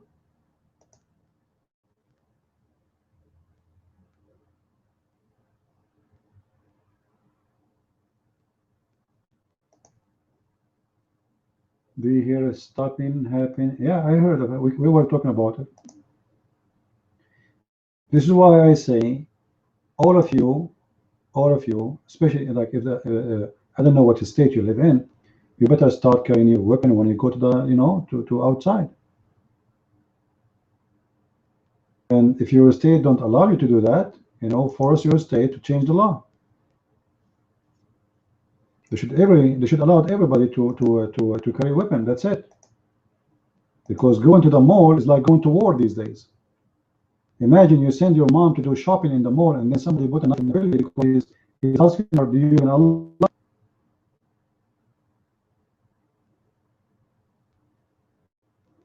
That's it. And you will see those terrorists, the cowards, they attack females specifically. You don't come to a guy, he sounds like he's strong with their knife. They attack a girl, a woman, an old woman.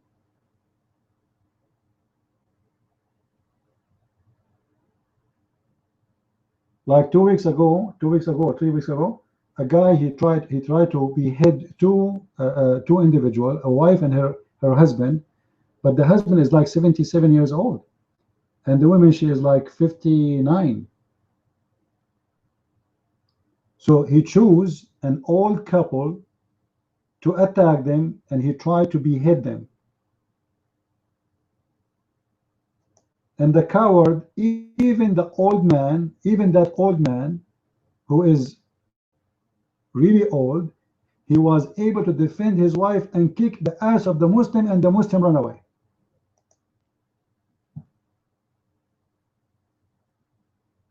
And he went to the hospital. Imagine the stupid Abdul. He went to the hospital and they arrested him there.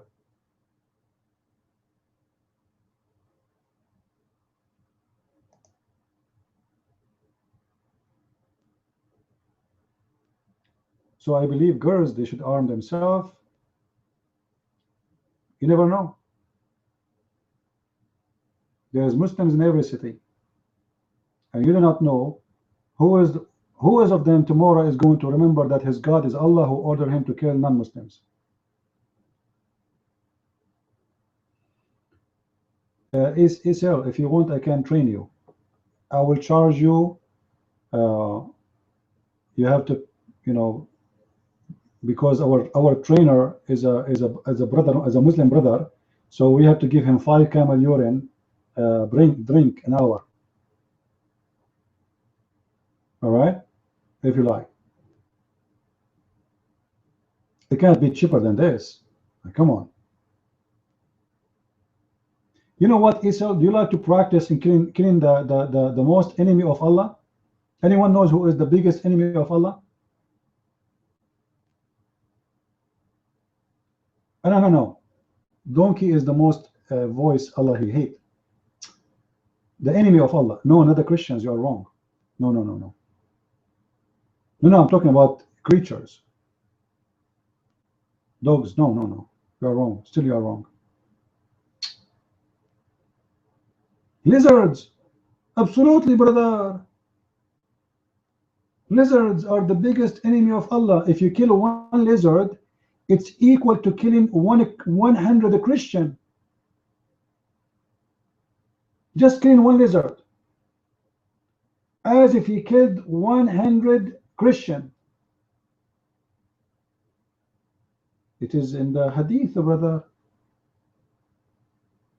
Let us see if we have a Muslim here to debate us about it.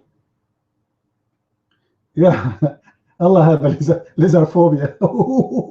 That's deep. That's really deep. That's deep. I like it.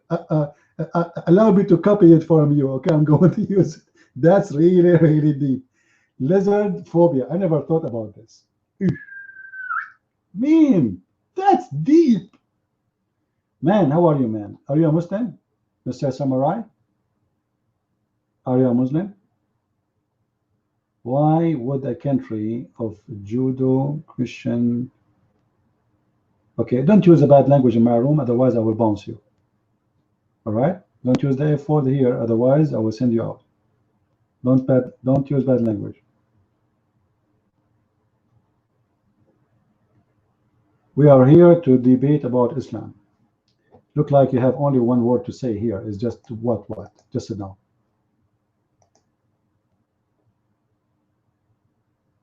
Filthy mouth.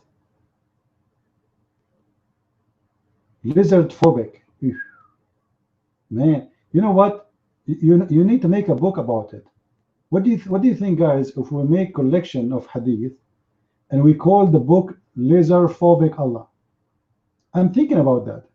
I can collect all the hadith and make a small book about Allah, phobia, and animals. As an example, who is the second enemy after the lizard between animals to Allah? Who is the second one? It's hard. You get it right. Do you know that there's a fatwa against Mickey Mouse? I'm serious. There is I'm not joking, guys. Go right now and search. Just go and search right now. Fatwa against to kill Mickey Mouse. And Mickey Mouse until now. By the way, Mickey Mouse say hello to every one of you. He's hiding, but he's fine. All right, he's fine. He say hello to everyone, to your children, and don't worry. You know we are protecting him. Yeah, he's under witness protection. Even the mice is the most worst enemy to Allah. And the Muslim, they make a fatwa against Mickey Mouse. If you want to go and search about the hilarious fatwas of Muslims, you will not believe it. There's fatwas against the Barbie. You know the Barbie? If a Muslim see a Barbie should cut her head. You know the Barbie should be killed? Yeah. Because she's an idol, brother. Brother, there's a guy. This is a true story from Saudi Arabia. Listen what happened. The Saudi guy, he owned a nice villa. He's a rich man, and he hired some foreigners as usual to build the villa for him. So those guys, they decide to make something that does not exist in the market. They made containers for flowers, but in the shape of a duck. They got a plastic toy which present a duck, and they make a hole in it and they resemble it. So like they make it look like a flower container, and it is in the shape of a duck, and they put them in the corners of his yard. A week after, people, they start coming to this house and they saw what this guy he have ducks, and those ducks are made from what they call it when you make them, like cement, So they reported him to the Sharia Islamic court, and suddenly the house is surrounded by police, and many Muslims, Allahu Akbar, they surrounded the house, and a guy who have a sword with him. This is a true story, I'm not making things up. They surrounded the house. They force him to open the door, and they give him a court order to cut the head of the ducks. And then the guy who took his sword and he cut the head of the duck, and all the Muslims, they were shouting, Takbir, Allahu Akbar, Takbir, Allahu Akbar.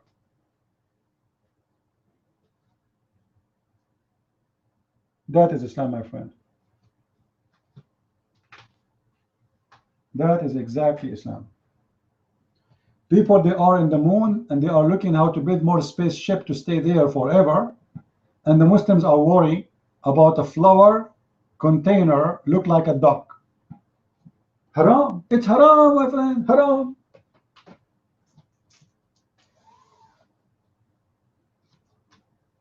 Right?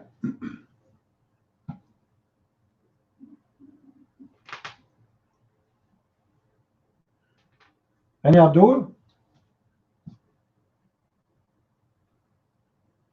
Once I was driving my car. This was maybe 4 months ago. And the radio was talking about Muslim Afghani. They rape a girl.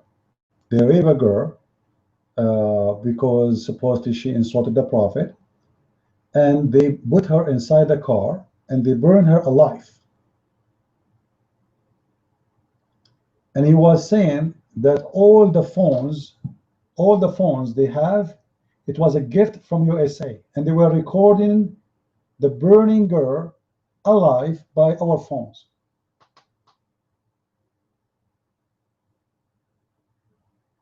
People around the world, they use the phone to make selfie, to laugh, to share with the friends, like a moment of joy or memory. Muslims, they use their phone to record beheading, slaughtering, burning people alive. And yet they want to say to you, Islam is misunderstood by many. Islam is misunderstood, my friend. Go and see how many videos on YouTube it says Islam, misconception about Islam, misunderstanding about Islam. What is misunderstanding? Name one of those filthy things those filthy terrorists did, Muhammad did not do. There's a woman, her name is Qurfa. Anyone know the story of Qurfa? Do you know the story of Qurfa? What is the story of Qurfa? Qurfa, she is an old woman. She is more than 80 years old, who refused Islam. As simple as that. But she is a very well-respected woman. People love her. She's wise, smart, intelligent, strong. Imagine Qurfa, she was good and respected between the Arab to the point. There was a big war between two tribes, and Qurfa want to stop the war between them. Look what she did. She took her coat and she put it between the two tribes. The two tribes is getting ready to attack each other. And she said to them, the one who passed this line first is the one who's insulting me. So the two tribes, they went home. This is how much she is respected. She prevented a war by putting her coat between the two armies. She insulted Muhammad, and always she said Muhammad is a scam. So when Muhammad, he overcome his enemies, he brought Qurfa and he tied her legs, each one to different camel, and he forced the camels to run in two different directions, and he split her alive from her legs.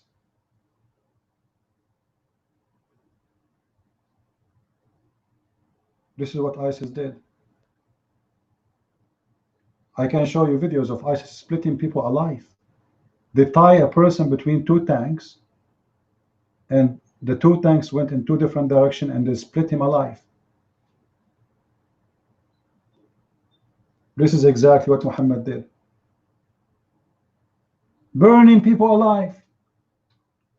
What about burning people alive? Oh, Kazakh is saying so. Kazakh is a Muslim, you have no problem. So, Kazakh, are you Muslim or not? Are you kidding? Kazakh, are you a Muslim? You are? Oh, so you don't have a problem with this? That's deep. So why it's okay to split a woman she's alive, Mr. Kazak? You want to come to the mic and tell us why it's okay? Why you don't think it's wrong? Why? Okay, take the mic and explain to us. Go ahead.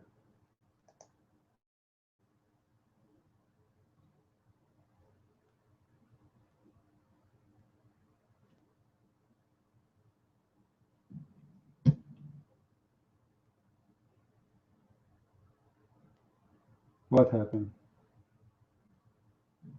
Hello, can you hear me? Yeah, we hear you. Okay. You're talking about two tanks that pulled someone.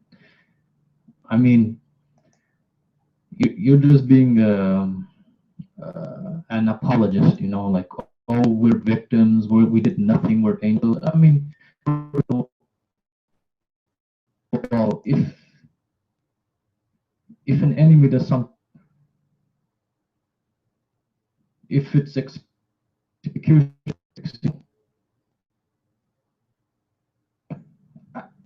I don't get it. I mean, either way, it's your point.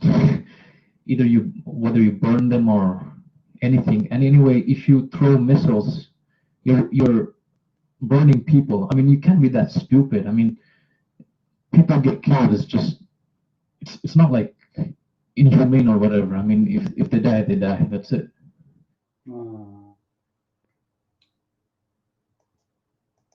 See, guys, the logic. When you throw a missile, you are burning people. Yeah, but let me tell you something. The missile will burn you in a second, and it's going to be a second death. When you are splitting a human being, you are torturing. You want to kill him? He's your enemy? Okay, kill him. Secondly, he's your prisoner. He's a prisoner. He's not fighting no more. You're a prophet. You're a prophet. When the Jews, they surrender to him, what he did, he slaughtered them one by one, which means Muslims are not to be trusted. He slaughtered 900 Jews after they surrendered to him.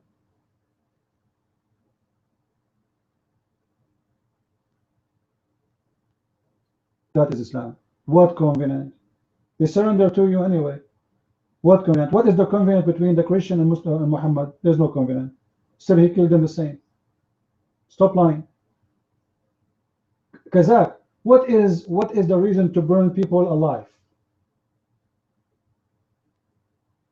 You want to tell me today they are using missiles? Okay, use missiles. Use missiles. But you put people in a cage and you burn them alive? People have no weapon. You capture them and you put them in. No, what covenant? No, show me the covenant. I want to see it. I want to see it. There's no covenant between the Jews and Muhammad, and there's no covenant between Muhammad and the Christians. Show me. Let us see who is the stupid. Let me show you that you are the stupid. The Jews is the one who accepted Muhammad as a refugee, as asylum in their city, Yathrib. And then he killed them for they accepted him in their city. This is their city. You don't like them, leave.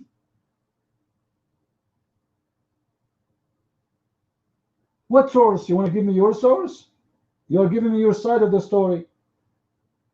You're telling me what you wrote is the source? Isn't it this is the city of the Jews?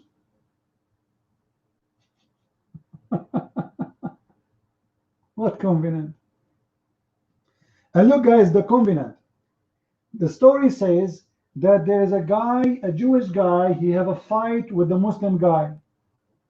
This is how they break the covenant. Allahu Akbar. So you kill 900 Jews?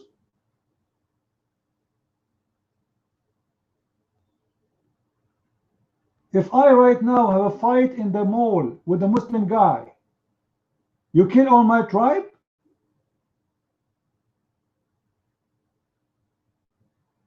And I assure you that the one who is his fault is the Muslim.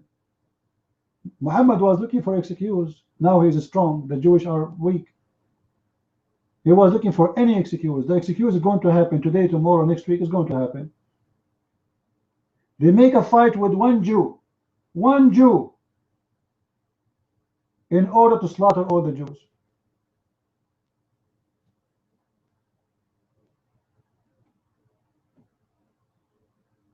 So Kazakh, is it true that your prophet, he sent 3 letters to 3 kings saying convert to Islam or else?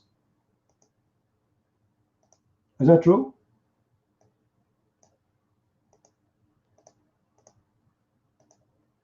Kazakh? Am I heard, guys?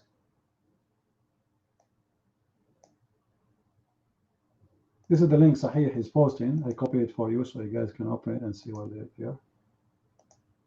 He sent 3 letters saying convert or else. Convert or else.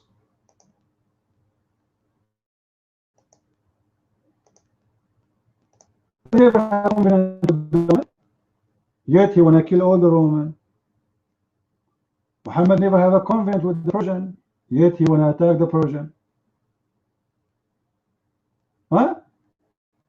Muhammad never have a problem with Bani Mustaliq, and Muhammad he attacked them and he killed them all. He took the women as slaves, he enslaved most of the young men, and he killed all the men. They never have a covenant with him and they never fought with him. That is the fact. Now, if a Muslim says to you, let us ask Kazaka. Kazaka, did your prophet burn people alive? Kazaka, did your prophet burn people alive? Yes or no? You don't think so? Really? I thought you are a Muslim who have source. Okay, let me get you a hadith where your prophet he burned people alive. Just wait.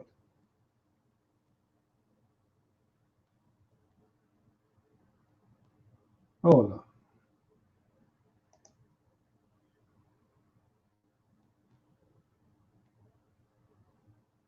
Here we go.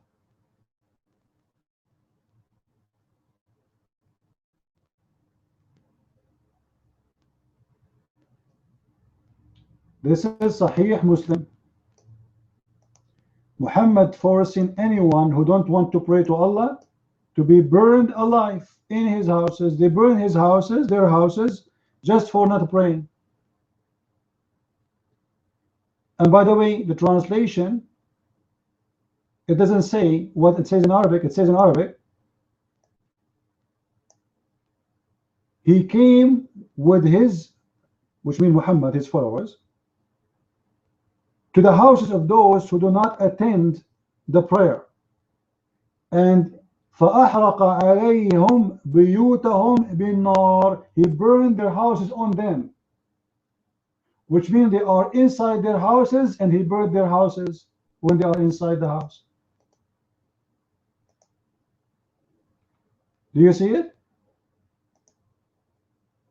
And by the way, this is the Sahih, and this is the reference.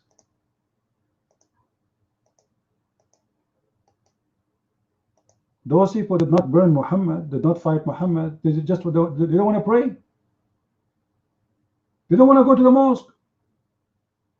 Muhammad, he burned them alive just for not praying. What do you say of what your prophet did, burning people alive, Mr. Kazaka, because they don't want to pray? Oh my.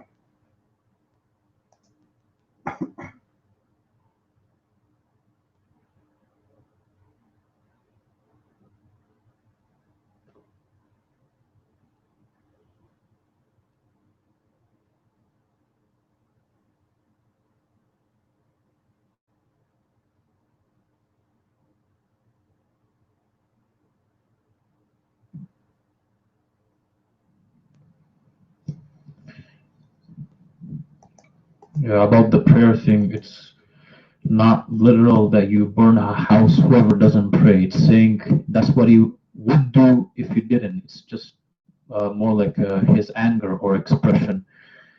And as for the covenant, I already. Wait. What do you mean not literal? Where it says that? It says your prophet, he brought a fuel. What are you talking about? Hello? Guys, does it say there he brought a fuel with him? What do you mean it's not literal? Not literal, brother. Not literal. It says he brought with him a fuel. He brought hatab. Hatab.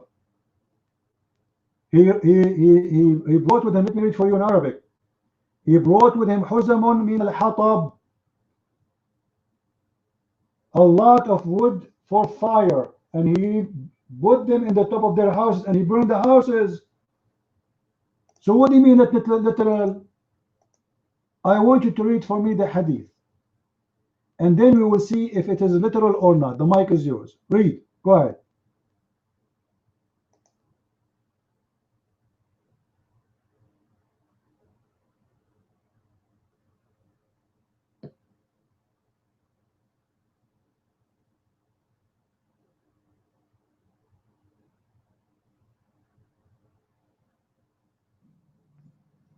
Okay.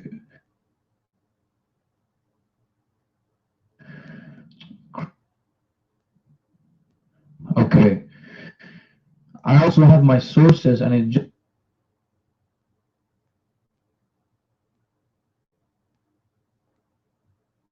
just he says here that this is what he would do. He would burn.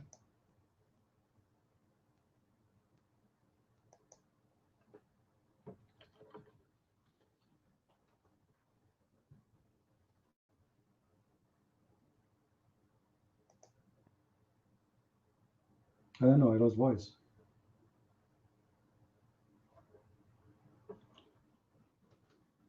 Sources, so don't act like you know crap. I mean, I also have my.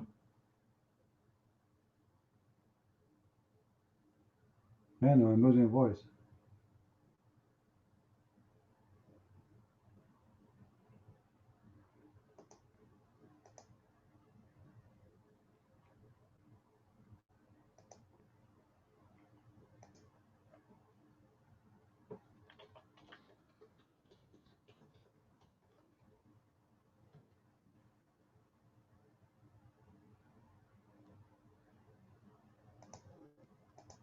Okay, I thought he's talking. So he's not talking no more? Guys, he's saying that he's a prophet. He would like to burn the people alive. That's wonderful. He would like to burn them just for not praying?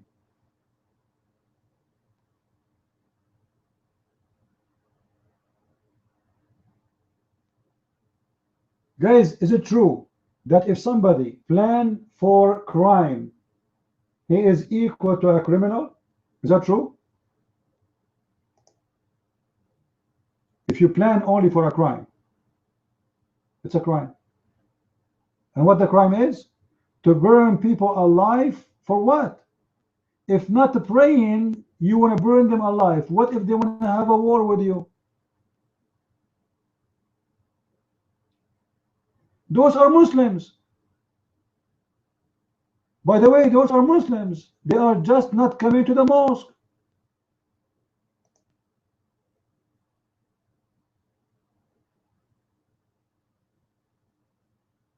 So you want to tell me you have your source? What kind of source you have? Am I heard, guys? Am I heard? Do you hear me? The spell talk is messed up. Some they can hear, some they cannot. I don't know what we can do. Okay, let us read the hadith he has given us. Just wait. Okay. Hold on. I was thinking of ordering that al-iqamah for a prayer to be given. Then I would tell men to load people in a prayer. And I would set out with men carrying bundles of firewood and go to people who do not attend the prayer and burn them there in their houses. Thank you very much. This is your translation. I like it actually. It's better than the translation we have here in English. That's wonderful, brother. So your prophet saying The one who will not pray, I will burn him. And I am sure after people they heard this, nobody will be late for the prayer.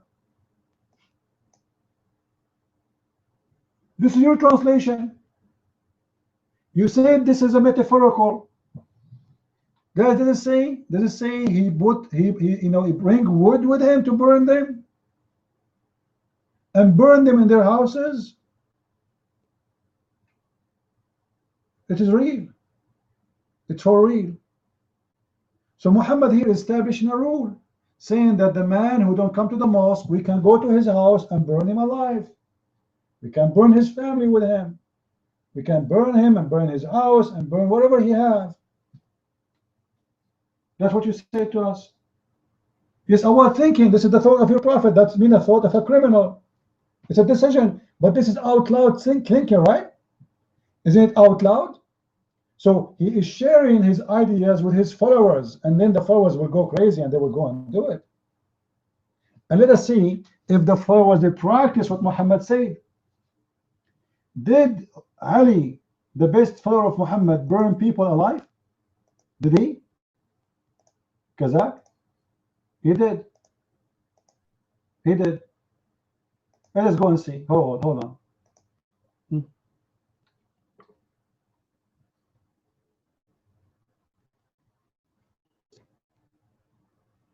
First of all, let us see something your prophet he did, and this is what from your books.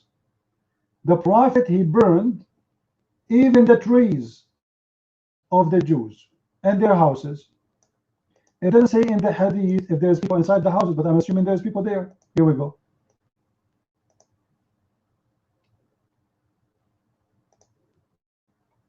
This is your prophet. The prophet is burning everything in his way. He's like a Genghis Khan. Do you see it? So, why you want to burn a tree? Why you want to burn a tree? Tree. Your prophet is taking revenge from a tree. That means he is full of hate. You killed the people. Why you want to burn a tree? Another hadith. He burned all the area. It's called Al-Buwaira. To the point that his fire was going everywhere. Can be seen from far away. What for? But there's no enemy left. You killed them. There's no enemy. Either they run or you kill them. Nobody left there. And the funny, they say to you that the prophet is always, he teaches us Muslims to protect the trees. All right? Hold on.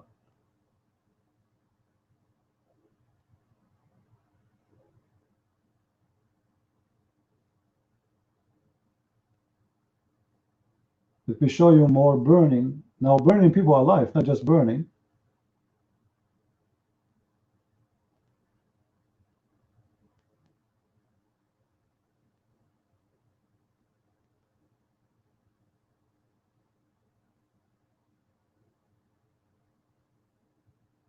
All right, here we go. This is Ali ibn Abi Talib. Ali ibn Abi Talib, the most close Muhammad, close person Muhammad. Ali, he burned people alive following the footsteps of Muhammad.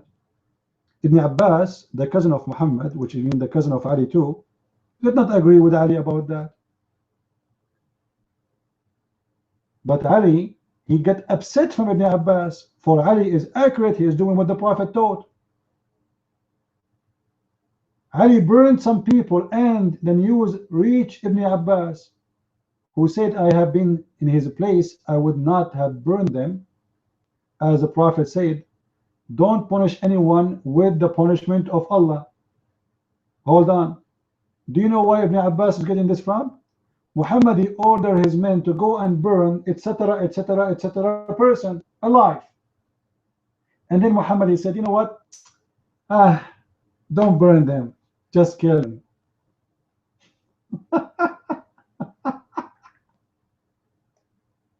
That's your prophet.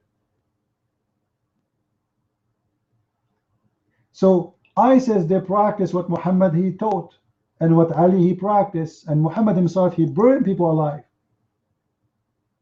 And remember, guys, we are reading history which is written by the hands of Muslims, which means this is far from the truth. You know what I'm talking about, right? A history written by the hand of a criminal will not present the crime. There's no way the criminal he will present to you how ugly his crime is.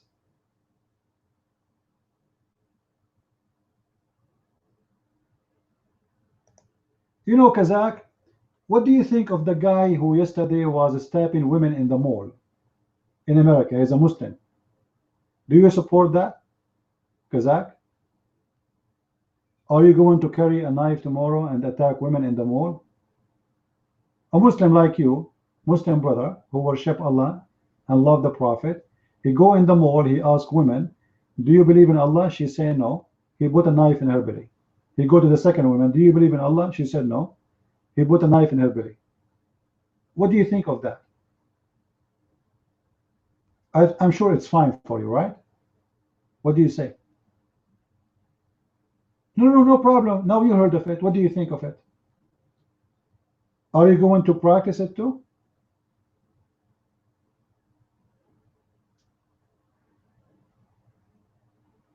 Ah, no comment. That's deep. Which means he agreed, correct, guys? He didn't say I will not, but he's afraid if he say yes, he will, then we might report him to the FBI or whatever, and they get him. So no comment.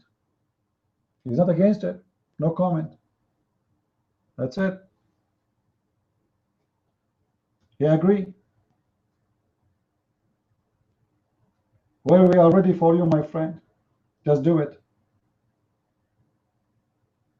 Trump is coming, and soon we will be all over the Middle East. The American army is coming, and let us see what Allah can do for you. All those terrorists who they think they can scare the American by their terrorism, you are very badly mistaken. This is America, my friend. This is America. And your God, Allah, and your Prophet, he can do nothing in front of us. We are the one who protect your Kaaba. If not us, the Shia, they will eat you alive without salt.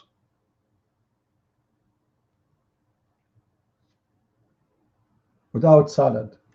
Alive. It is us who protect your Kaaba. It's a fact. And Trump, he promised that if Saudi Arabia, they want to protect their Kaaba, they have to pay us jizya in order to protect it. Okay, Kazakh. You're Mike. What do you want to say to us? You are a terrorist? Are you ISIS or Al Qaeda or Hamas? Go ahead.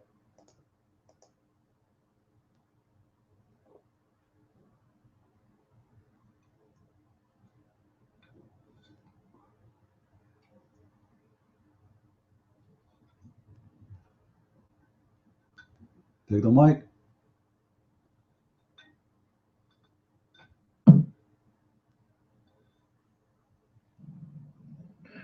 Okay, you talked about some woman getting stabbed. First of all, I don't know what the actual reason he did that for. That's why I said no comment, because maybe that woman did something. I don't know. But whether I agree with it or not, I cannot comment because I would get in trouble. But either ways, in my view, I'll just say my view, if it's an enemy, you're gonna get something, you know. If you're gonna do something to someone, you expect something. That's what I'm saying. And if you don't do anything, if you're just an innocent, I mean, if you have nothing to do with the situation, then I don't believe that person should be, you know, harmed. That's how I view. So it's just, I think maybe the man did it because maybe he thought of the, I don't know if you heard of of the uh, the surah about an eye for an eye. That's what's happening in the world, I think. But I'm not saying I agree with it. I just don't know much about it. But I think this is the reason he did it. But I'm not sure. All I'm saying is I don't. No innocent should be harmed. But if you're gonna like, if you're gonna destroy someone's family and stuff, you're gonna expect something. This is how the world works.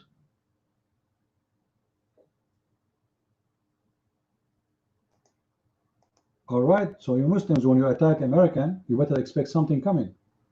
A woman, she is going to the mall doing shopping. That's it. You said you will not make a comment because that will make you in trouble. The fact we just showed you the hadith where your prophet, he considered those who don't pray deserve to be burned alive. Correct, guys? You are the one who said that your prophet was thinking to burn people alive for what? For not praying, not for not believing. Those are Muslims.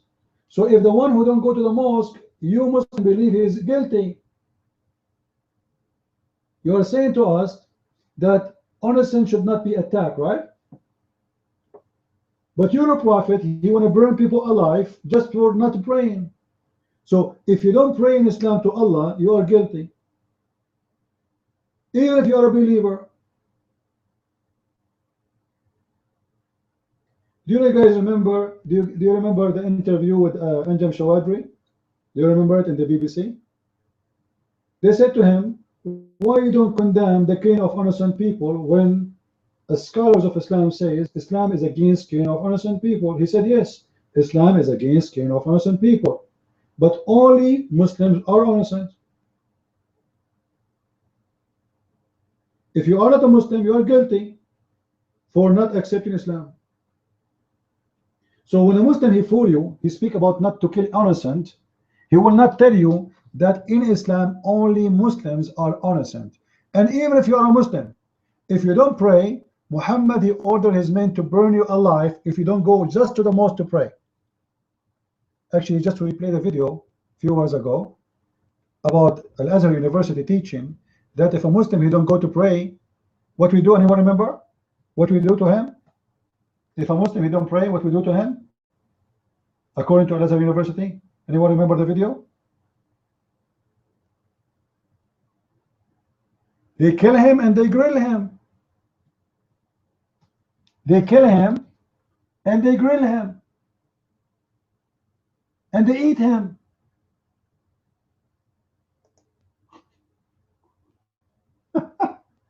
And this is a Muslim.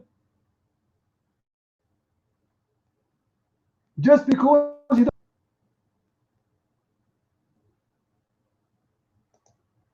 So when he says we are against the killing of innocent people, he talk about what?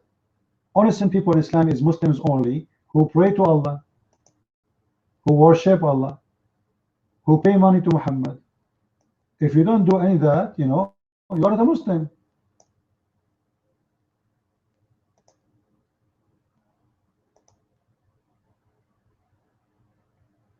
So don't make a Muslim fool you when he says to you, Islam against the killing of innocent one. That is false. Islam support killing of everyone because the innocent one of Islam is the criminal. The good one of Islam is the one who don't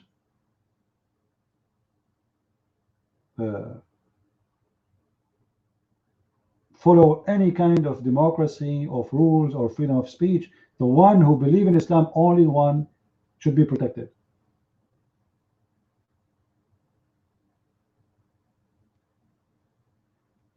No, if you are not an enemy, not taking Islam, attacking Islam, that's false, Kazakh.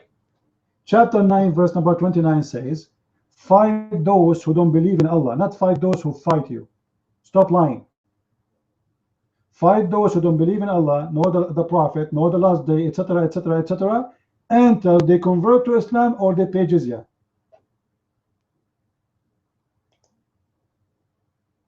And your prophet is the one who come with the rules, saying that the best of the Muslims are the one وكنتم خير أمة للناس.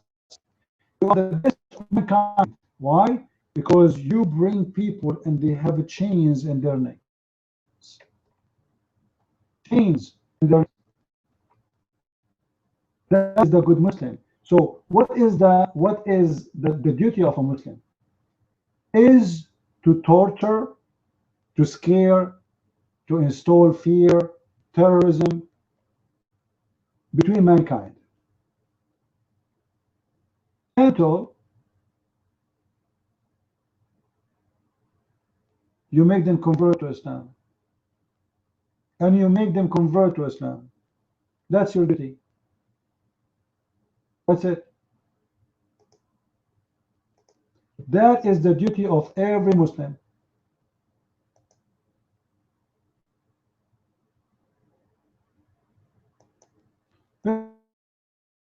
Actually, Leo is, I don't know if he's posting it. Okay, he's posting the verse there. Okay, let us see this hadith. You are raised up for mankind, for the benefit of mankind. Let us see what the benefit of mankind in Islam, what is that represent? Look at this. Look at this. False. Those enemies, yes, they are enemies. Enemies because you don't believe in Allah. Stop lying. You are the best of people who ever raised up to for the benefit of mankind. Chapter 3, verse number 10, 110. The best for mankind are those who bring them with the chains around their necks till they embrace Islam. Do you see it? That is the duty of every Muslim. The mic is yours, SR. Go ahead.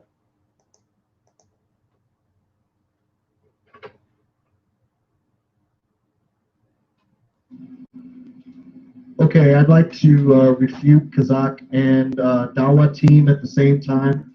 Dawa team had made a comment a moment ago about how imagine there being a 10 commandments if there were, if ISIS were doing what Muhammad had said, and that Muhammad had said that killing innocent people was forbidden. That would be one of the 10 commandments, so to speak, that that Muhammad did not allow. If you, I'm about to refute you right now. If you turn in your Quran to Surah 48, verse 29, then you will see what it actually says. Okay? And you can read it. It says, Muhammad is the messenger of Allah, and those who are with him are strong against the unbelievers, but compassionate amongst each other. What does that mean? That means that he's only going to be compassionate toward other Muslims, which means that only Muslims are considered to be innocent in the eyes of Allah. I said Surah 48, verse 29. It was just posted in the room, but I'll say it again so you can hear it. 48, 29. Okay? So this is Allah saying, or actually I should be more honest and say, every time I say Allah, I'm going to just to abbreviate that by saying AKA Muhammad. Okay? So Muhammad said that Muhammad is the follower of Allah, and he's the messenger of Allah, and those that are with him are firm against the unbelievers, but merciful amongst themselves. So this is Islamic theology teaching Muslims to only be kind-hearted, to only be considered innocent in the eyes of Allah are Muslims, not unbelievers, not disbelievers, not atheists, not Sikhs, Jews, Christians, Buddhists, Sabians, whatever other religions that there are. None of those people are considered innocent because, and this is what proves it, because they are merciful amongst themselves only. Why would you not be merciful to an innocent person? Why would you not be? What sense does it make for Allah to distinguish between Muslims and non-Muslims by saying that those that are with Muhammad are severe against disbelievers? And according to Islamic theology, every single person, if they do not believe in Allah and they don't believe that Muhammad is the messenger of Allah, and they don't believe in praying the way that they pray, and blah, blah, blah, blah, all of that, then you are a disbeliever, which means you are not considered innocent in their eyes. Okay? And just for the sake of giving some historical context, the people during the time of Muhammad's life, after he passed away, Abu Bakr, the first caliph after Muhammad, he launched the wars of apostasy against what you would consider to be innocent people. They didn't do anything. They hadn't done anything at all. Nothing. Except they stopped paying the zakat. That was the only thing that they didn't do. Oh, okay. So here's Dawah team trying to refute me. Let me refute you again with some more hadith that you cannot say is false. Okay?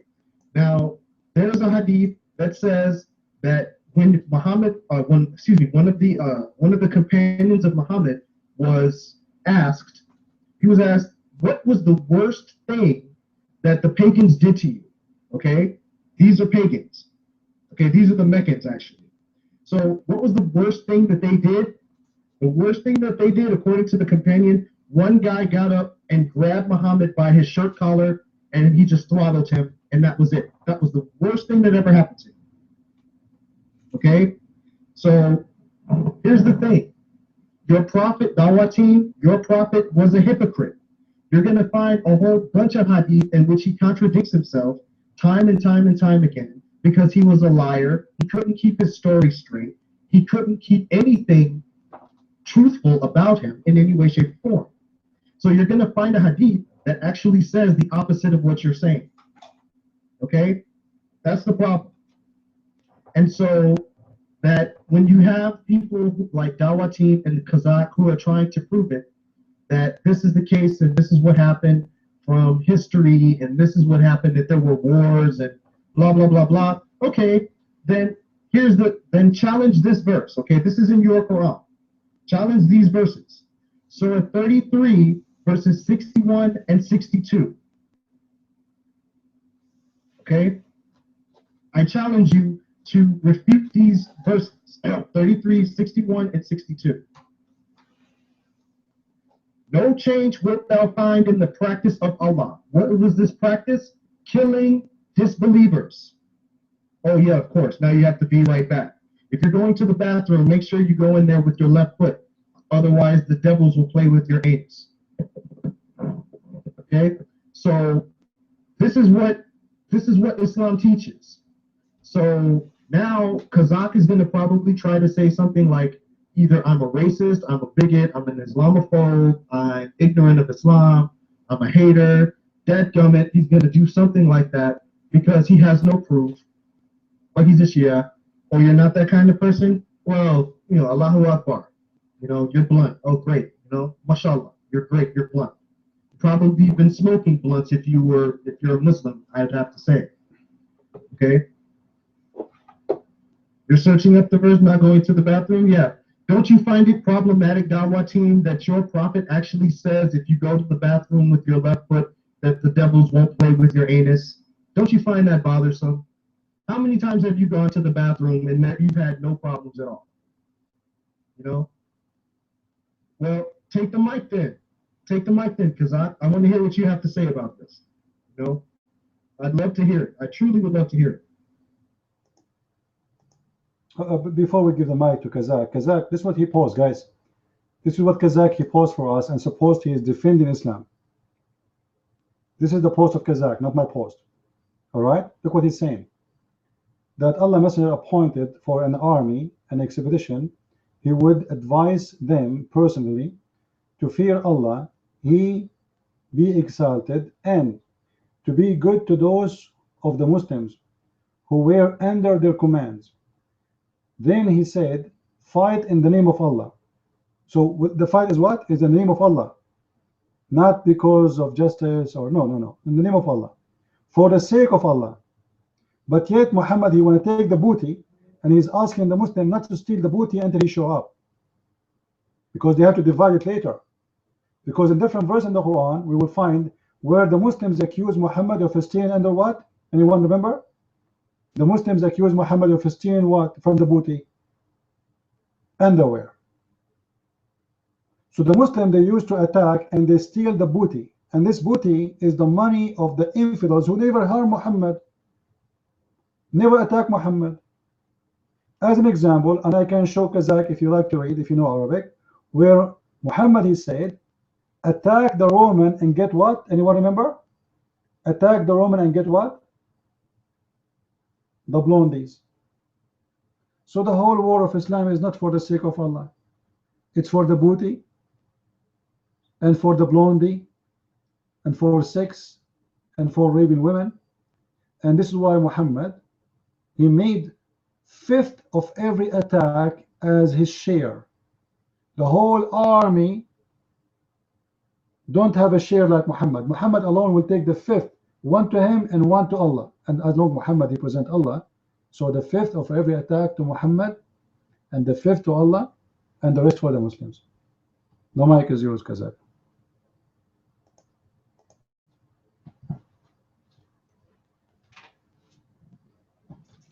Okay, you're saying that every non-Muslim is innocent. I mean, no non-Muslim is innocent and Muslims are the only innocent one. Okay. Now, if you're talking in terms of war, if for hypothetically a Muslim army comes in and he gives 3 options to the non-Muslim country, he gives you either convert or you pay the tax, the jizya, to live inside the Islamic State, or you can leave, or you have to fight them. So in terms of innocence, I guess the innocent would be the one paying the tax or leaving, I guess. Also, it does say not killing women and children, so you can't, it's just the rules, you just can't kill them unless they do something, you know, unless they... No, this is false, Kazaka. I can show you your prophet, he is giving permission for the Muslims to kill children. Let me show you. They asked him, when we're attacking our enemy, we are killing children. Is that okay? He said, they are from them. They are from them. All right?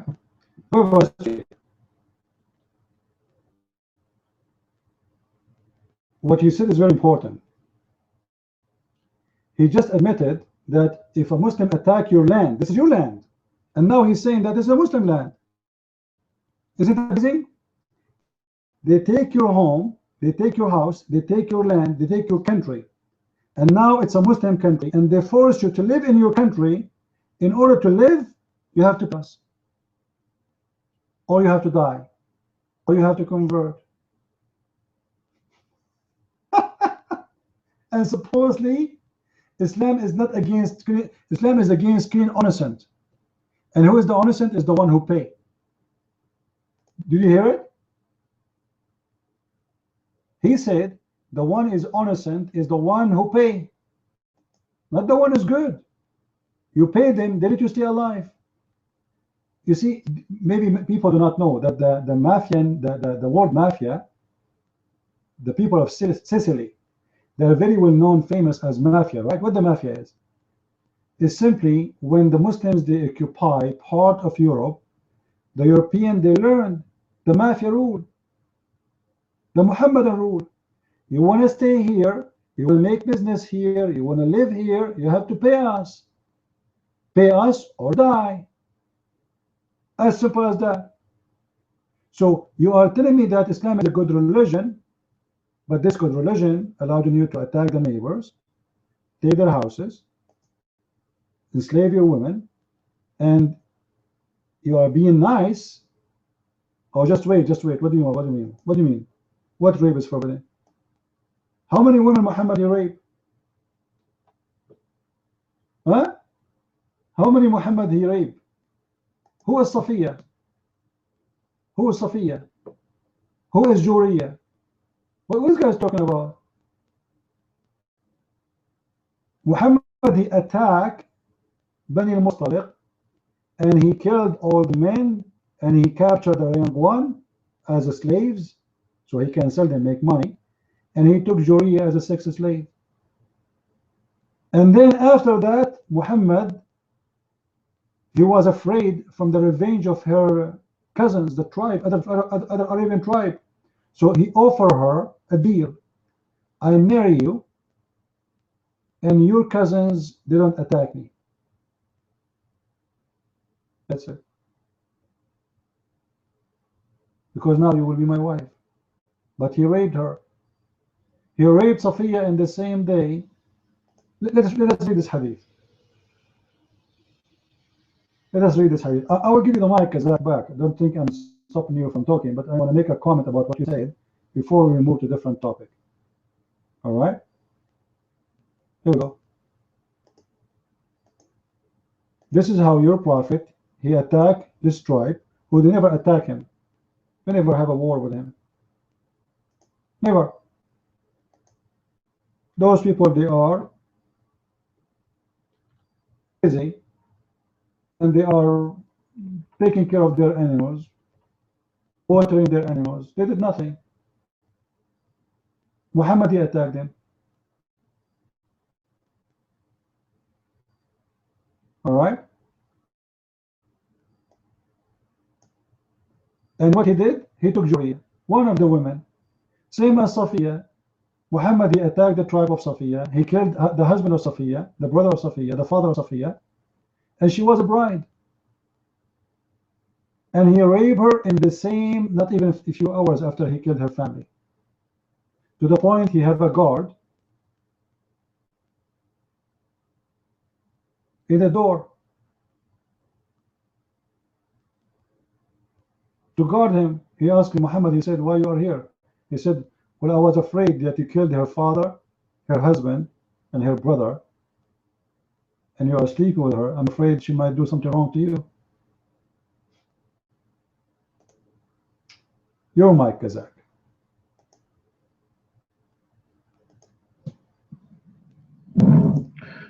Okay, so when I was talking about the covenant, I'm talking about it's not like it's not a permanent covenant. It's like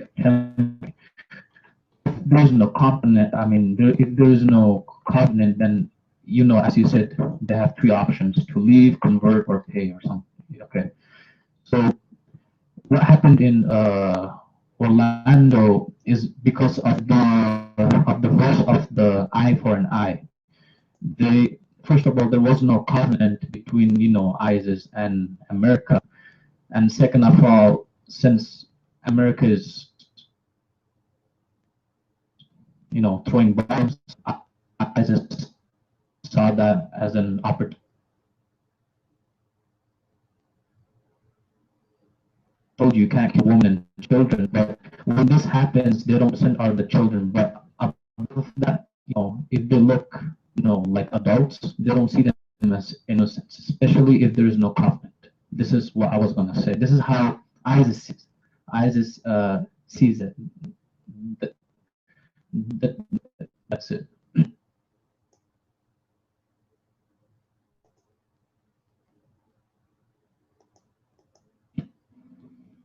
Let me refute you really quickly so that way I can get off the mic. If you look at Surah 9, verse 1, Surah 9, verse 1, it says, this is a declaration of immunity from Allah and His Messenger to those pagans and whom you have contracted mutual alliances. This one verse in the Quran is absolving Allah from all responsibility from Muslims breaking their oath. Okay? So this is the start of chapter 9, the very, very same chapter in which we have Surah 9, verse 29, which means Allah is absolved from any guilt, which only proves that Allah cannot be God, first of all, because if Allah is God, it doesn't make any difference if humankind puts all the guilt on Him. We can't do anything against Him. But this verse, Surah 9, verse 1, is saying Allah is wiping His hands of any responsibility. So Muslims can destroy their oaths. They can break their covenant with non-believers. What you just said, Kazak, you just said that there was no covenant between ISIS and, okay?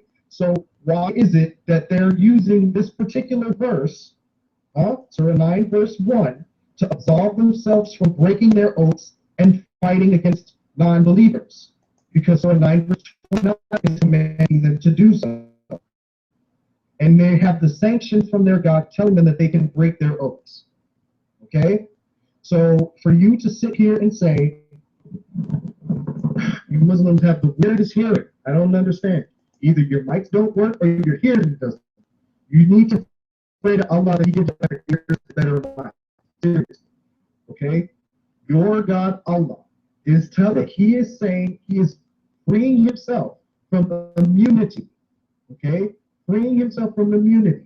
So that way you Muslims can break your oath, attack pagans, non-Muslims. Okay? Surah 9 verse 1 of the Quran is telling you Muslims that you have that Allah has no responsibility in this. You cannot blame Allah for this. It goes to show that Allah cannot be God.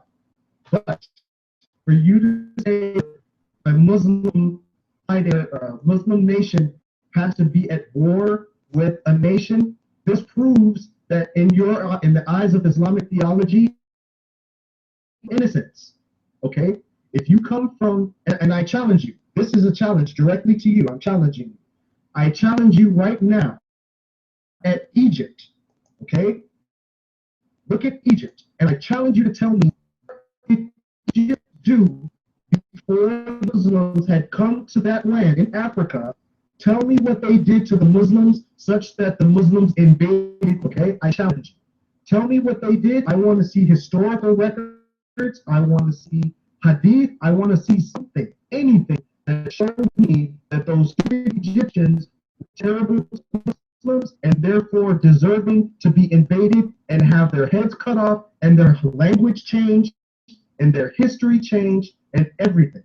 Because if they were not innocent, then it makes sense that they should be destroyed.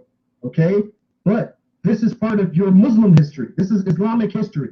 So I challenge you, okay? I challenge you to show me what Egypt had done, okay? I challenge you because Egypt is an Arab nation now. It's an African country, but it's an Arab nation. Why? Because the Muslims, who apparently don't attack non-innocent, they don't attack only those that are innocent, okay? So I challenge it. Any one of you, give me something, and then I will be thoroughly refuted. I challenge. All right. First of all, this guy, he said that the Prophet, he forbid the Muslims from killing children, right? And women. So I can show you tons of reference of Muhammad ordering the Muslim male children, and this is one of them from the Hadith. This is Sahih Muslim.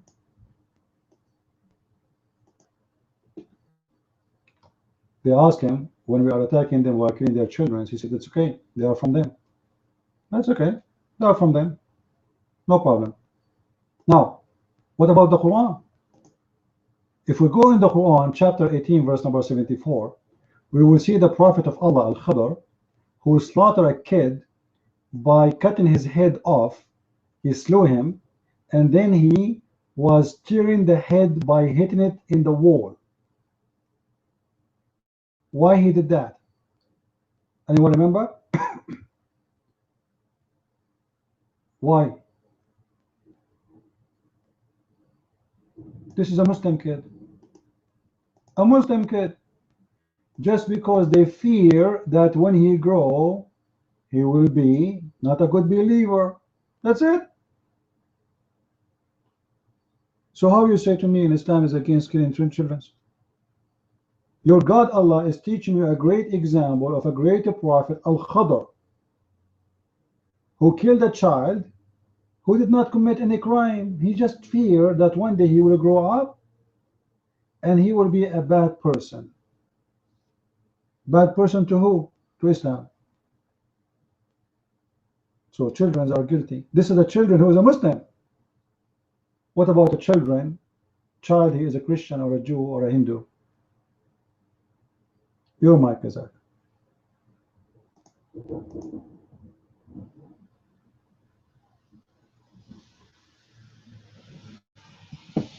Okay, my first comment would be on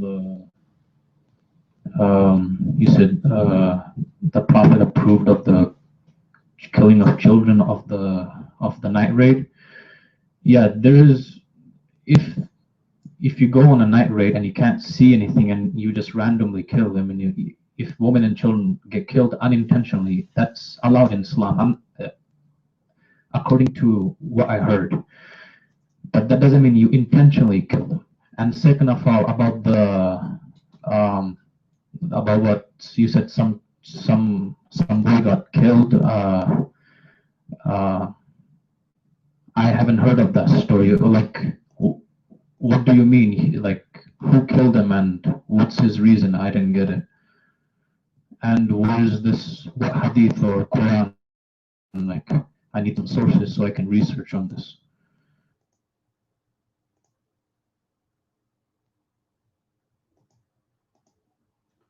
You know, the Muslims, they're trying to say to us that we are merciful, we don't kill children, right? In the best scenario, Muslims, they take children and they enslave them. But let us go to the story of Bani Qurayza, and I'm sure Kazakh, you know about it.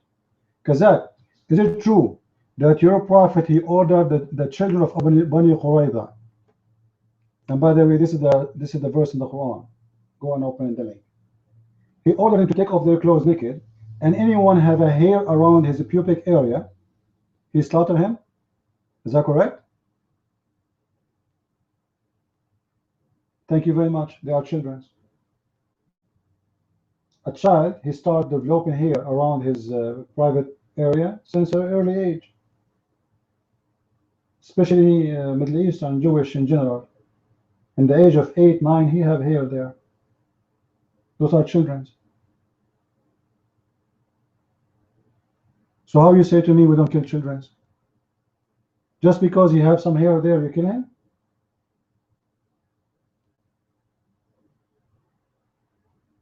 So don't fool us. So don't lie. Don't lie. No, you see, there's no covenant. This is a lie. Your prophet said, go and kill the Christians and the Jews and whoever don't believe in Allah.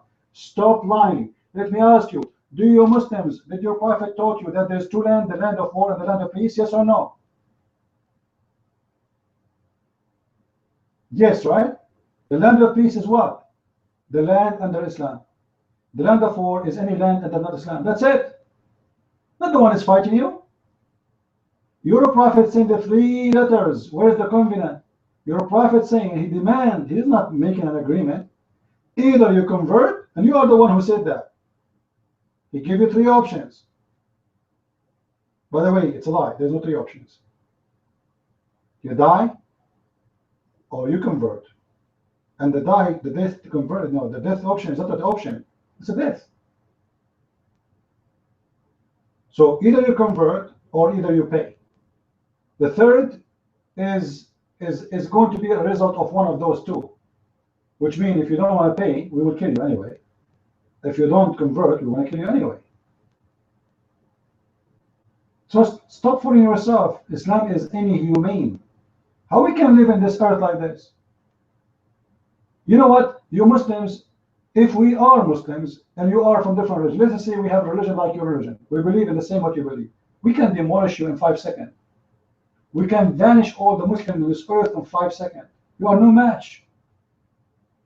You are no match to the Hindus. You are no match to the Buddhas. You are no match to the Christians. You are no match even to the Jews, who they are not even 13 million. You are no match. If the world lived by the Muslim rules and believe in what Muslims believe,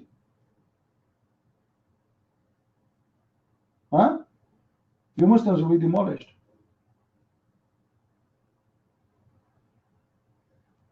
Your God Allah, he have no will. You see, your God Allah in the Quran, he said, 100 of you can fight 1,000. The Muslims, they went to war, they lost. For your God Allah is a false God. If your God is a true God, he should know at least which he created first. Trees or suns? He's confused. One verse he said trees, the other verse he says no, the sun first. What God you are talking about?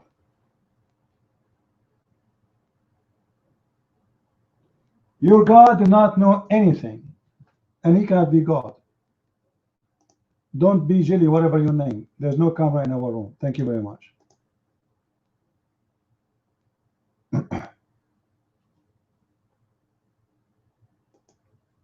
So the point is, after all this discussion, Muslims teach killing children, for they are from them. Even Allah himself, he gave a great example of a great prophet, of Al-Khadr, slaughtering a child who is a Muslim, just because he feared that one day he will not be a good person.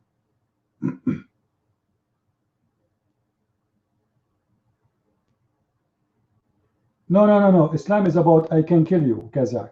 Stop lying to yourself. Your prophet said, I've been ordered to kill all mankind, to kill and fight. أن أقاتل الناس جميعا. Until they say the Shahada, there's no God but Allah, and there's no prophet, and the prophet is me. And they do the prayer, and they pay the zakat, and they forbid what we forbid, and they allowed what we allowed, and then and only then I will stop shedding their blood. Stop fabricating lies.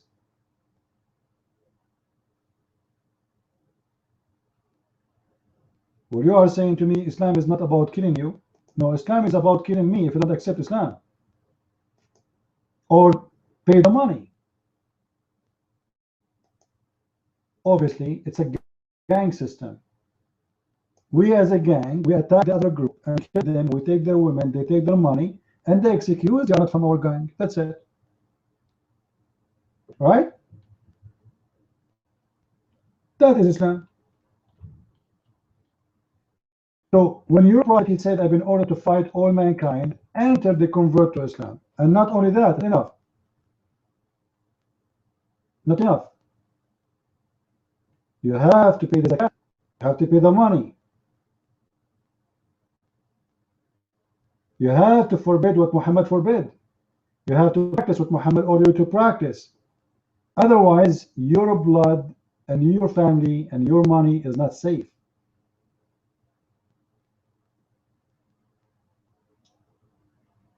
That is Islam. If you don't practice any of those, the rules which Muhammad he ordered to practice, you are dead. That is the condition of Islam. It's not about you having a war with them. No. Let us read what Muhammad said.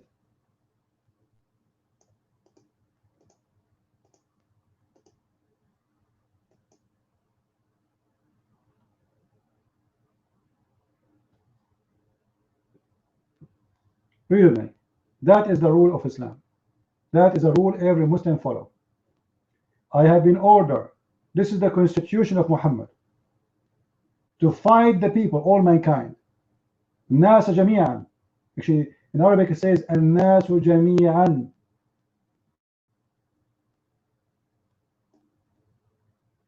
حتى يقولوا. There is no God until they say there is no God but Allah, and there is no prophet but me. Now this hadith here doesn't say the rest.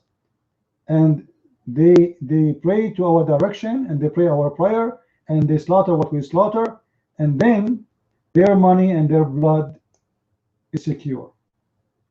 Only then. Different hadith. Just wait. Different hadith stories here. This one. This one is more accurate.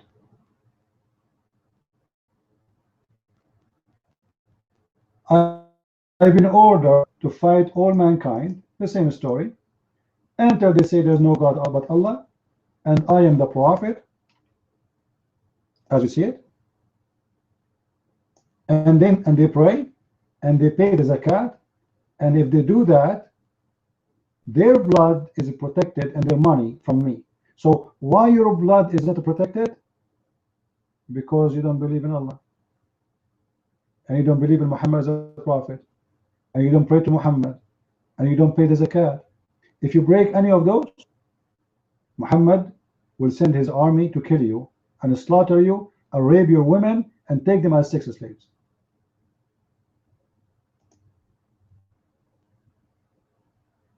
So why Muslims they lie? When a Muslim he speak about the crusade, what the crusade? The crusade is a reaction of the Muslims. Muslims attack us, they rape our women, they burn our churches, they force the Christians to pay jizya in their land, and then when we do the crusade, we are the bad one. The Muslims, they went all the way to Spain. They occupied Spain for 800 years. 800 years. And then when the Spanish, they kicked them out of Spain. Oh, did you hear about the Spanish mascaras, brother? What do you know what they did to the Muslims? What do you want them to do to you? You enslaved them for 800 years.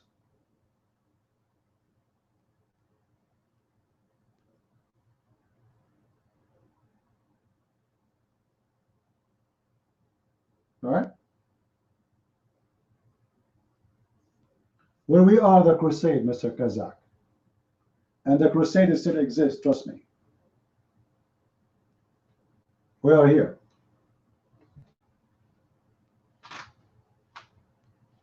You don't believe us? Try us. Who is here a crusade?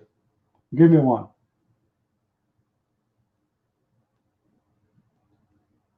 If you are a crusade, give me one. We are a crusade. And our number is growing. But we are not evil like Muslims. We don't attack a Muslim woman walking in the street. We don't attack a Muslim woman just because she's a Muslim woman. This is evil. We will not kidnap a Muslim man who lives between us just because he's a Muslim and slaughter him. We will not kidnap a Muslim girl and take her as a sex slave. We don't do that. That is you Muslims. That is the ethic of Islam, which is no ethic. You see, even the American, when they went to Iraq, if the American army was a Muslim army, they will bring all the women of Iraq as sex slaves. Millions. All of us, we will have sex slaves in our houses. If the American army is a Muslim army. That's it. The American, they went there. You remember, guys, Abu Ghraib? You remember Abu Ghraib? The Muslims complain about Abu Ghraib and how disaster Abu Ghraib. What Abu Ghraib is? They have a dog is barking at a terrorist face. They put water in his face. You want to see what happened if an American soldier captured by Muslims? Go and see. You are complaining about the American did in Abu Ghraib? Do you know what Muhammad he did to those who he think they are criminals? Anyone remember? And this is Quran, by the way. Anyone remember? He crucified them. He cut their feet and their hands, all their feet, and he heated nails in the fire, and he put nails in their eyes when they're alive. That's what Muhammad did in his Abu Ghraib. So let us compare between the Abu Ghraib of America and Abu Ghraib of the Prophet.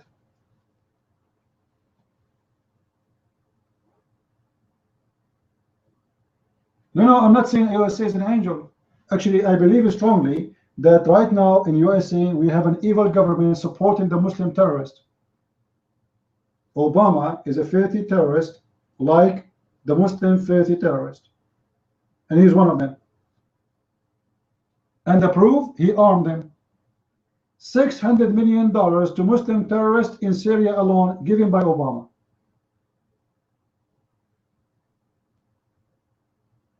Don't tell us about America is not Obama, my friend. It is not. Anyone here believe Obama is even an American? We don't believe he's an American.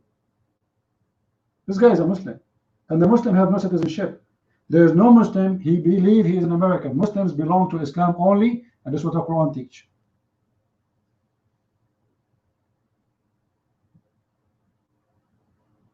So don't fool yourself.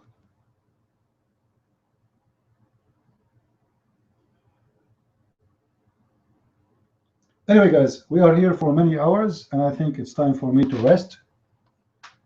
And I hope you guys, you enjoy our room. Did we have a good time? If any of you would like to invite me to your church to make a speech or to make a seminar, this is the website. You can contact me there for free. If you are a Muslim, you can send me death threat, no problem. This is the last of my way. You can contact me and you can invite me. Now, in the coming 10 days, I will be a little bit busy because I am invited for jury duty. So Lord have mercy of the one who will be under my jury duty. All right? So supposedly starting from tomorrow, I will start my jury duty. They invite me, you know. No, and not every day I have to go, I think. We will see, you know. We will see how it's going to be, right? Because you know how it is. I don't know if you ever did jury duty. Not necessarily every day. It depends what they will put you for. I hope it's not like a murder, because that will be a really long duty to do. Anyway, I want to say thank you guys for being here. May the Lord bless you all. And we invite the Muslims to the good and the best of the good.